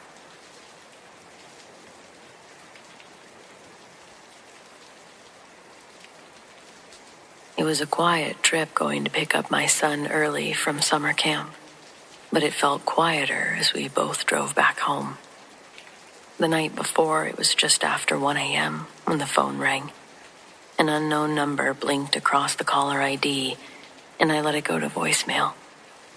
This was when voicemails were stored in a gray Panasonic answering machine. Ours was able to listen in as the caller recorded the message. When I heard Colin's voice, I picked up the phone before his third word. He was in hysterics. Hearing him like this, I was already in mom mode, getting my shoes and purse ready. The counselor takes the phone from him and explains that everyone's okay, but Colin would like to come home. Of course, I ask what the hell happened, and the counselor tells me Colin got pretty spooked, and we've been trying to get him to calm down and return to the cabins, but he's refusing. I ask to talk to him again, and before I can speak, from the other side of the phone, he says, "Please don't make me go back, Mom. They're going to replace me." I told him I was on my way, but that he needed to take a deep breath. I could hear him hyperventilating before the same counselor grabbed the phone back and politely asked if I'd be leaving soon. I told him I'm on my way, hung up, and dashed out to the car. I had a GPS called TomTom at the time, and I remember typing the name of the camp into the point of interest tab and being so thankful it popped up because it would have taken longer to go back inside and print out MapQuest directions. I probably drove a good 30 miles over each speed limit sign and turned what TomTom predicted to be a 4-hour trip into, I think, 3 hours and 40 minutes. I rushed into the campground so fast my tires kicked up gravel on the way in. When I got there, it was almost 6 in the morning. The campers were just starting to get up and wander over to the breakfast that I could smell when I opened my car door. In a lodge near the front of the campsite, 2 young counselors pick up and resume their routines around an older man wearing a green logoed camp t-shirt. He's sitting in a swivel chair at the front desk, asleep, with his head balanced in his hands. Behind the desk, I see Colin bundled up under some blankets, fast asleep as well. The two teenage counselors tiptoed, stepping over his body to access the copy machine. I cleared my throat and say, "Excuse me."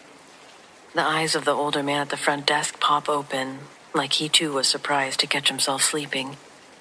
He was the counselor that I'd spoken to on the phone, and before we woke Colin up to go home, he asked me to go outside with him to explain a little bit more of his perspective of events.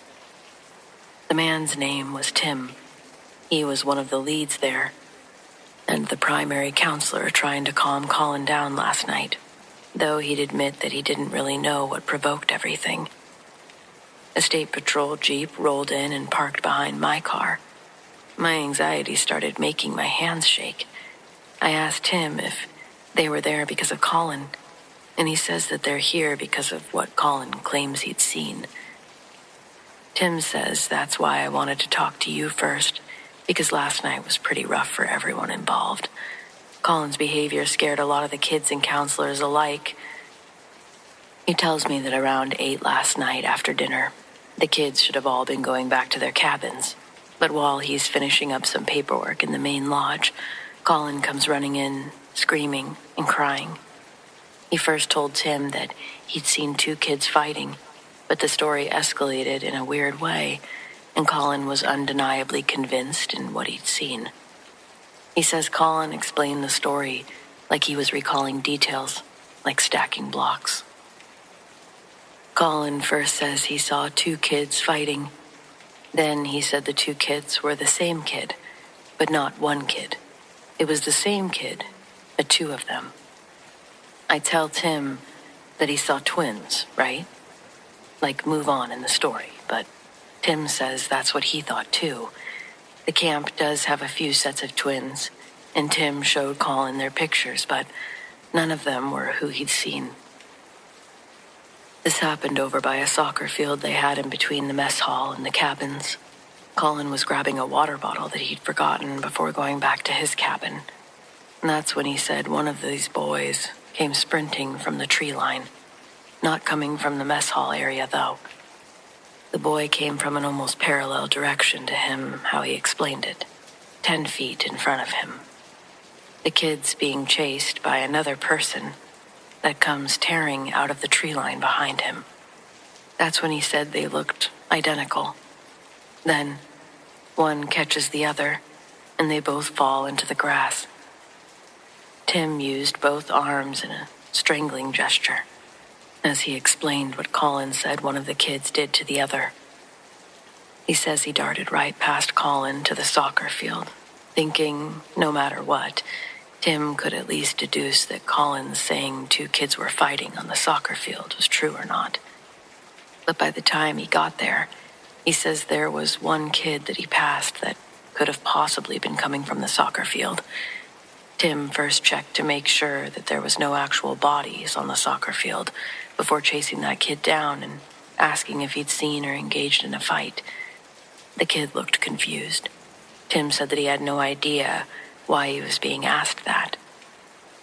They were close enough to the lodge for Tim to be able to shout out Colin in order to get him to come out and identify if that was the kid that he'd seen. But when he came out to the screen door and looked at them, he became inconsolable, saying, "That's him. Something took his place." Whatever that means. Colin ran back inside, and Tim spent the next few hours trying to talk to him before calling me. The police were there because it was the only way that Colin would settle down after calling me.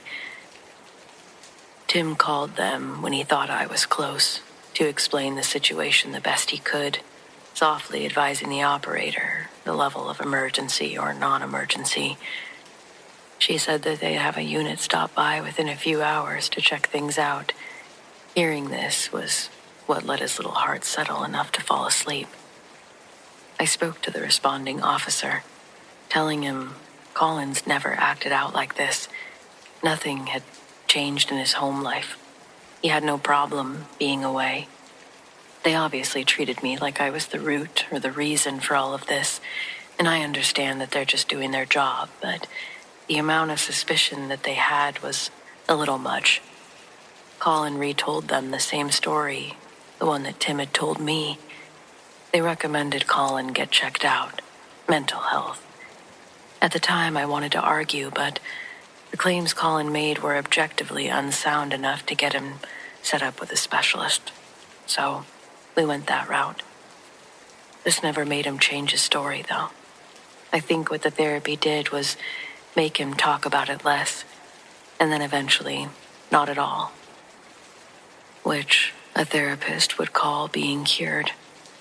I don't know if I necessarily agree with this, yet if I'm disagreeing with them, that means there's something inside of me that believed my son when he told me that. I'll even go as far as to say that I don't believe all of the details that Colin stayed fastened to. But as a mother, I do know in my heart that Colin did see something that unsettled him. He was a completely normal 9-year-old kid. Again, never behaved like that. He was so embarrassed he had to leave his summer camp in such a bad way, but he also never wanted to go back there again. They're replacing the kids, he'd say. But years of that therapy, and it's been decades since he mentioned it. I haven't mentioned it either.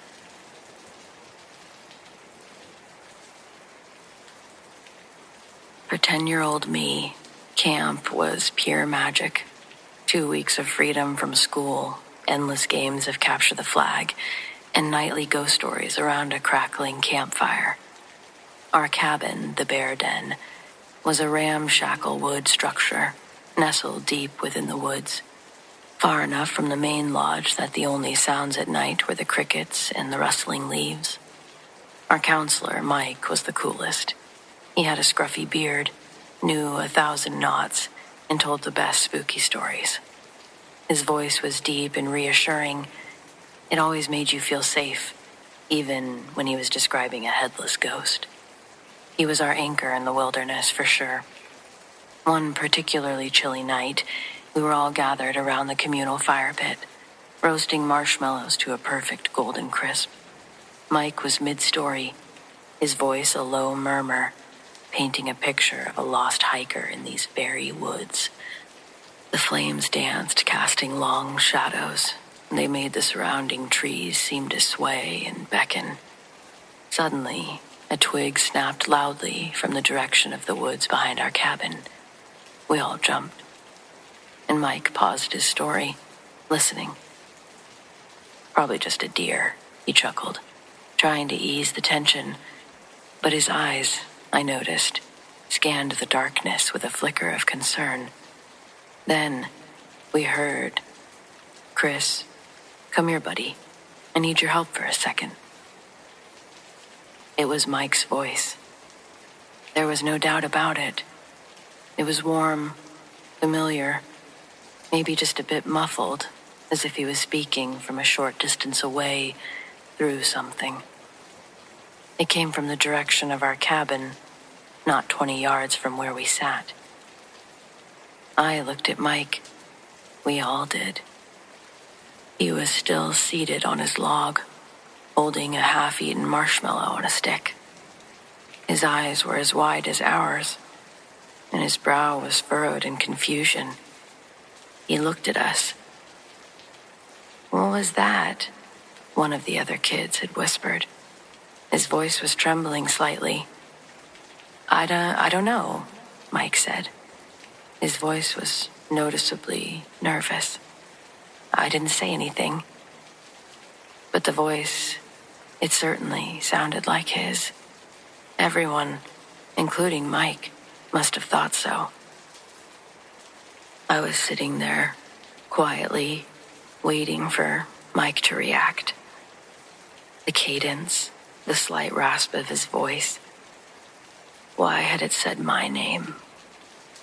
My eyes flickered between the real Mike, who was now standing, with a worried expression on his face, and the dark path leading to our cabin. Every fiber of my being wanted to go. Mike was calling me. He needed me. And he had something to show me. The words felt like an invitation. a secret shared between us. I had to go, of course. That's really what I felt in my brain. Even though I could see Mike right next to me, I saw the way that he was now looking at the path. It wasn't just concern anymore. He was in fear. His hand instinctively went to the small hatchet that he kept on his belt for splitting kindling, a gesture that I'd never seen him make. "No one moves," Mike said. His voice was low and firm, completely different from the voice that had just called my name. "Chris, don't go near that cabin." The mimic voice from the darkness seemed to grow impatient, though, deciding to show itself again. "Chris, what's taking you so long?" There was a subtle shift in his voice this time, a microscopic deviation from Mike's true tone. A fraction of a second too long on a vowel, a certain flatness to the S sound, whatever you want to call it. It wasn't the same Mike. It was like looking at a photograph of someone that you knew intimately and noticing a strange, almost distortion in their eyes. It was Mike's voice, sure, but it felt thin, deceptive. The real Mike, seeing the hesitant yearning in my eyes, stepped forward, putting himself between me, all the other kids, and the path to the cabin. He picked up a burning log from the fire pit, ignoring the searing heat, and he held it up like a torch. The firelight flickered wildly, pushing back these encroaching shadows. The calling stopped, but there was nothing there. The woods were silent, not even crickets. The only sound was the crackle of the fire and the ragged breath of 10 boys huddled together. We spent the rest of the night crammed into small tents. Everyone was a bit too scared to go back to the cabin, and I don't think Mike really knew what to do. He never explicitly told us what he thought it was, but his hushed warnings about things that play tricks in the deep woods and never trusting a voice when you can't see the person, it just sort of stuck with me. The next morning, the sun was bright, the birds were singing, and the incident felt like a bad dream. We checked the cabin. Nothing seemed out of place. But the memory, that pull that mimicked voice had, it lingered. It was the only time that it ever happened, a solitary, chilling event, but I couldn't get it out of my head. I never looked at the woods the same again. Every rustle of leaves, every distant call, it carries a fraction of that night's terror. I learned that some voices aren't meant to be answered, especially when the person they belong to is standing right in front of you. Some things in the wilderness don't just mimic, they invite, and sometimes the invitation is the most dangerous part, especially if you can't resist it. I think about that. If I'd heard that voice and Mike wasn't right in front of me, I would have followed it. Absolutely. And then what?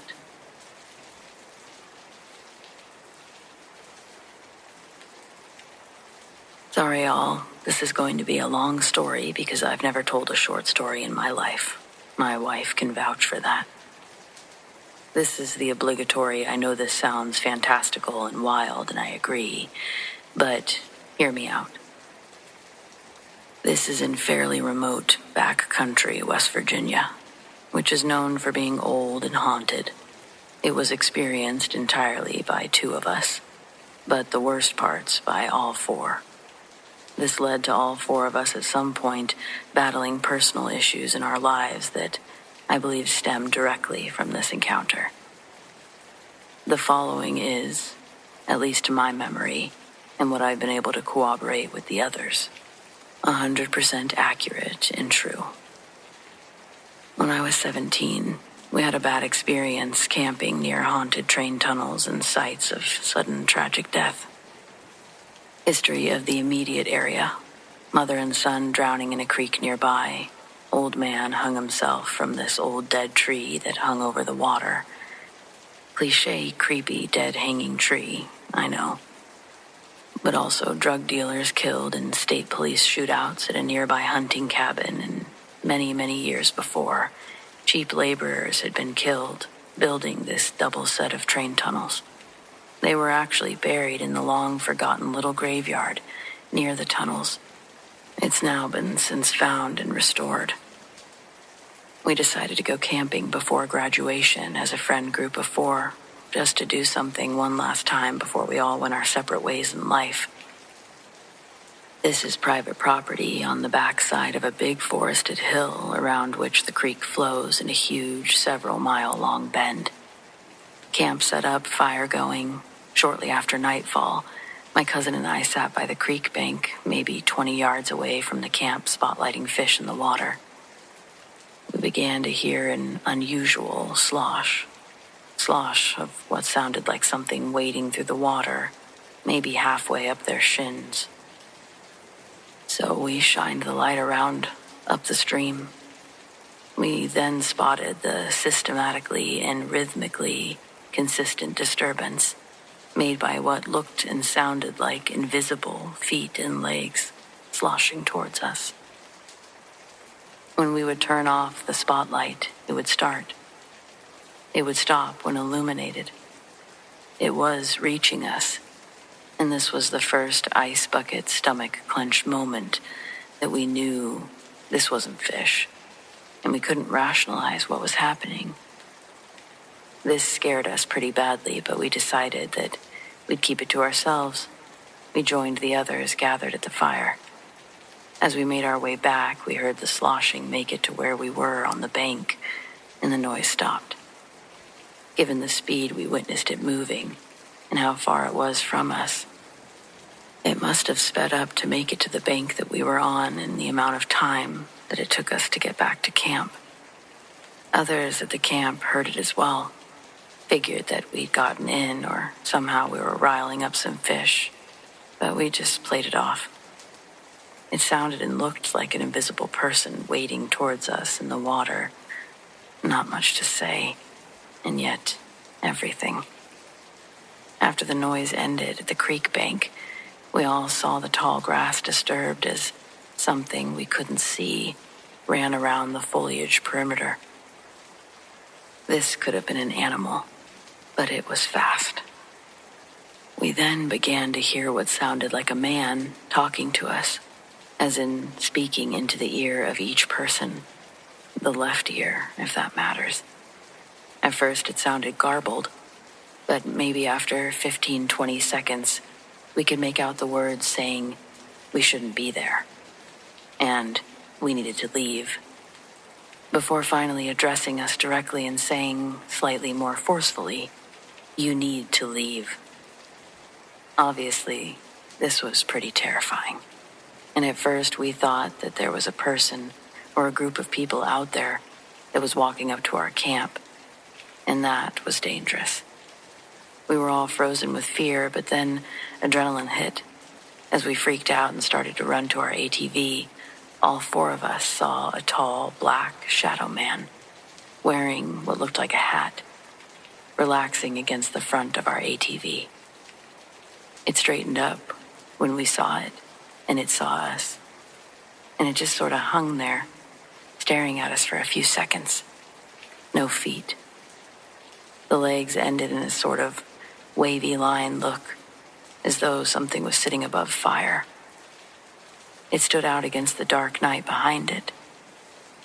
The girl with us screamed and broke our fear freeze, and it zipped like a flash toward the train tunnels where people had died.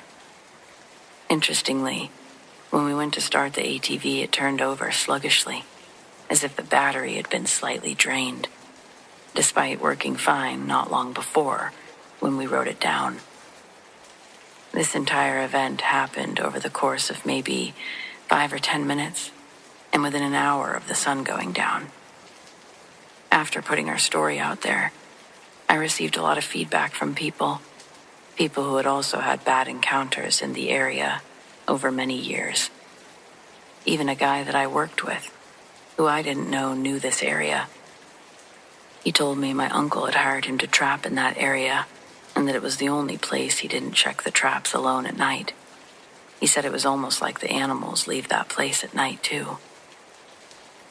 No less than a month later, my uncle who owns the property was up on the hill hunting at night with a dog. At some point, the dog was on a rock face up above him and knocked a large rock loose that fell and struck my uncle on the side of the neck. This understandably messed him up pretty bad. It paralyzed an entire side of his body, but he still had limited functionality on his left side. We could never figure out how he got himself back to his ATV and turned it around and drove himself out of there. It wasn't until probably 2 or 3 years later, around Halloween, that my story makes its rounds on a local Facebook group. Then my uncle texts my mother out of the blue. You have no reason to believe my uncle's character reference, but he is a salt-of-the-earth, hunting, farming, working man, even working past his retirement as a millionaire. Honest, funny, just an incredibly stand-up guy. He is easygoing, but also no nonsense. In his text to my mother, he said, I never told anyone this before, and I probably won't again. The man in the hat the kids saw at the creek that night, he helped me off the ground, put me back on my ATV, got me turned around. Until I heard that, I'd always assumed that the shadow man was the one that was trying to scare us out of there. But thinking back on it, maybe he was the one whispering to us, telling us that we needed to leave, possibly to avoid something scarier and more dangerous. Although, I have no idea what could have been scarier than that.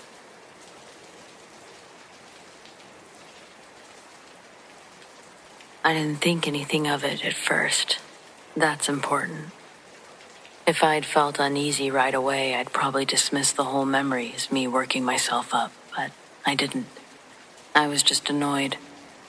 We'd driven most of the day to get to this campsite. It wasn't a crowded campground, more like a cluster of clearings spread far enough apart that you could hear other people, but not see them unless you walked over. When we pulled in, I noticed a glow coming from the trees to our right. Another group had already set up. Great, I thought. So much for a quiet night. We set up anyway. There was nothing technically wrong with having neighbors. It just wasn't what we'd hoped for. As it got darker, the sound from the site became clearer. Laughter, multiple voices, someone poking a fire, normal camping noises. At one point, one of them coughed, and I remember thinking how strange it sounded. Flat, almost hollow, not like a normal, echoey cough. I chalked it up to the way sound travels through the trees and left it alone. We ate, cleaned up, and tried to settle in. The talking next door didn't stop. That's when it started to feel odd. Not scary, just unusual. It was constant. No rise or fall like you'd expect when people get tired. No big bursts of laughter followed by quiet.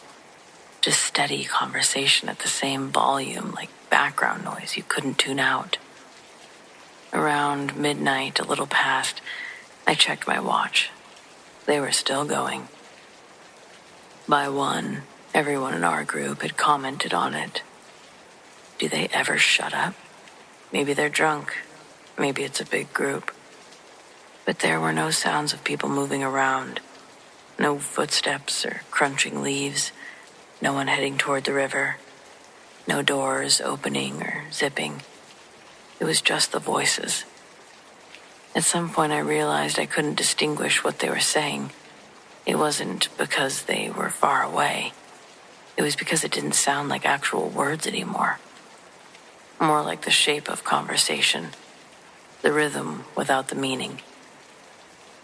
That's when I stopped being annoyed and started feeling unsettled. I lay in my tent listening. I tried to pick out individual voices, but I couldn't. They all blended together, and yet it never turned into a murmur. It stayed strangely distinct without being understandable. Sometime in the morning, early hours, I became aware that it hadn't changed at all. Same volume, same cadence, same distance. No pauses. I don't remember falling asleep.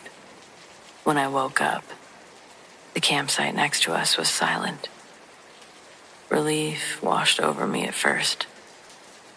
Finally, they turned in. We made coffee and slowly started backing up. No one from the other side emerged. No tent flaps. No movement. Curious more than anything, one of us walked over. The site was empty. No tents or coolers or chairs.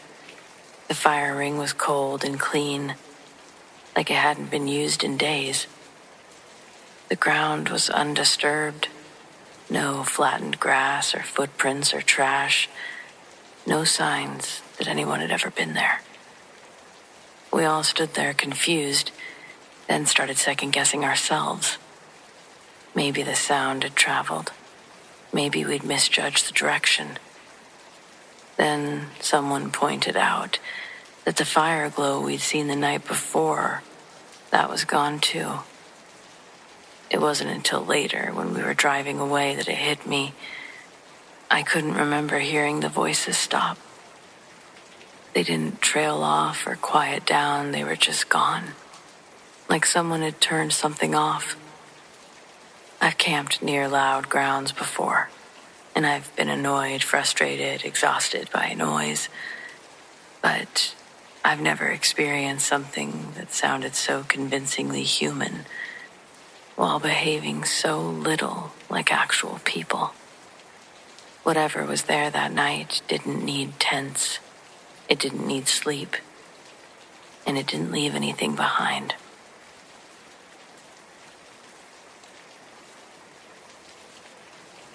I've been a night shift lead for a private security firm for 6 years. I'm the guy who laughs at the rookies when they get spooked by a settling building or a stray cat. I believe in facts and logs and high-definition footage. At least, I always have. But I worked the contract for the Oak Haven Corporate Center a few months back. Now I won't even sit in a room with a motion sensor light. I'm pretty sure that sounds dramatic, but I'll explain. Oak Haven is one of those smart buildings, and no, that's not the real name, but it's all glass, steel, automated everything. My job was simple. Sit in the command center, watch 16 monitors, and wait for the software to flag a variance. If a door opens without a key card, or a sensor trips after hours, the system pings my tablet and I go to investigate. This started on a random Tuesday, but it was 3:14 a.m. exactly. A high-priority alert flashed red on my screen. Suite 402, manual override. Now, Suite 402 is a high-security server room. You can't just swipe in. You need a physical master key. Only 3 people have that key, and none of them should have been there on a Tuesday morning. I checked the hallway camera. Nothing. The hallway was empty.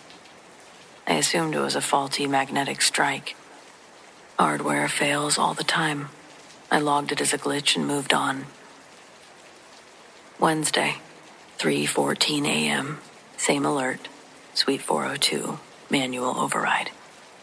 I didn't even check the camera this time. I just grabbed my heavy mag light and I headed up the freight elevator. When I got to the door, it was locked. I pulled on the handle solid. I used my own master key to enter. The room was freezing, but that's normal for a server hub. Everything looked fine. But when I got back to the desk and checked the internal thermal logs, I got chills. Real chills. The thermal sensor inside 402 had tracked a heat signature. It started at the door at 3:14 a.m., moved directly to the main terminal. It stayed for 6 minutes, and then just vanished. On Thursday, I decided to catch the glitch in the act. I told my partner Dave to stay at the monitors while I went up early. I entered Suite 402 at 3:10 a.m., shut the door, and didn't turn on the lights. I stood in the corner, my back against the server racks, watching the door handle in the dark. 3:14 a.m. hit. The door didn't move. The handle didn't even jiggle. The room stayed silent except for the hum of the cooling fans. Then my radio crackled.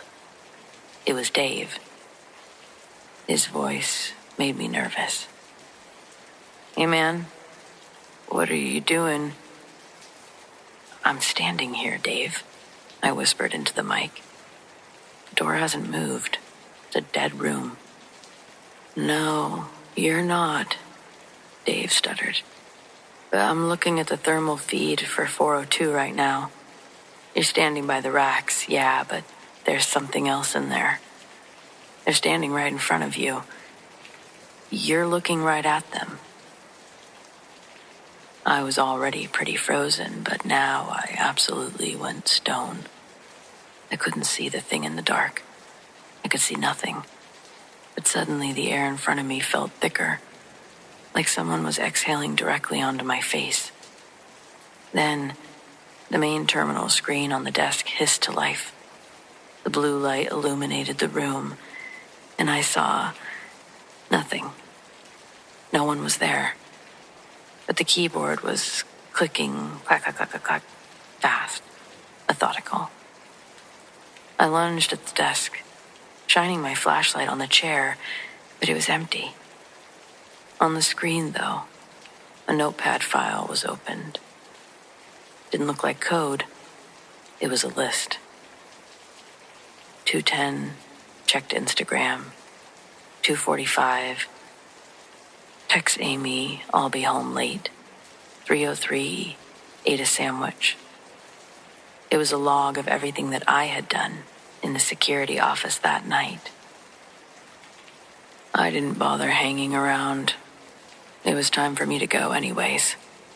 I didn't even grab my bag from the break room. I told Dave I was done. I walked out the front doors right then and there and sat in my car for a long time.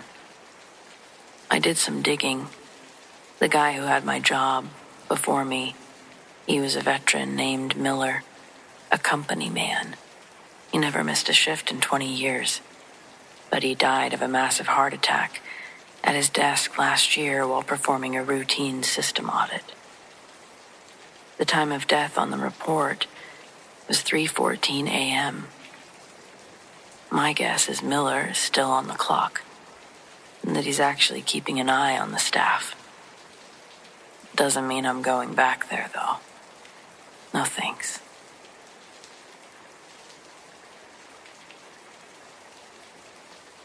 This happened when I was 12. I lived in Alabama, but every year my mom and I would travel to Perth Amboy, New Jersey, to visit my grandparents in the summer and winter. Their house always gave me an eerie feeling. It was always dark. The air felt stale because the windows hadn't been opened in years. My grandparents were devout Catholics, so every doorway had a crucifix mounted above it. There's nothing wrong with that, of course, but as a nervous kid, those crucifixes terrified me. The year my grandma had a stroke, my mom decided I shouldn't see her in the hospital. I was young and had a lot of anxiety. I didn't understand how bad her condition was, only that she'd been hallucinating red balloons floating on the ceiling of her hospital room. Even at 12, that chilled me. Something about it felt wrong, like a detail from a horror movie that didn't belong in real life. When my mom was in the hospital with my grandma, my mom's cousin stayed with me. One afternoon, we were out on the porch. I was rocking on the swing while we chatted. At some point, she stepped inside to talk to my mom on the phone, and that's when I heard it. It came from the outside stairwell that led to the basement. It was low and rattling, like a whispering groan. It happened several more times. I tried to brush it off, but I was an anxious kid. My imagination ran wild. Was it a ghost? An intruder? Something else entirely? When my mom's cousin came back outside, she wrapped me in a long, tight hug. I didn't understand why. Later that evening, I found out it was because my grandma had passed away. The night she died, I had a terrifying dream. One that was so vivid, I had a hard time convincing myself it wasn't real. In it, I was standing at the basement door, the one that led to the boiler. I could hear the same whispering groan that I'd heard from the porch that afternoon. I looked up. Floating just below the clouds were red balloons, like the ones my grandma had seen on her hospital room ceiling. After that, I avoided the basement as much as I could. Years passed. I was a teenager, maybe around 16. By then, I had mostly forgotten about that summer, at least the fear it gave me. The details of my grandma's death, the balloons, the whispering groan, it had all faded into the same memory. Until one day, when my mom asked me to do laundry. The washer and dryer were in the basement. They were old, clunky machines that everyone was convinced might catch fire if left unattended. The stairs to the basement were narrow and uneven, and only one light bulb hung overhead, suspended from a string. My only distraction was a tiny handheld TV that my grandfather kept nearby. It had an antenna, picked up exactly one working channel. I found some sports game and settled in. About 10 minutes into the dryer cycle, I heard it. It was that same whispering groan coming from the dark corner of the basement, behind the boiler. Just then, the TV switched channels on its own. Static flooded the screen, making a shrill, shrieking sound. The light bulb above me flickered, dimmed. The dryer made a buzzing sound and stopped midway through the cycle. I ran up the basement stairs so fast, it looked like a scene out of Scooby-Doo. Later that evening, the heat went out. It was winter in New Jersey. There was a blizzard outside. My mom said that we needed to check the boiler, insisting that I came with her into the basement. As she knelt to check the boiler, I held the flashlight. And that's when I saw them. 2 green, glowing handprints on the side of the boiler. I almost shit myself. My mom barely reacted. She said it was probably some maintenance worker who had touched the dusty surface. That maybe something had just reflected weird in the flashlight. But I remember how the prints shimmered like something supernatural. I don't know if it was my grandma's ghost or something else entirely. But I never went down to that basement again. I never told anyone about the whispering groan that I'd heard earlier in the day on the afternoon Grandma died. My mom would have rolled her eyes, thought that it was my anxiety playing tricks on me. Telling my grandpa would have just upset him. After my grandma died, he stopped going out and eventually became a recluse. Without her, he just seemed lost. My mom offered to let him live with us in Alabama, but New Jersey was the only home he'd ever known, and my grandma was buried there. I think he didn't want to leave her. My grandpa passed away when I was 18, and the house was eventually sold.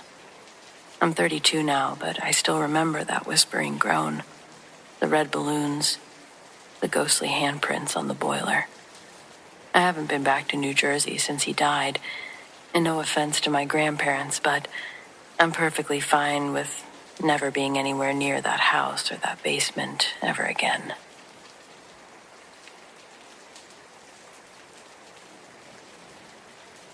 We grew up near an old iron railroad bridge outside of town. Everyone called it Goatman Bridge, even though there was no official name. Naturally, that's where we hung out. One summer night after a thunderstorm, a group of us biked out there. The river below was swollen and super loud. We dared each other to walk across the bridge beams.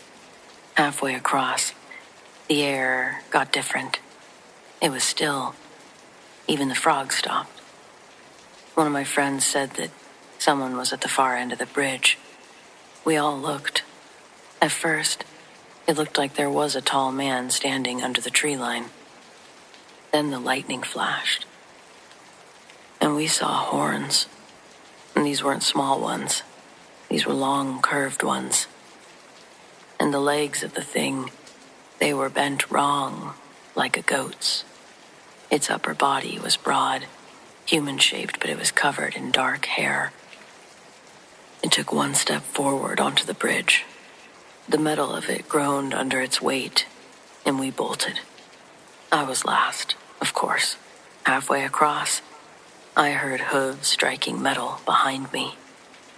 I couldn't believe how unbelievably fast it was. Too fast. The sound vibrated through the beams and through my body. Then a bright flashlight beam cut across the riverbank. Someone shouted. The hoofbeat stopped instantly. I reached the end and looked back. There was nothing there.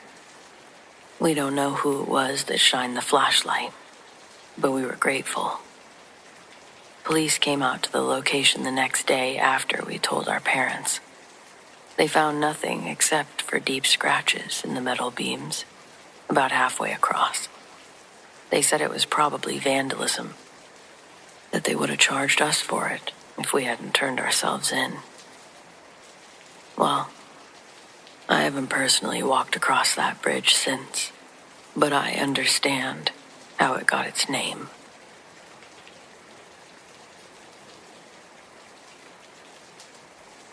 I've been seeing a lot of people on here talk about how BEKs aren't real, and honestly, it pisses me off. While I'm not one to say that they are or aren't or whatever, you can believe whatever you want. This is a place to share stories, right? And I have one. One night when I was a junior or senior in high school, one of my best friends, we'll call him T, he and I decided to do what every other high schooler did and get stoned. We were active stoners, so sneaking out at night and walking around, it was our thing. Now I'm not sure that this has any connection, but the town is fairly old, with a semi-bad history, as it used to be a coal mining town. Anyway, we were just taking a stroll. I'd say it's probably around midnight, and we had just passed all of the active districts of the town, and we were now going down a road that led to a park, which was our destination, and it was in a somewhat decent neighborhood. As he and I are approaching, we're just talking, being rowdy, and as we came to be under the one and only street light that didn't actually light anything up past 10 feet away, T stops. Of course, knowing him and having other dangerous stories where bad shit had happened to us, this is what he does. He just starts kind of looking straight ahead of where we were walking and says, "What the hell? Did you see that?" And to be honest, I didn't see nothing. Didn't seem out of the ordinary. Hadn't heard anything either. T starts scrambling for his phone to turn on his flashlight, and I won't forget what we saw. There were 3 kids playing on the playset directly in front of us. And when the light shined on them, they weren't moving. You couldn't see their eyes. T said something along the lines of, "Oh Jesus, you guys scared us." But we got no reply. They just sat and stared. T and I just sort of stared back at each other, and then we started backing up and saying goodbye. We didn't hear them leave. Either it was dead silence the entire time, or it never occurred to me until after we'd gotten back to his house. But it was 1 a.m. These kids couldn't have been older than elementary school. I'll never forget that night. Completely odd.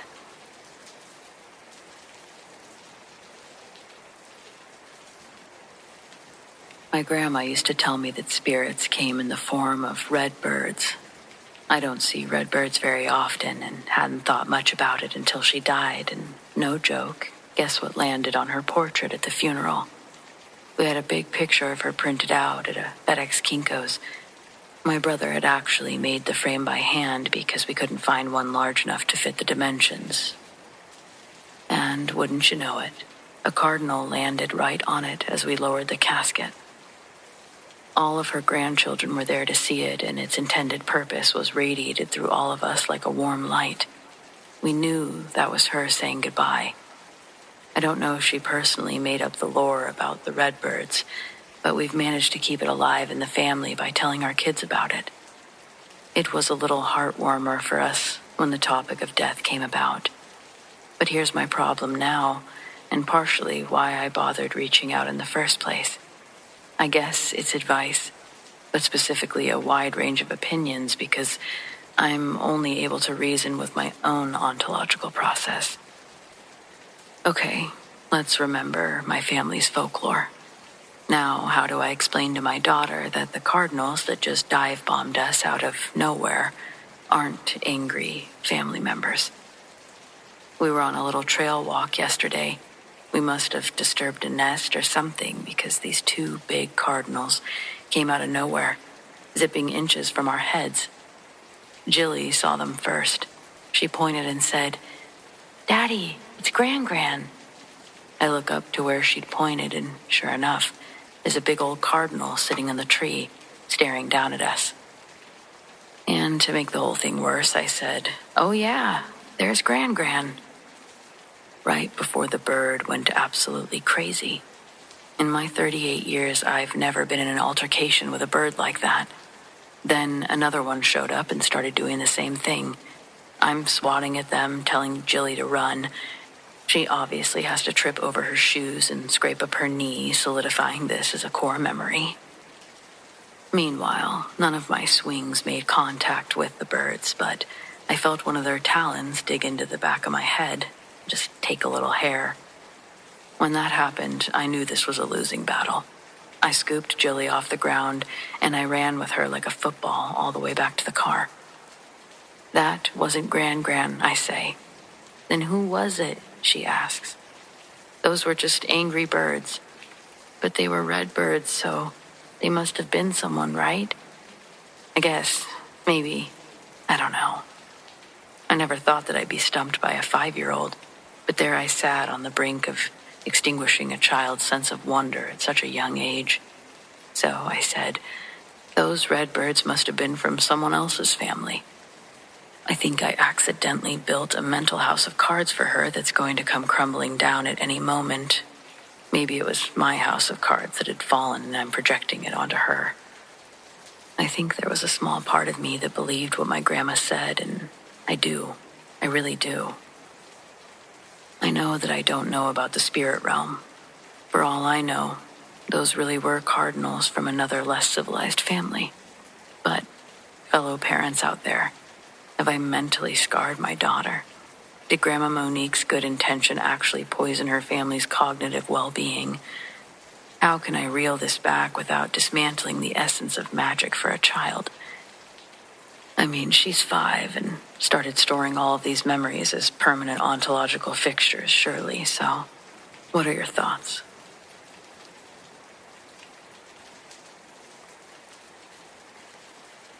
It was a Tuesday, which I only remember because Tuesday's the day I catch the early train to avoid the rush.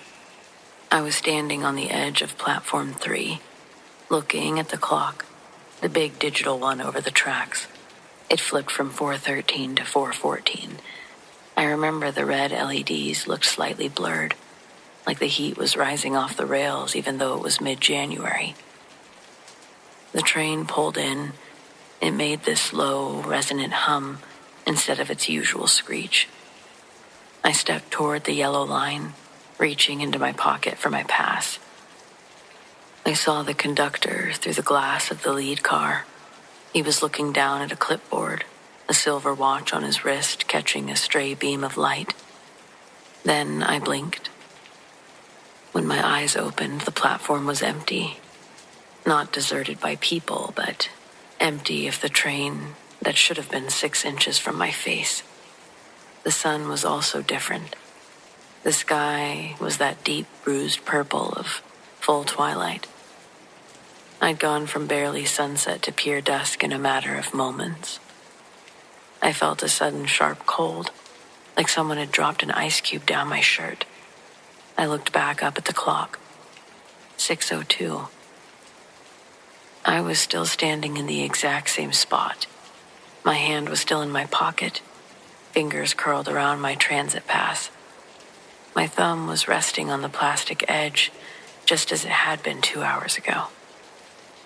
I looked down at the tracks next to me, and there was a cup of coffee sitting on the floor that hadn't been there before. It was steaming. I stood there for a long time, just watching that steam. The physics of everything didn't track. If I had fainted or had a seizure, I'd be on the ground. If I'd walked away and come back, my legs would feel that. But I just felt static. My joints felt like they had paused and then unpaused, a slight vibration humming in my bones. A woman walked onto the platform a few minutes later. Buried in a heavy parka, she glanced at me, then the clock, and huffed. "Late again," she muttered. I didn't take the 6:05. I walked out of the station, eventually made it home. I checked my watch. It wasn't broken. I still use the same platform constantly due to my work situation, but I try to avoid being the first person to approach the train. I believe I experienced a legitimate time slip. I just have no interest in doing it again.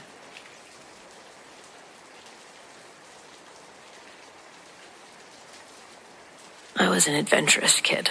I loved playing outside every day, all day. There were a few acres of forest behind my childhood home, and I loved playing in them. I'd go hunting with my dad, play tag, hide and seek. I spent most of my childhood in those woods. But one day something happened that made me stop playing. The day started sunny. No clouds, no rain. It was the perfect day to go playing in the forest. I ran up to the barbed wire fence, a routine operation, ready to climb through and run to freedom. But what faced me as I approached the fence made my blood run cold. There was a woman. She wasn't ghostly or pale or translucent, just a woman. But something was off. She was carrying a little bundle in her arms, looking down at it. Her hair was long and blonde, and her eyes, well, I'm not sure they were eyes. They were hollow, sunken black holes filled with nothing. She turned her head towards me.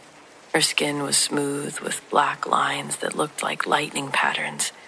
She was slim, but around 6 feet tall. She made contact with my fear-filled eyes, and all of a sudden my ears started ringing with this piercing sound. Goosebumps trailed up my arms as I began to feel lightheaded. Then she spoke, and the words that came out of her mouth chilled me to the bone. "My baby. You killed my baby. My baby. My baby." I stumbled backwards. I tried to run, but I tripped on a rock and fell. As I was running back towards my house, I felt a sharp pain in my left knee. I looked down and blood was trickling down my leg. I cut my knee as I fell. When I got back inside, I changed my clothes. My shorts were grass-stained, and my shirt had a mud stain on it. As I put a new change of clothes on, I glanced out the window. She was still out there, roaming around the edge of the fence, and somehow, as if she'd been waiting for my glance, she locked eyes with me. Her hollow eyes seemed to be dripping a liquid. Then came this wail. It was loud, ear-piercing even. And so, for reasons I can't explain, I went back outside, slowly walked up to the edge of the barbed wire fence, and she appeared in front of me.